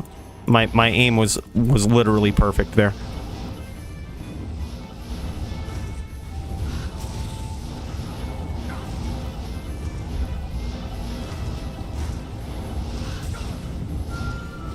Okay, that time it wasn't my ult. My aim is not perfect. GG. Locks only. Look, I'm feeling in the zone right now. I feel like I need to kick it up a notch. The rage is over. You know what I mean? Like, the rage is over for now. I can't make any promises about the future. But, like, I'm feeling it. I'm feeling like I want to try locking more. It's probably because I'm not playing up against a Sin, let's be real. Nothing quite makes me rage like Din v Sin. Nothing quite makes me rage quite like that.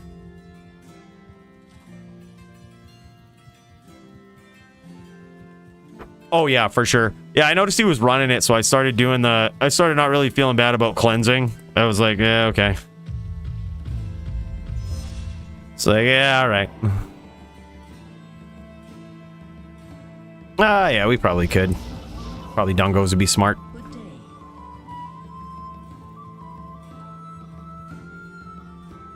Good day. Alright, good enough. Probably smart. Go with the Dungos. But now if VII says go, we lose. Donald Trump, go bro. President Donald Trump's going up against me? Wow. That's big. Bigly.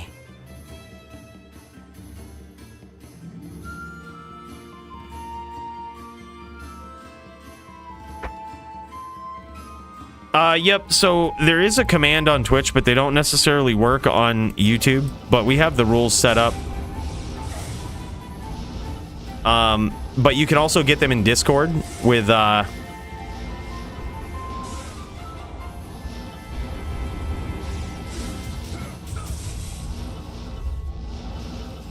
exclamation point rules.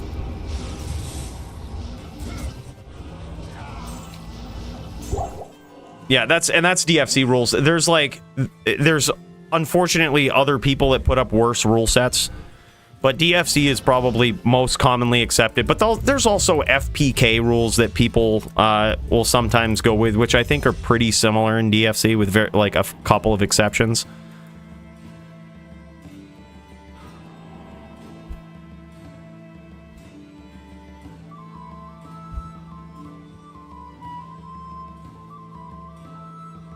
All right, go.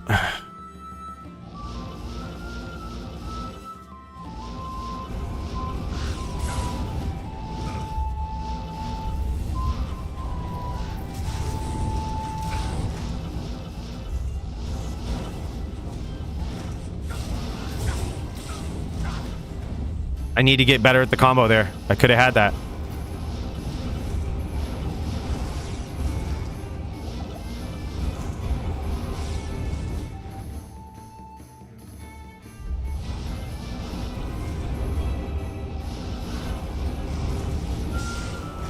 Need to get better at recentering my mouse.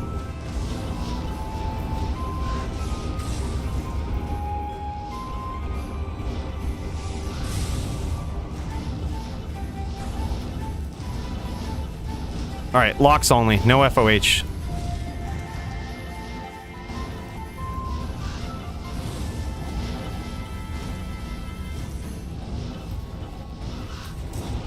Nice walk down.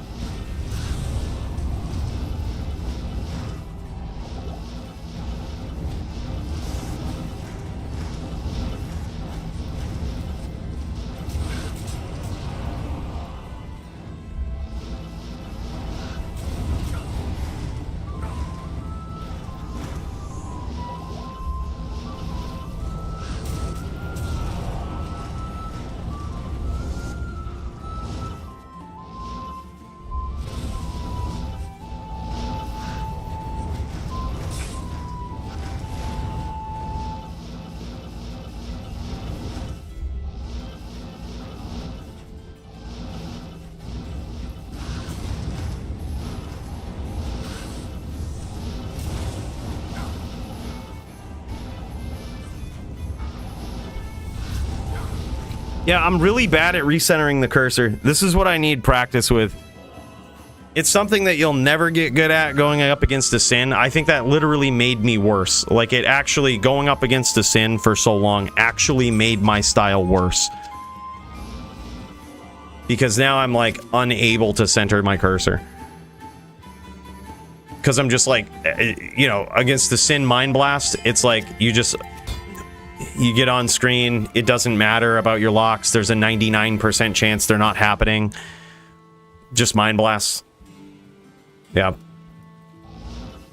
This is good. I need to get better at this. So it's right shoulder, right?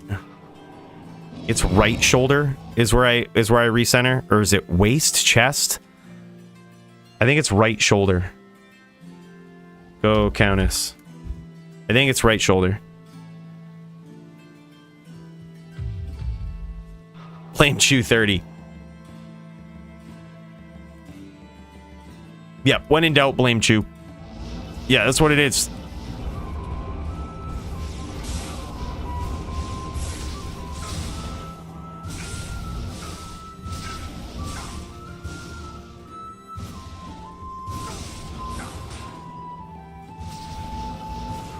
Okay, combo, come on. Oh, I need it on right. All right, let's try that. For this matchup, we could go combo on right.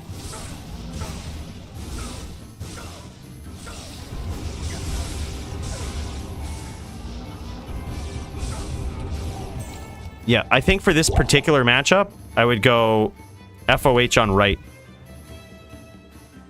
Yeah, so let's try that, actually. Let's go FOH right. And we'll do it like that. So I go bam. All right. I was like so used to it. I was just no wonder I wasn't able to pull it off before. Again, I think I blame it on Chew 30, dude. I actually blame it on Chew 30. Yeah, I mean, technically it works both, but it's easier to do on right click. Like, it's just easier because you can go right click, you can FOH, and then you can just go right into teleport. So you can, like, you can smite them, you go into FOH, teleport. That's just the way to go.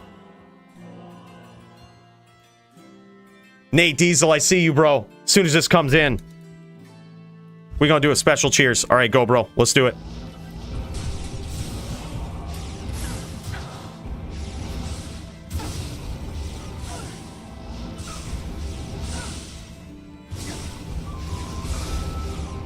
Okay, I just gotta get good.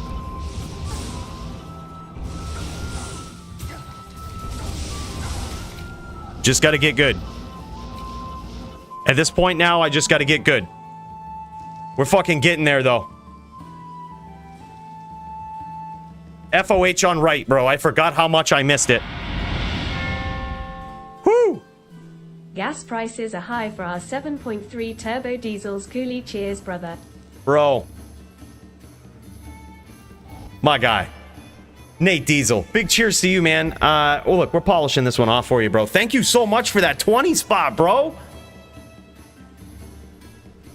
Big cheers, man. You know what? I think it's probably time.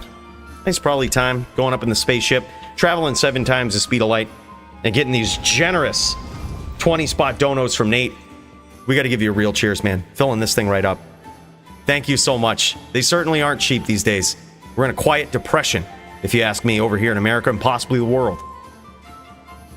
So that being the case, man, that dono actually really does mean a lot. Big cheers to you, brother. It's time to kick some ass. So this next one, where I beat this new guy, it's probably Hellion, I would guess. Complete noob play on that song. I'm going to only assume it's Hellion. This one's for you, brother. Let's kick some ass. Thanks so much, man. Oh, y'all ready? All right, hold up. Let me beat up Hellion real quick. I'm going to combo him. And then, yeah, we'll swap over. I just got to beat his ass real quick.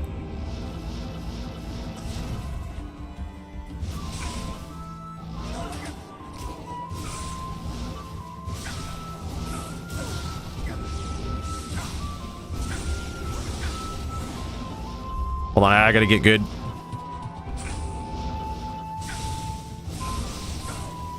I lagged. I actually lagged there. Hold up, one more.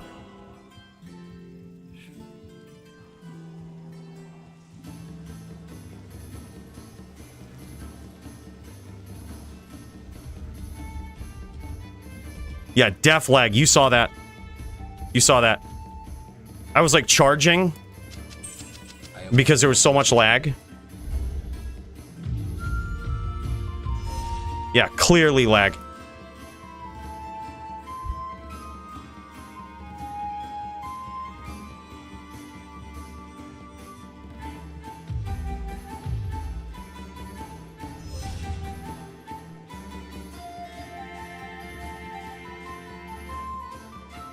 By the way, cheers again to you, Nate. Right at the start of the duel. Let's get it.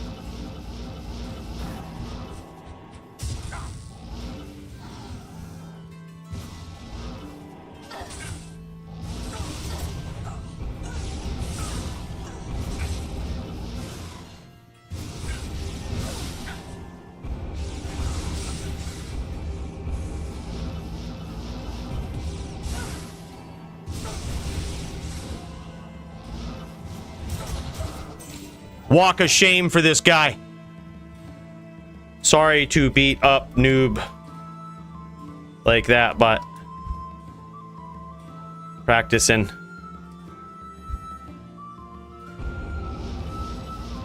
See, I'm trying to get the combo. That was a very sloppy combo, not gonna lie. It was very, very sloppy. But look, we'll get better. We'll get better.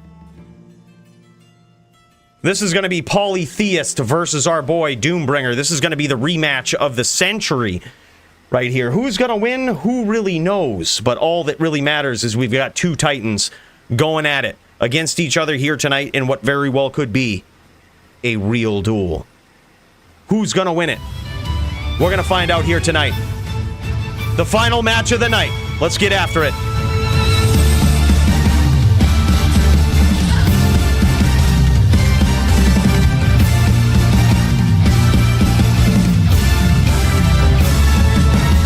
In this corner, we've got Polytheist just chilling with his pet bear here. I question what kind of questionable things he's done with this animal right here.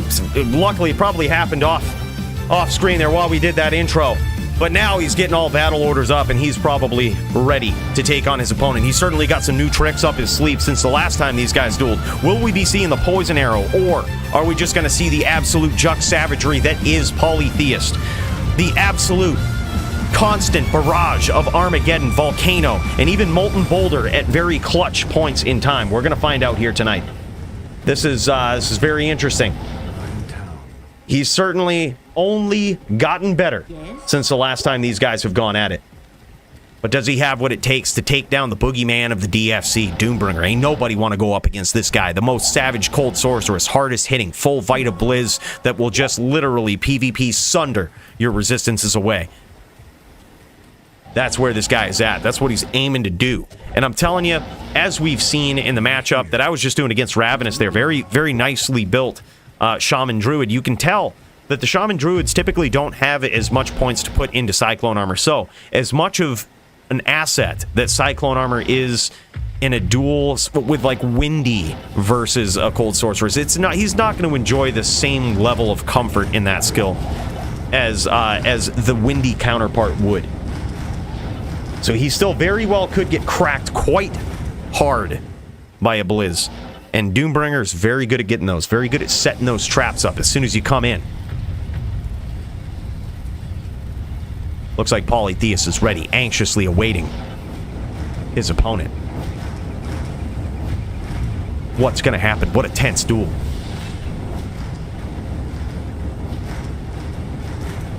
I think he did, actually. Level 10 Paladin. I think he did. Yeah, you're now looking at who taught Khabib how to wrestle. It was Polytheist Bear.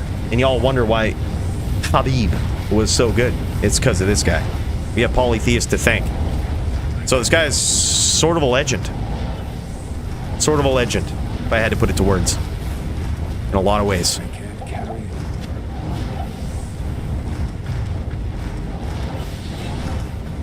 Just waiting on Doombringer. We did see him pop out into the Bloodmoor. He's probably doing a rain dance over there, trying to get a lot of rain, which actually freezes a lot better if the Bloodmoor is raining.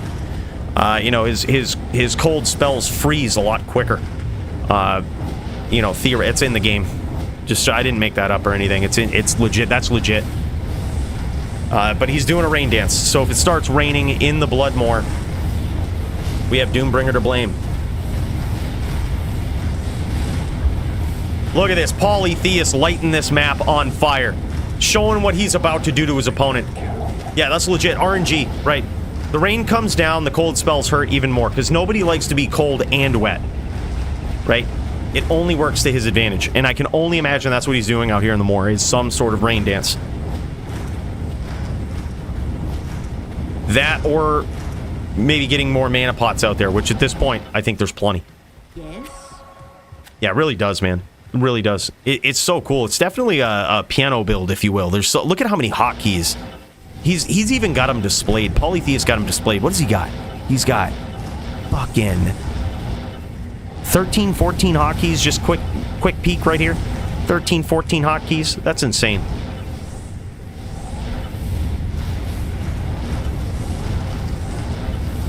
Yeah. Insane. Might even be more. No, 14. It was a good guess. It's a good guess. Official count. That's a lot, man. And here's the thing: is you got to keep them all up. He's got Hurricane. He's got Armageddon. Those are timed skills. You have to make sure those are staying up. But you also have more timely attacks, such as the Molten Boulder, the Volcano, the Fissure as well. All of these things, and even the Bear, also something that you got to keep up. He's got the Ravens. There's so many things, and depending on what he's doing, depending on how he catches his opponent. He could use Twister for the swirlies. There's so many options that this guy has, but he's got them all at his disposal right here. And you might notice some of those skills redded out right there. He also switches forms every once in a while. That's certainly something that he might do here. It's hard to tell. If he switches to bear form, it makes it so that he can tank any amount of damage and just morph back to a human. It's risky to do against a Blizzsork though, because Blizzsorks, especially when you tend to have these pets out, those Blizzes can double hit. So even you'll just go to human form and then immediately die. So it may or may not be something that we see here. Really all depends, but certainly something that's in the skill repertoire of Polytheist. All right, looks like these guys are ready to go. Let's get underway here. It's now time for the final battle between these two. Is Polytheist going to be able to avenge his loss from many moons ago, or is Doombringer going to prove to be too savage on this Cold Sorceress and fell Polytheist once again? Polytheist actually holding up quite well so far with the Cyclone armor and the Cold Res. He's very quick on those keys. Very quick looking for that name lock. And I think that's something that he learned from their first duel there. He's got to be quick. But damn, Doombringer doing what Doombringer does. Catching you in those cold traps, man. Just when you think he's giving you the opportunity to get a name lock, really what he's doing is setting you up to land in a Blizz and an absolute shit train of Ice Blast. He knows where you're coming from. He knows how to predict you. So if you aggress this guy, he's going to punish you for it.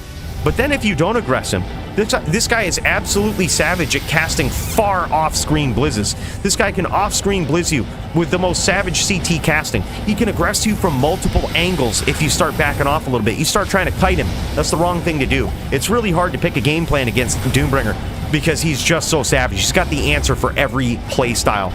This guy just knows what to do, and he can adapt on the fly. Guy's very good. Polytheist certainly has his work cut out for him here. He's looking for that name lock, trying to get a Volcano up under Doombringer, possibly even a Fissure, trying to hit him more directly, more quickly when he gets that name lock, when he gets him on screen, to try to stay a little bit out of the way of Doombringer so as to not run in to these Ice Blast, Blizzard, Frozen Orb traps that he's been caught with in the past. He certainly knows how to duel his opponent. Both of these guys have gotten a lot better. Yeah, and I think this is honestly a map where we could easily cut the houses off. Like, if we need to, I think we easily could. I think we could just cut it at the tip of the house. Yeah. Which is perfectly fine, if need be. We haven't really seen any BM play from either one of these guys. But I think it's something we could easily do. Nice chain there from Pauly, and he's gotten some pretty serious damage in so far. He's working him down.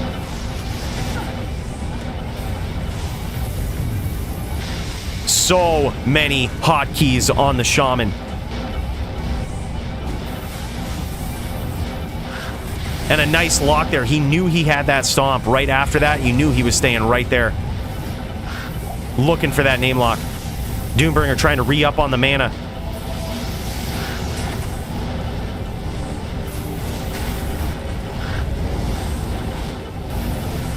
Polytheus is on point here today. Catching nasty locks. He's going to have to re-up on that Cyclone armor. Every time you get hit versus a Cold Sorceress, if you're a Druid, you are recasting that Cyclone armor. It doesn't matter how hard you got hit. It's impossible to tell how much damage absorb is left from that skill. So every time you get tagged as a Druid, you are recasting Cyclone armor. And when you do that, that will allow you to tank quite a bit more damage. But it's still, man, if you're a Shaman Druid, those cold skills still hit so hard. Polytheus just randomly recasting that Cyclone armor, making sure it's up, and a beautiful chain there. And Doombringer also very good at getting out of those chains and punishing you for it. Look at this. Now Polytheist is in a lot of trouble, but he's actually landed some pretty serious damage against Doombringer. Hard to tell how this one's going to go, but right now I could only assume it's in the favor of Doombringer. And Polytheist is certainly going to have his work cut out for him trying to catch up. And there it is, a beautiful trap from Doombringer, bringing down the legend himself. Very close duel, though. Absolute fireworks on screen from Polytheus. Wow, and this is Doombringer right here. Let's pop into this. See this beautiful Sorceress. It's hard to tell what he might have gone with here. He might have actually... No, I was going to say, he might have gone with SS here. And the only reason why you would go with that versus some other things is, you know, for the added damage reduction. But here's the thing when you go with the type of Sorceress that Doombringer brings to the table. It's your options to swap out of what you have are very limited. Like, it's so hard to swap off from your gear because you rely so heavily on diminishing your opponent's resistances substantially.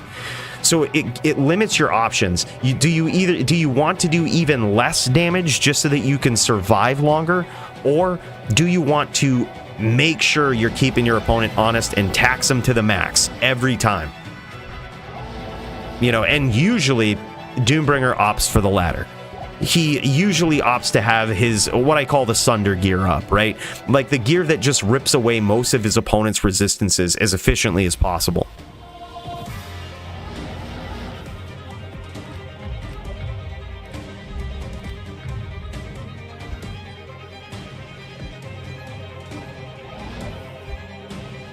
GVN says, still need an opponent. Oh yeah, good point actually.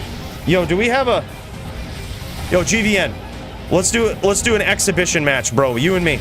Let's do it. I've been practicing up on the VT. It doesn't it's not title match, all right? No title, but let's do an exhibition. As you can see, I'm pretty bad on the VT. I think it's probably pretty fair. I say we just jam it. And if I take the first couple of rounds, I'll switch to the Murdered In. What do you say, bro?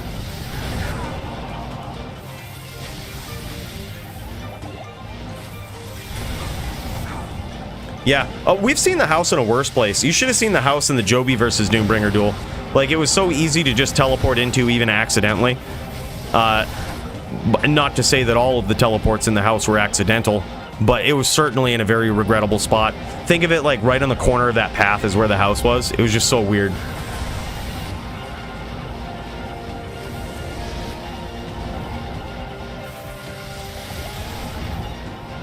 Unless we have another opponent for GVN, I feel like bringing a VT, there's just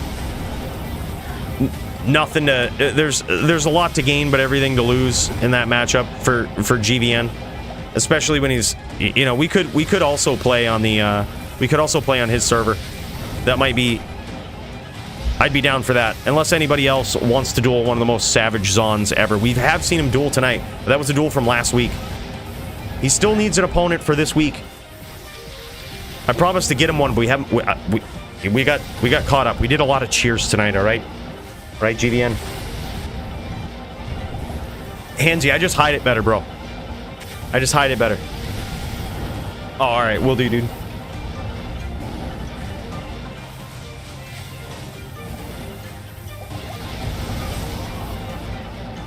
And there it is. Doombringer gets there for the second round. Now making it 2-0. Really putting the stamp down on that initial win. These guys haven't dueled in like months now. It's been like 3 months. And it's getting to that point where both of these guys just getting to that challenger status. Just wrecking everybody else that comes in their direction. This fight had to happen. It's certainly a tough one for Polytheist, though.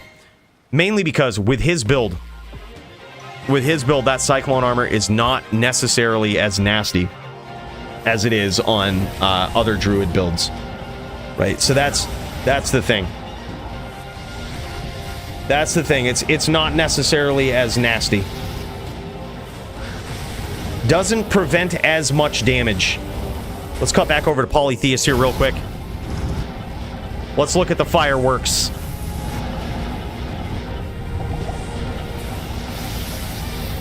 Polytheist looking for these sneaky angles. Looking to cast that volcano up under his opponent too. Now he's looking. It's hard to tell if he's going to keep that chain locking up. It has paid off for him every once in a while, but now that Doom is getting privy to it, he might want to lull him to sleep, essentially. Like, make him think that Doom has got to do the chasing. I think that's, you know, especially in this matchup, it's kind of what you have to trick your opponent into doing that, right? Because if you keep going into Doom's traps, you're going to pay for it hard, just like that. Big hit, dude. And that's all it takes. That's right through Cyclone armor and everything.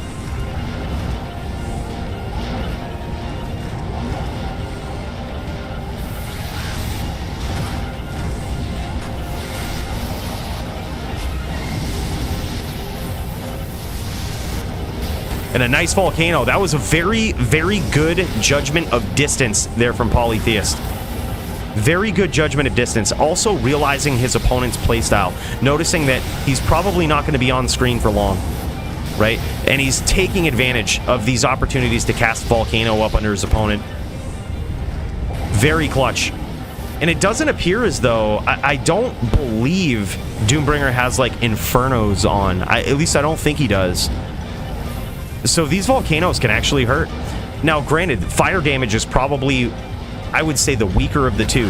When you're going up against your opponent in this duel, you probably want to hit them with Armageddon. Armageddon has hybrid fire and physical damage, and the physical damage hits quite hard, especially when, you know, versus Doombringer, who doesn't appear to have a lot of DR on, right? So it's certainly going to hit him a lot harder. But the thing is, that fire damage isn't anything to shake a stick at. It's still, it hurts pretty good. And especially if you can get a name lock from, you know, mid to long range, it can really pay off. But certainly, it's just, as we see with a lot of Polytheist duels, he has to play on point. This build is so hard to play, and that's why I think a lot of players don't play it. There's a lot of keys, but there's also a lot of decisions to be made on the fly all the time. A lot of decisions to be made in the middle of these aggressive chains, just like that. Unbelievable win from Polytheist in that round. Now making it 2-1. Is this the start of a big comeback?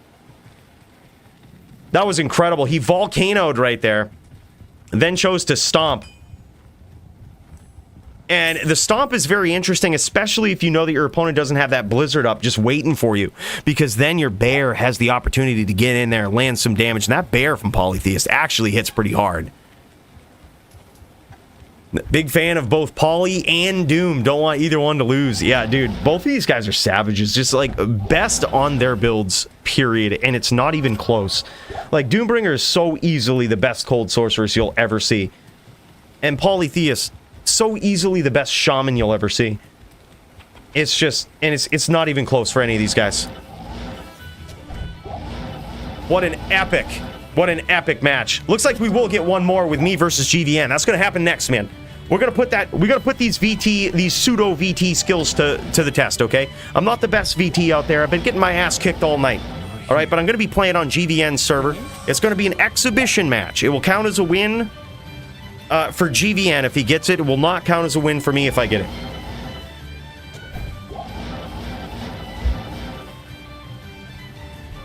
Just an exhibition match. All right. We still got the injury going on. Yeah, the arm is probably still fucked up. If I'm being real, the alcohol is helping a little bit. But like still, it's like impossible to move my arm up higher than this right now. Like that's pretty tough, all right? But additionally, fingers start going numb and shit. I'm surprised it's not broken. I'm surprised. They took a little x-ray the other day. The x-ray tech didn't seem like... I don't know if she was aiming that thing right. But I could have sworn it was broken. We're gonna go get it checked out Monday because this is the United States and healthcare takes a while. All right, you got a broken arm? That'll be next week. We can get you in. We can get you in, check that out.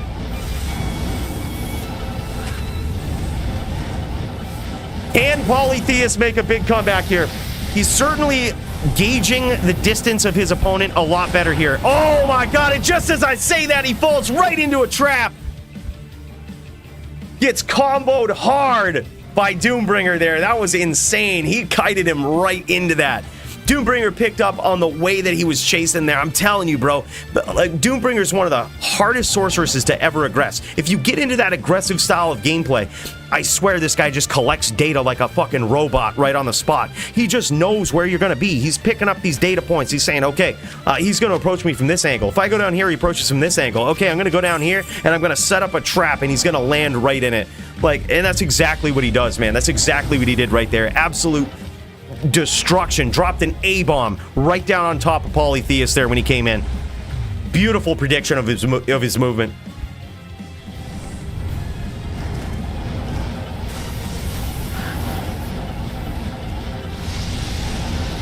Now Polytheist going in.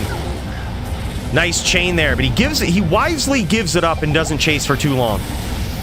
He was almost timing the blizzard there, knowing that it was going to be this amount of time before Doom can cast a blizzard again, and at that point I'm going to back off the chain. It was very smart. And another big hit from Doombringer.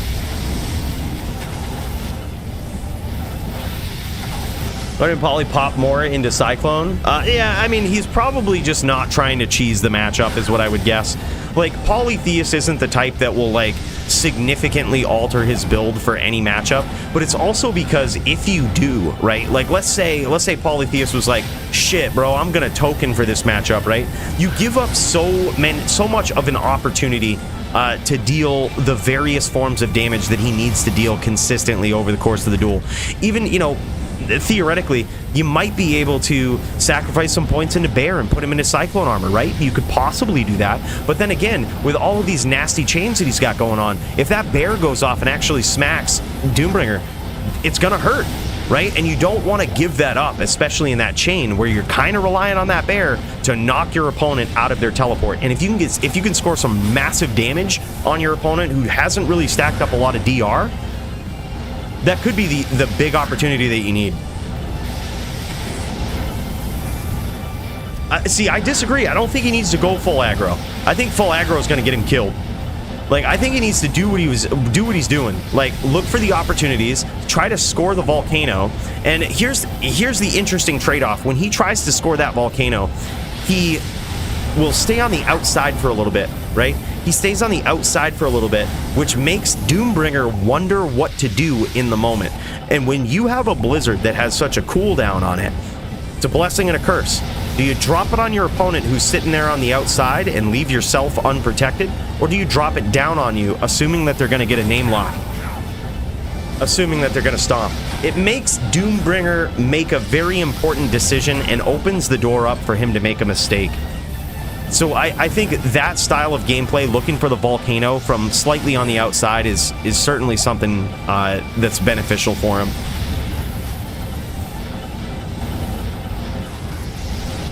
But he definitely has his work cut out for him. Recasting those battle orders, man. He hasn't scored a lot of damage here on Doombringer. And he certainly has taken a lot.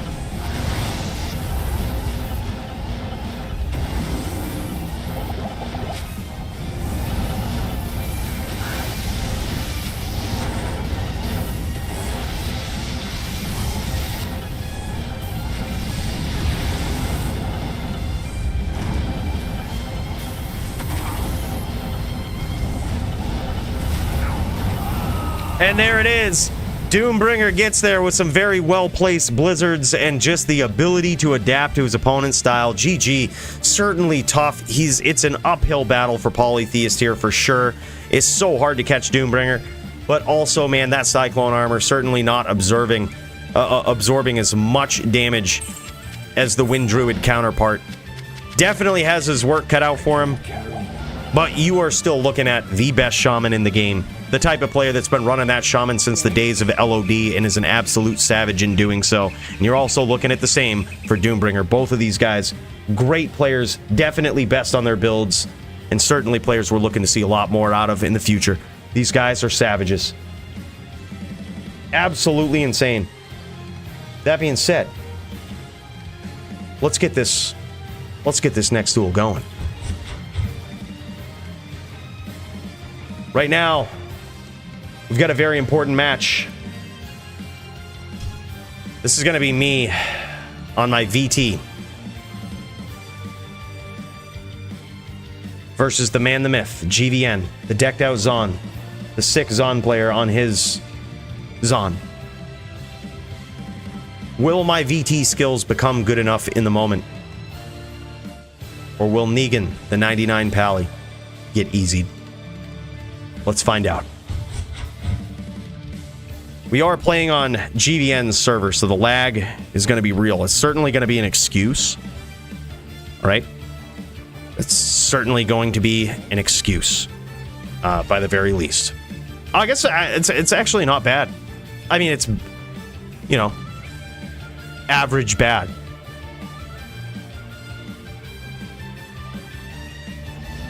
Just average bad. Looks like he's getting practiced up here. Looks like GVN getting practiced up. Let's go check it out. Let's take a look at the man, the myth here.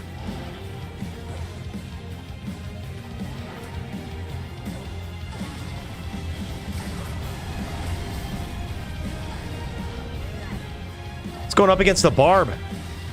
Just ripping it up. Barb's even got block. Oh, man. Look at this guy.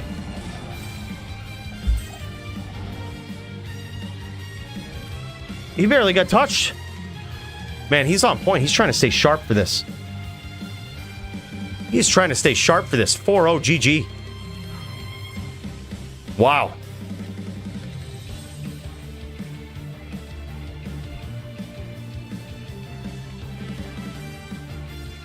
Well, we certainly have our work cut out for us. That's for sure. This is Central, by the way. All right, GG. GG. All right, let's get this set up. Let's get some Zon gear on, huh? Let's get some anti-Zon gear. He might go Teleboa, but you know what I'm going to try to do first? I'm actually just going to try to get good. As hard as that is for me to do, I'm just going to try to get good. All right, we're going to have 75 casts. And we're going to have DR, 41 DR, 75 casts. And we're going to attempt to get good.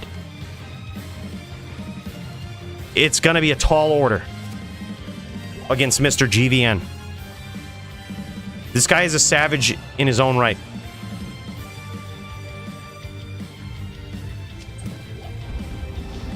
I'm going to try to keep his stream up too. We'll swap back and forth. Try to give you guys the best of both. So you can see what it looks like on both ends.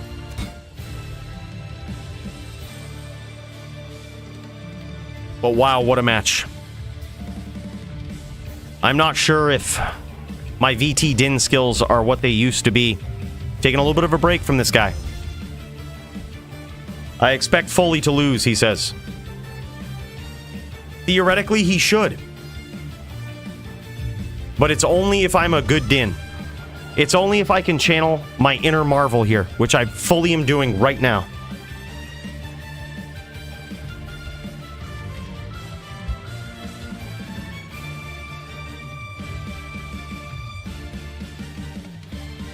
$20 Cyclone Armor versus 1 point Cyclone Armor is like 200 LE damage absorption difference. Okay, so that's the big thing. It's not really much unless you got the synergies with it.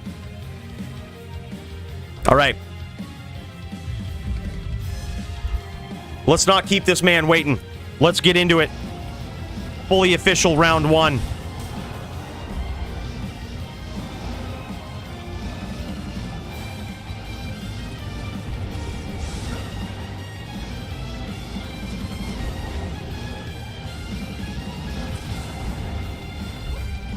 All right, we're gonna cleanse this off. Cleanse it off. Just like we did. Just like we did in practice.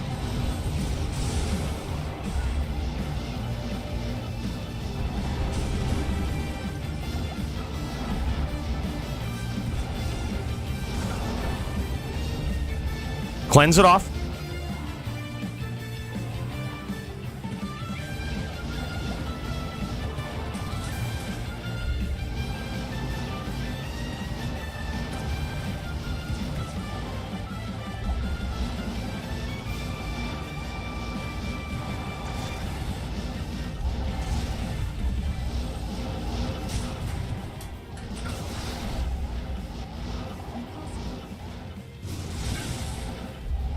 Cleanse it off. Just cleanse it off. It might be 1 poison small charm, but we gotta cleanse it off. We could have comboed there. That would have been what a good Din did. That would have been what a good Din did.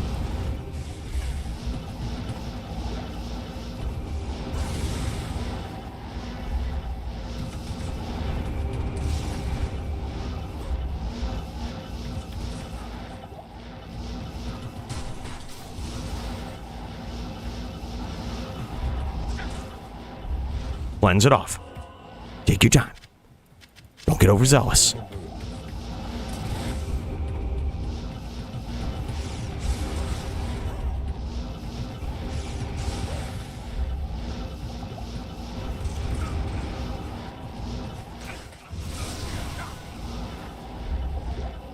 Wow, dude.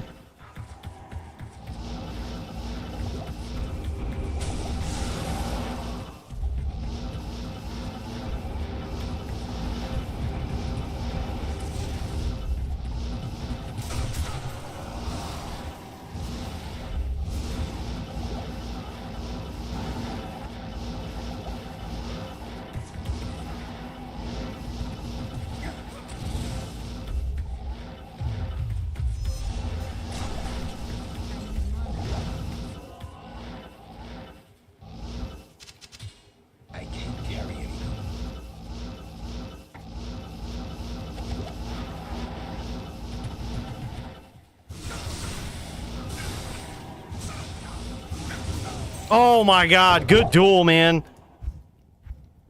Whew. Holy shit, we had him low. We had him low.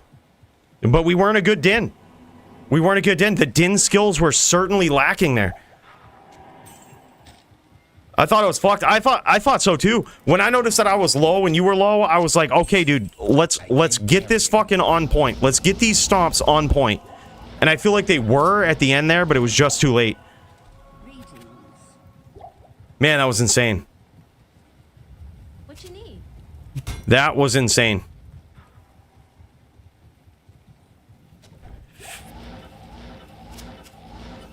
No, I think it was the shoulder. It was the shoulder, bro. You can't do the shoulder trick when your shoulder's all fucked up. You know? You can't do it. It's just not right. All right. Get me pumped up with my theme. Let's go.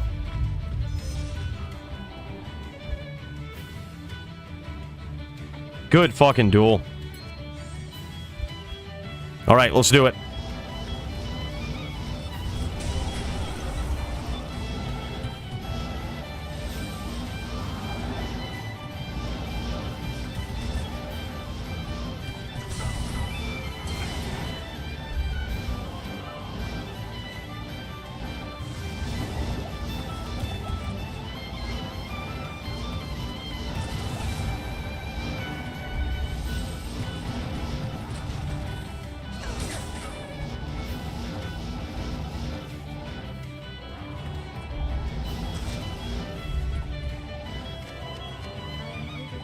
We have to wait for this to come off. Smite is just too slow.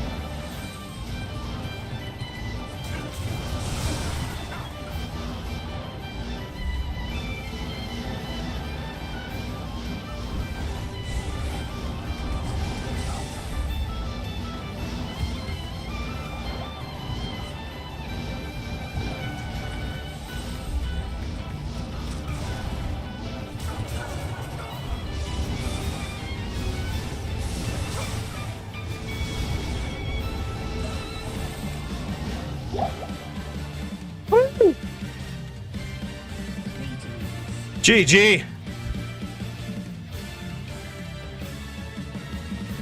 We did the combo that time. I had to focus. I had to pretend I was Marvel for a minute.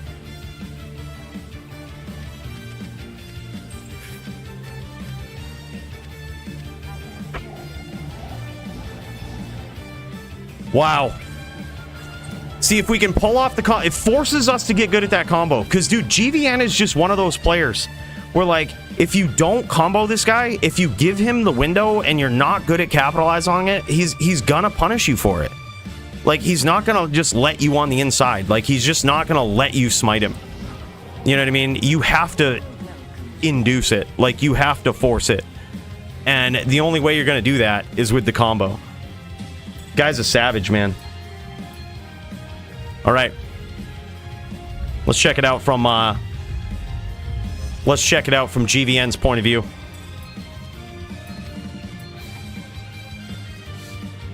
Whew. Good luck, my dude. 1-1.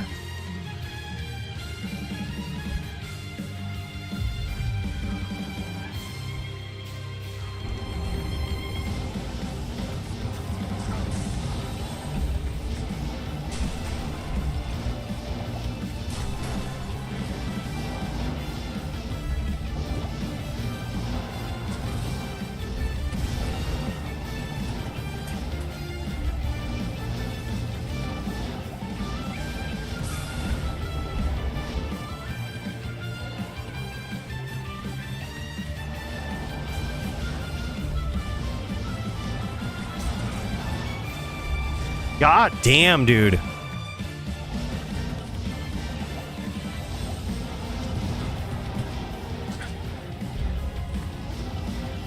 This is so fucking frustrating, dude. VT is the hardest fucking build ever in the world.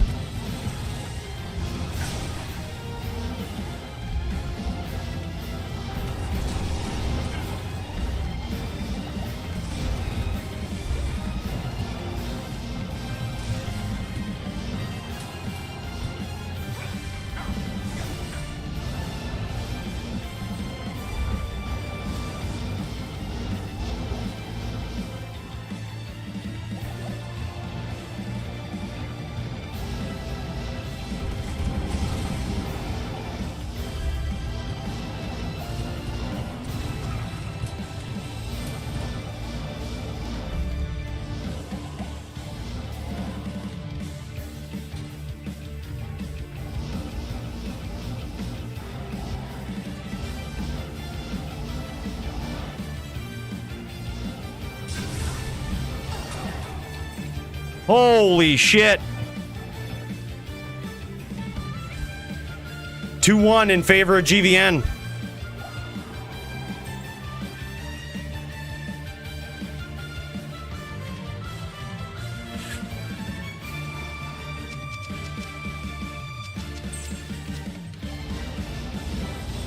He's really good, man. He's not going to let you in there. You got to force your way in.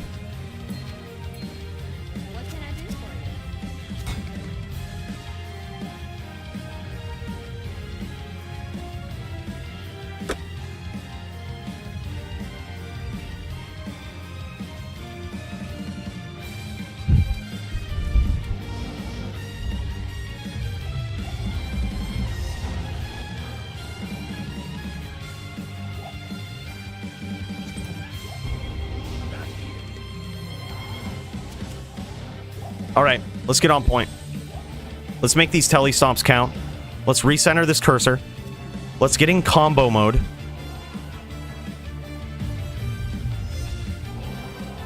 Let's quit fucking around.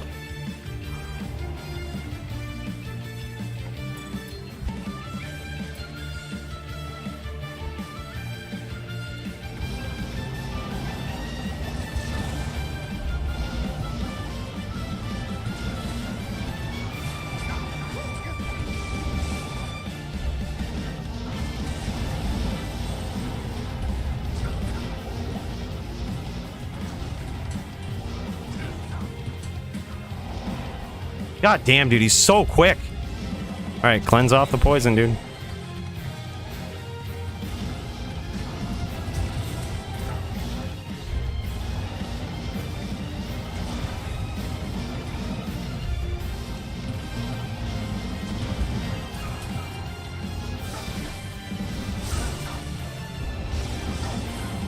Oh my god, that was a perfect fucking opportunity for a combo.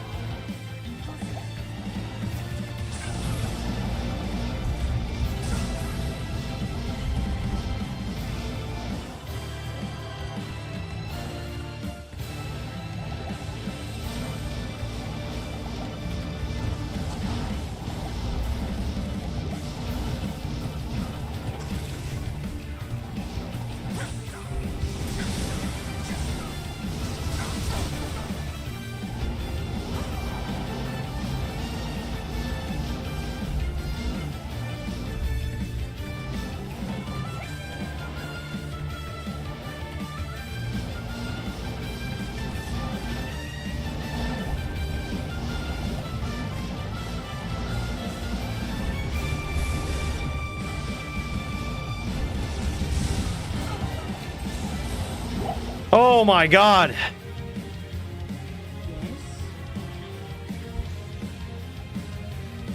I gotta get good at this combo, man. I'm seriously lacking on it. It's like I feel embarrassed. Like I'm so bad at it. I think I know what I'm bad at though, is like it's recentering the cursor. Like, I mean, also the timing of it is tough, but like the biggest flaw is recentering the cursor. It just requires perfect accuracy. Like you can't miss it, especially if you're chaining with it. God, I gotta get good at that. It's just FOH bam, right shoulder. I'm pretty sure it's right shoulder.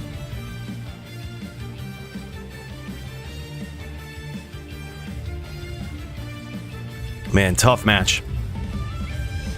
More more tough than it should be, right?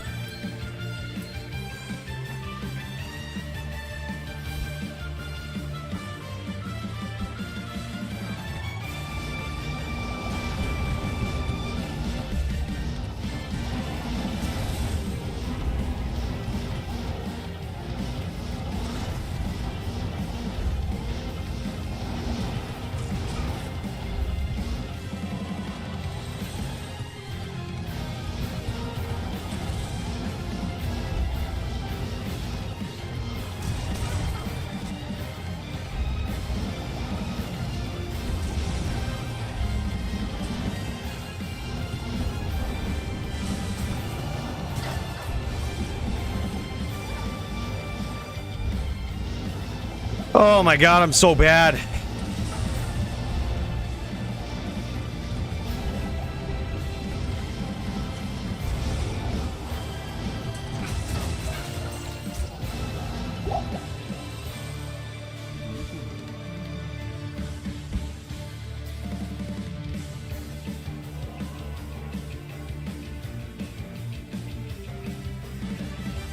Yeah, 100% Primo.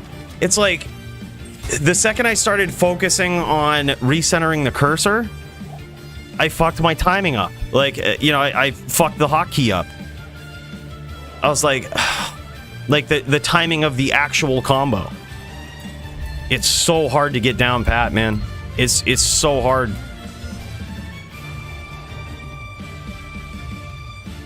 This guy is so good, though. He's so good. All right, it's now 3-2 in favor of me.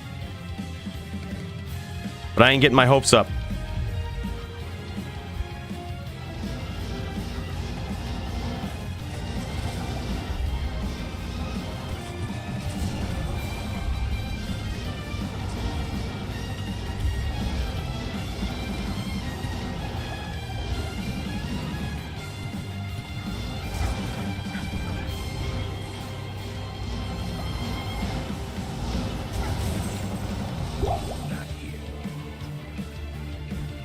GG's, man.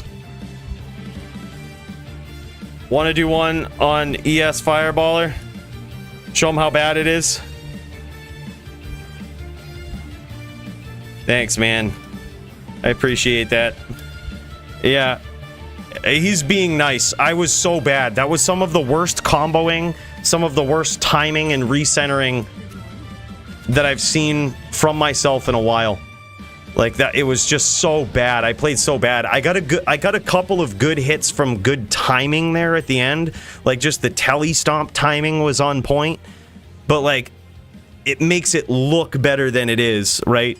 Like it makes that look and feel. It makes your opponent feel like you're doing it right.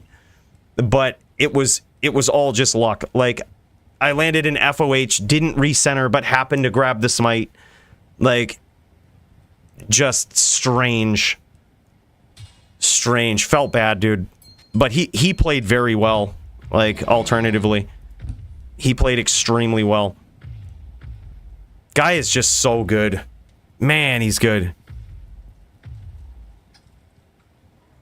Told Muchez earlier, same outcome. Just embarrassed myself.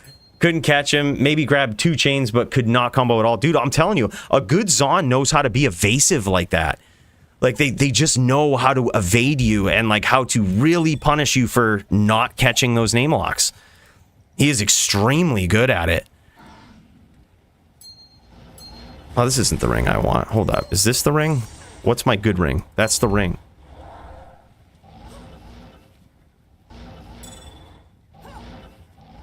All right, 69 block. That's not right. All right, there it is. We're looking good. 72 block? What's going on here? What am I... Oh, I know what I'm missing. I don't technically need this, I don't think. Let me see. Yep, there we go.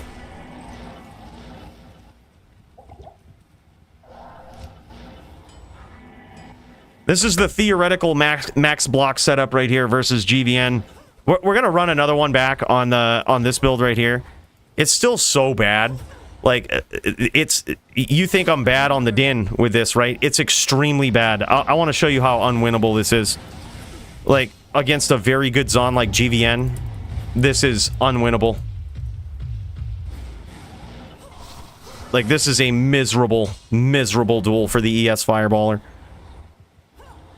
Like, when you get a good Zon like this guy... Hold up one sec. Let me put myself back in this.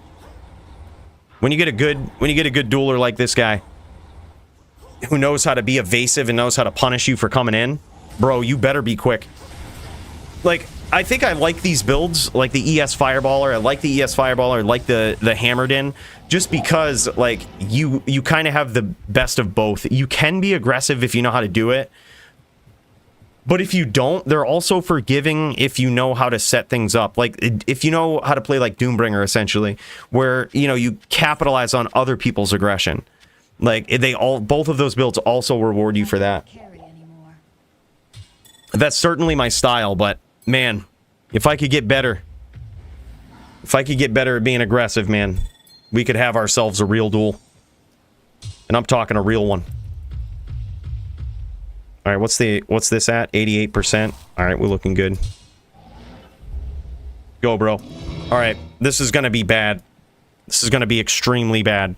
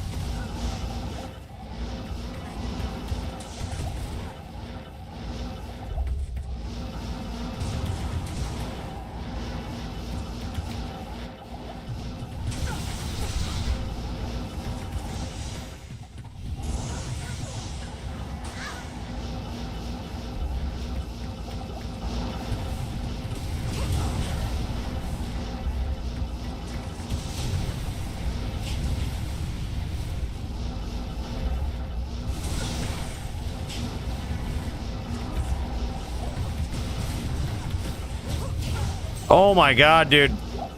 Like, I actually don't know how I didn't die there. Like, standing in that strafe was very risky. I'm actually surprised I didn't get smacked with more strafes.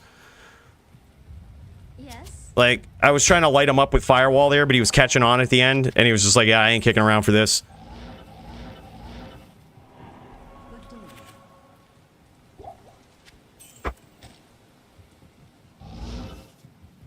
Nah, not at all, dude. Not at all.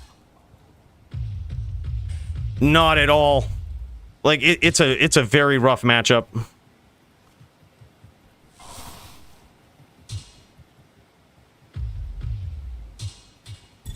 Alright, go, bro. Go, GVN. Yeah, I think I just got lucky. Alright, let's run it back.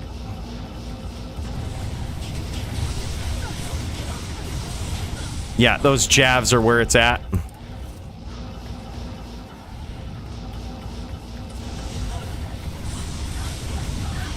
Yep. That's what you need to be using before. The jabs are what seriously fuck me.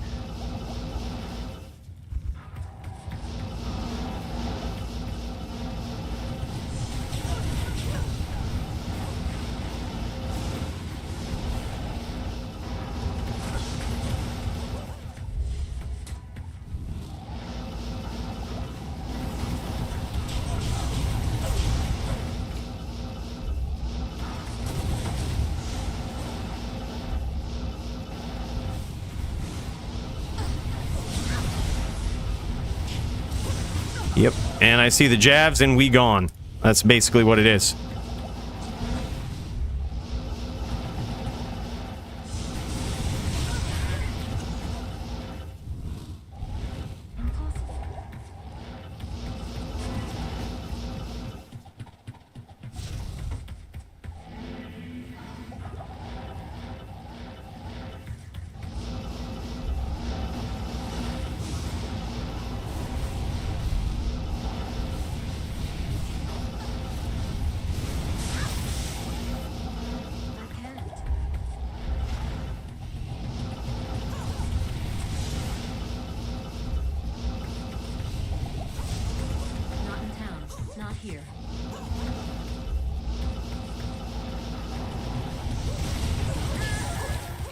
Damn, dude.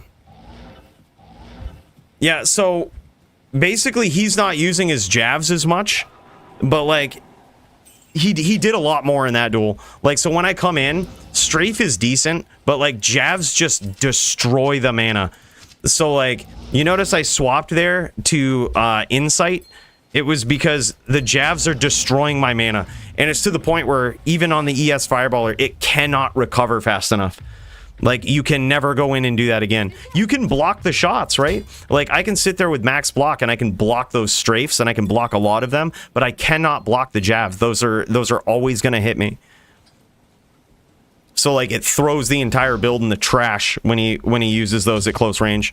Like, it throws the entire setup right in the trash. Yeah, that's the secret. That's the big secret. Yeah, big difference in putting on sword back too. Yep. Yeah, sword back with the jabs, like the open wounds, everything. There's so much about that.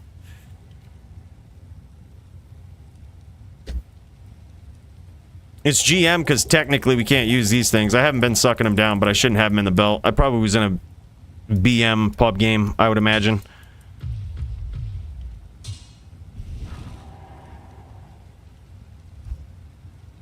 All right. Let's see what we got. See if we can pull it off. See, look at that. One jab, my man is dead.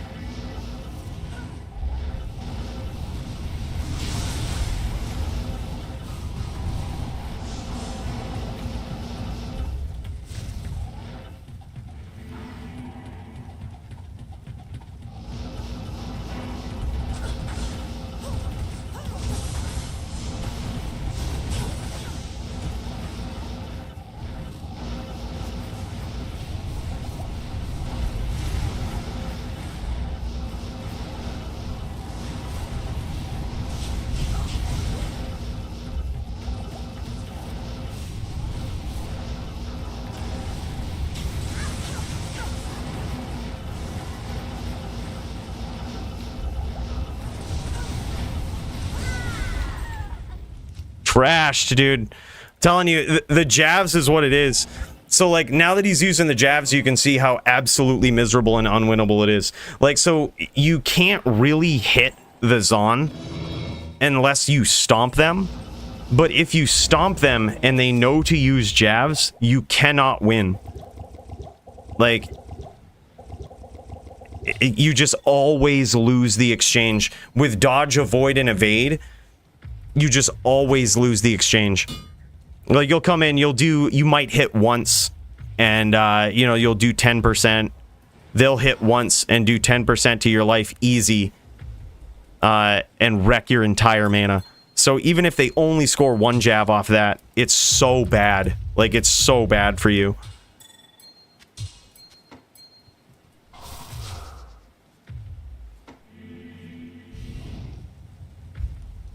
All right, let's try it again.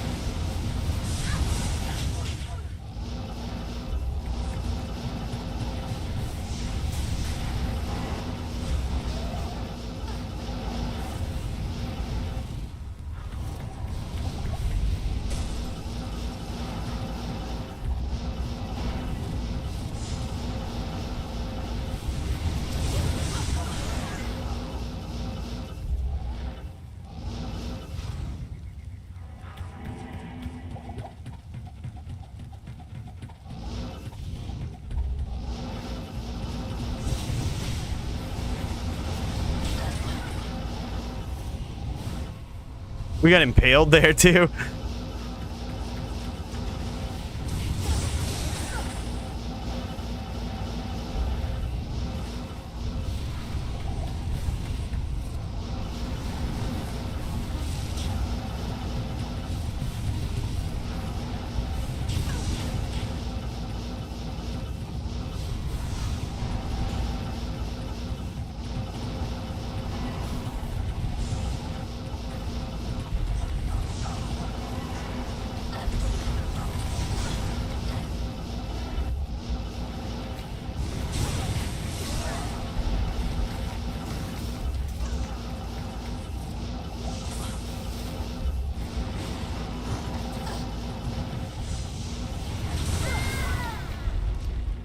Unwinnable, dude. GG. Unwinnable.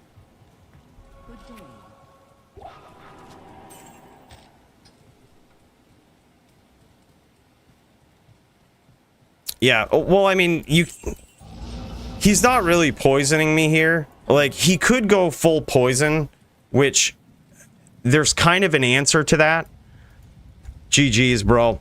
Good duels. There's kind of an answer to it. We could slap on Plague, although it doesn't necessarily feel great. It's certainly an answer. You could also swap out. There's some PLR setups or whatnot. Like, I have a PLR Ami. We got some PLR boots. We're giving up max block that way. But, you know, yeah, either way. Like, so the secret there that I was hoping he found out was hoping he swapped to, was just the jabs. Jabs and open wounds. Granted, this Sorc has like 2,600 life, which, you know, uncommon for an ES sorceress. A lot of times they just go full mana, but like even then it's just like the open wounds is going to take 1k of your life and it's not coming back quick, you know, and then they do it again and it takes another 1k and it's not coming back quick, on top of the jabs actually doing damage through the 88% ES too. It's just so miserable. And with dodge, avoid, and evade, it's on average you have to hit them with about 40 fireballs to kill them, just because of dodge and avoid and evade. So like that's a stomp for like 1, 2, 3 maybe, and then you're out. And then like a stomp 1, 2 out, a stomp 1, 2 out, 1, 2, 3 out. Like, and all of this time you're getting open wounds. You're getting like, yeah, it's just not good, not looking good. But either way, I think what we ought to do is we ought to put some matches up for fight of the night here. And while we vote on this,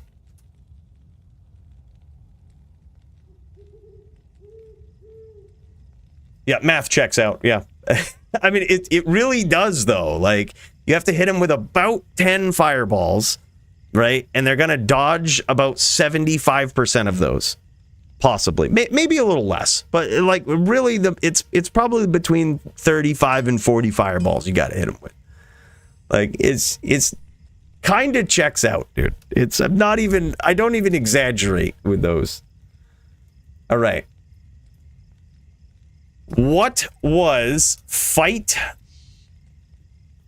of the night? Now, this is a tough one, man, because there was so many good ones. Now, mind you, the winner of this right here, each contestant gonna get themselves 500 forum gold. I think, even though we only saw the first couple of rounds there, we didn't get to see the end of this one, but I think Joby versus Dio win for, like, the comeback of the century, dude. That was insane. That was good. Gabriel versus Jasper was good. Filak versus Jito was good. Dude, GVN Jammy Jams really stands out. I think that one was extremely good. It would be a sin not to put Gertie versus Muchez up there. And what am I missing?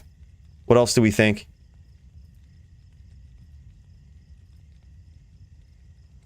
What else do we think for such a venue? Doombringer? Yeah, Doombringer versus Polly, actually. Polytheist, also very good. All right, let's start this up. I think those are all very good picks for fight of the night. Yeah. Yeah. Very, very good picks right there. We'll give that till about X24 to vote on. All right, and in the meantime, I got to figure out performance of the night, man. This could be big. Gosh, there's so many of them. There's so many picks here.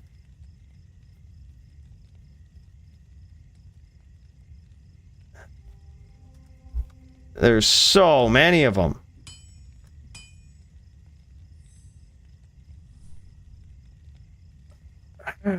Man, oh man.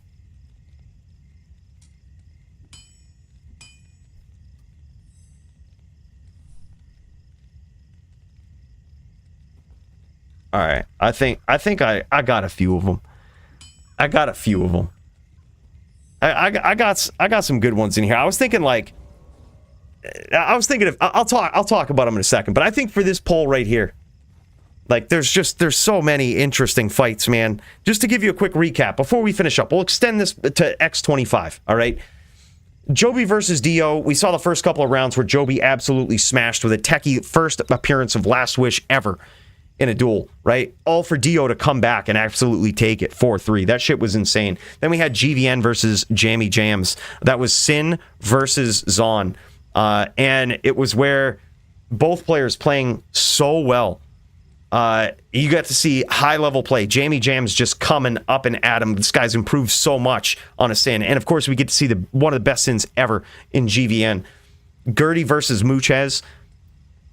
Two of the most underrated duelers in the DFC right now, shutting down all doubt, having one of the most back-and-forth matches for what was a technical shutout in 4-0. It was so back and forth, and it was so skillful, so good to see. And then, of course, who else we got up there? There were so many good fights, man. There was so many good fights. Or was that it? Yeah. All right. Let's end the poll. I think that's a pretty good pick. Honestly, I think that was a good one right there. Gertie versus Muchez. That certainly would have been my pick for fight of the night. Certainly a good one. Just disgusting. Just disgusting. All these guys are just savages. All right, this is what I'm thinking for this one.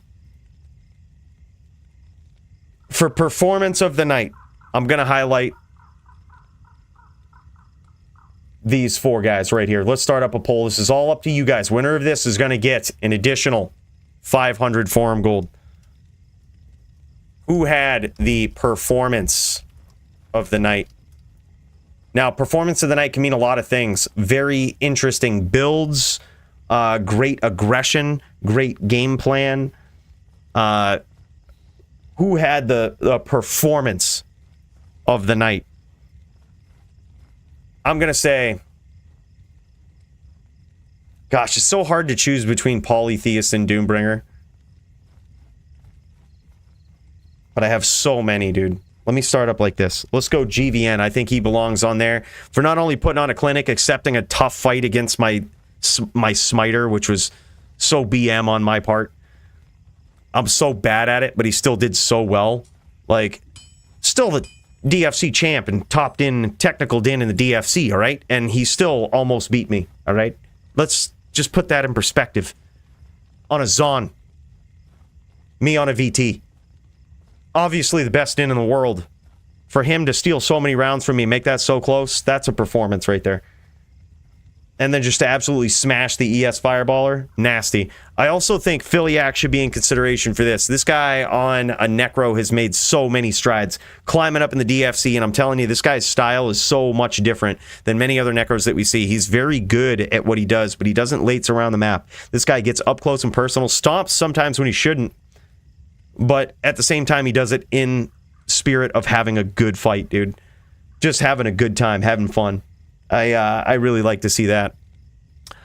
Also remember, Gabriel, this guy came back into the DFC with one of the most decked out sins. We ain't seen him in a while, but that's probably because he's been under a rock practicing the deep Jedi skills of the sin, and it's so easy to see, dude. He's got the tactics down, and he's definitely got the gear down. It was really refreshing to see that type of sin, to be able to come in and literally play any type of sin from his gear. He's just like, oh yeah, this is a good matchup, let's do this. To be able to do that, to commit all of your stash tabs to one sin was so cool to see. That guy's come full circle, man. It's so good to see him back. And I also thank Dio Wind for the comeback of the night. We didn't quite get to see it all there, but I think it's still impressive. This guy was getting his ass kicked by Joby and just comes back to win 4-3, dude.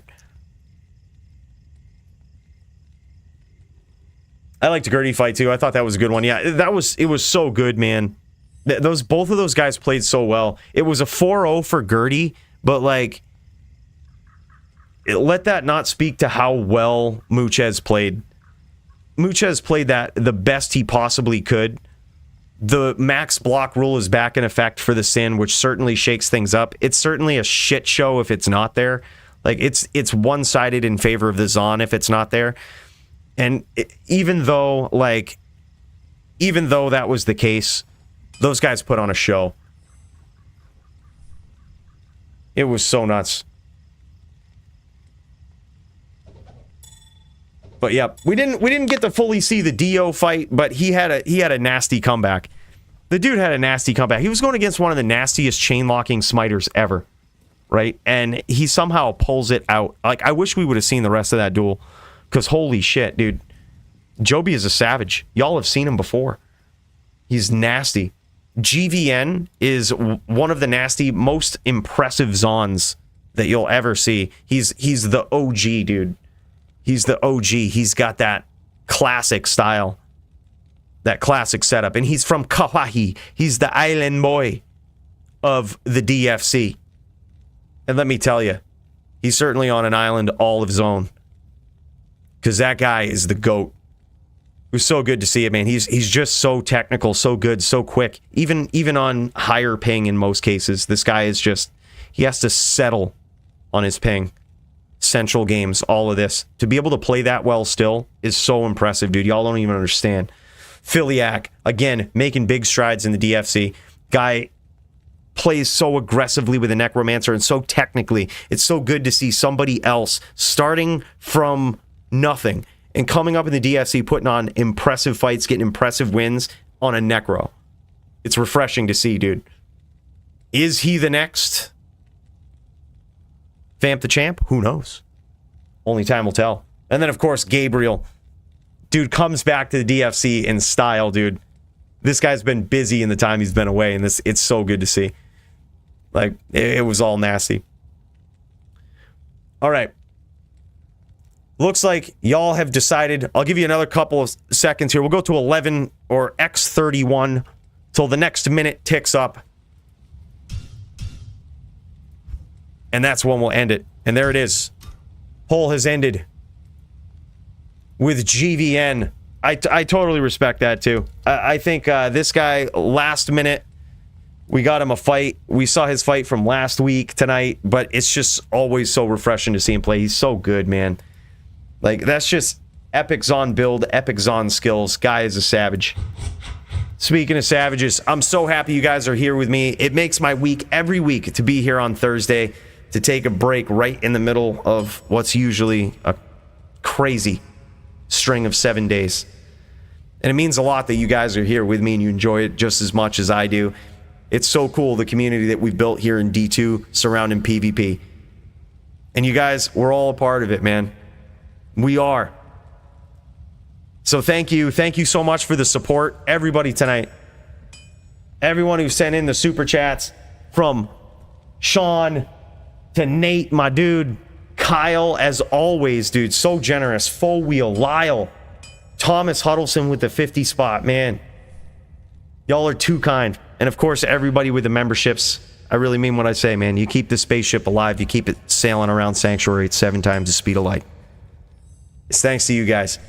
Appreciate you. Be on the lookout for a video very soon. It's gonna be epic. All right. It actually it's a shorter one, but it's gonna be epic.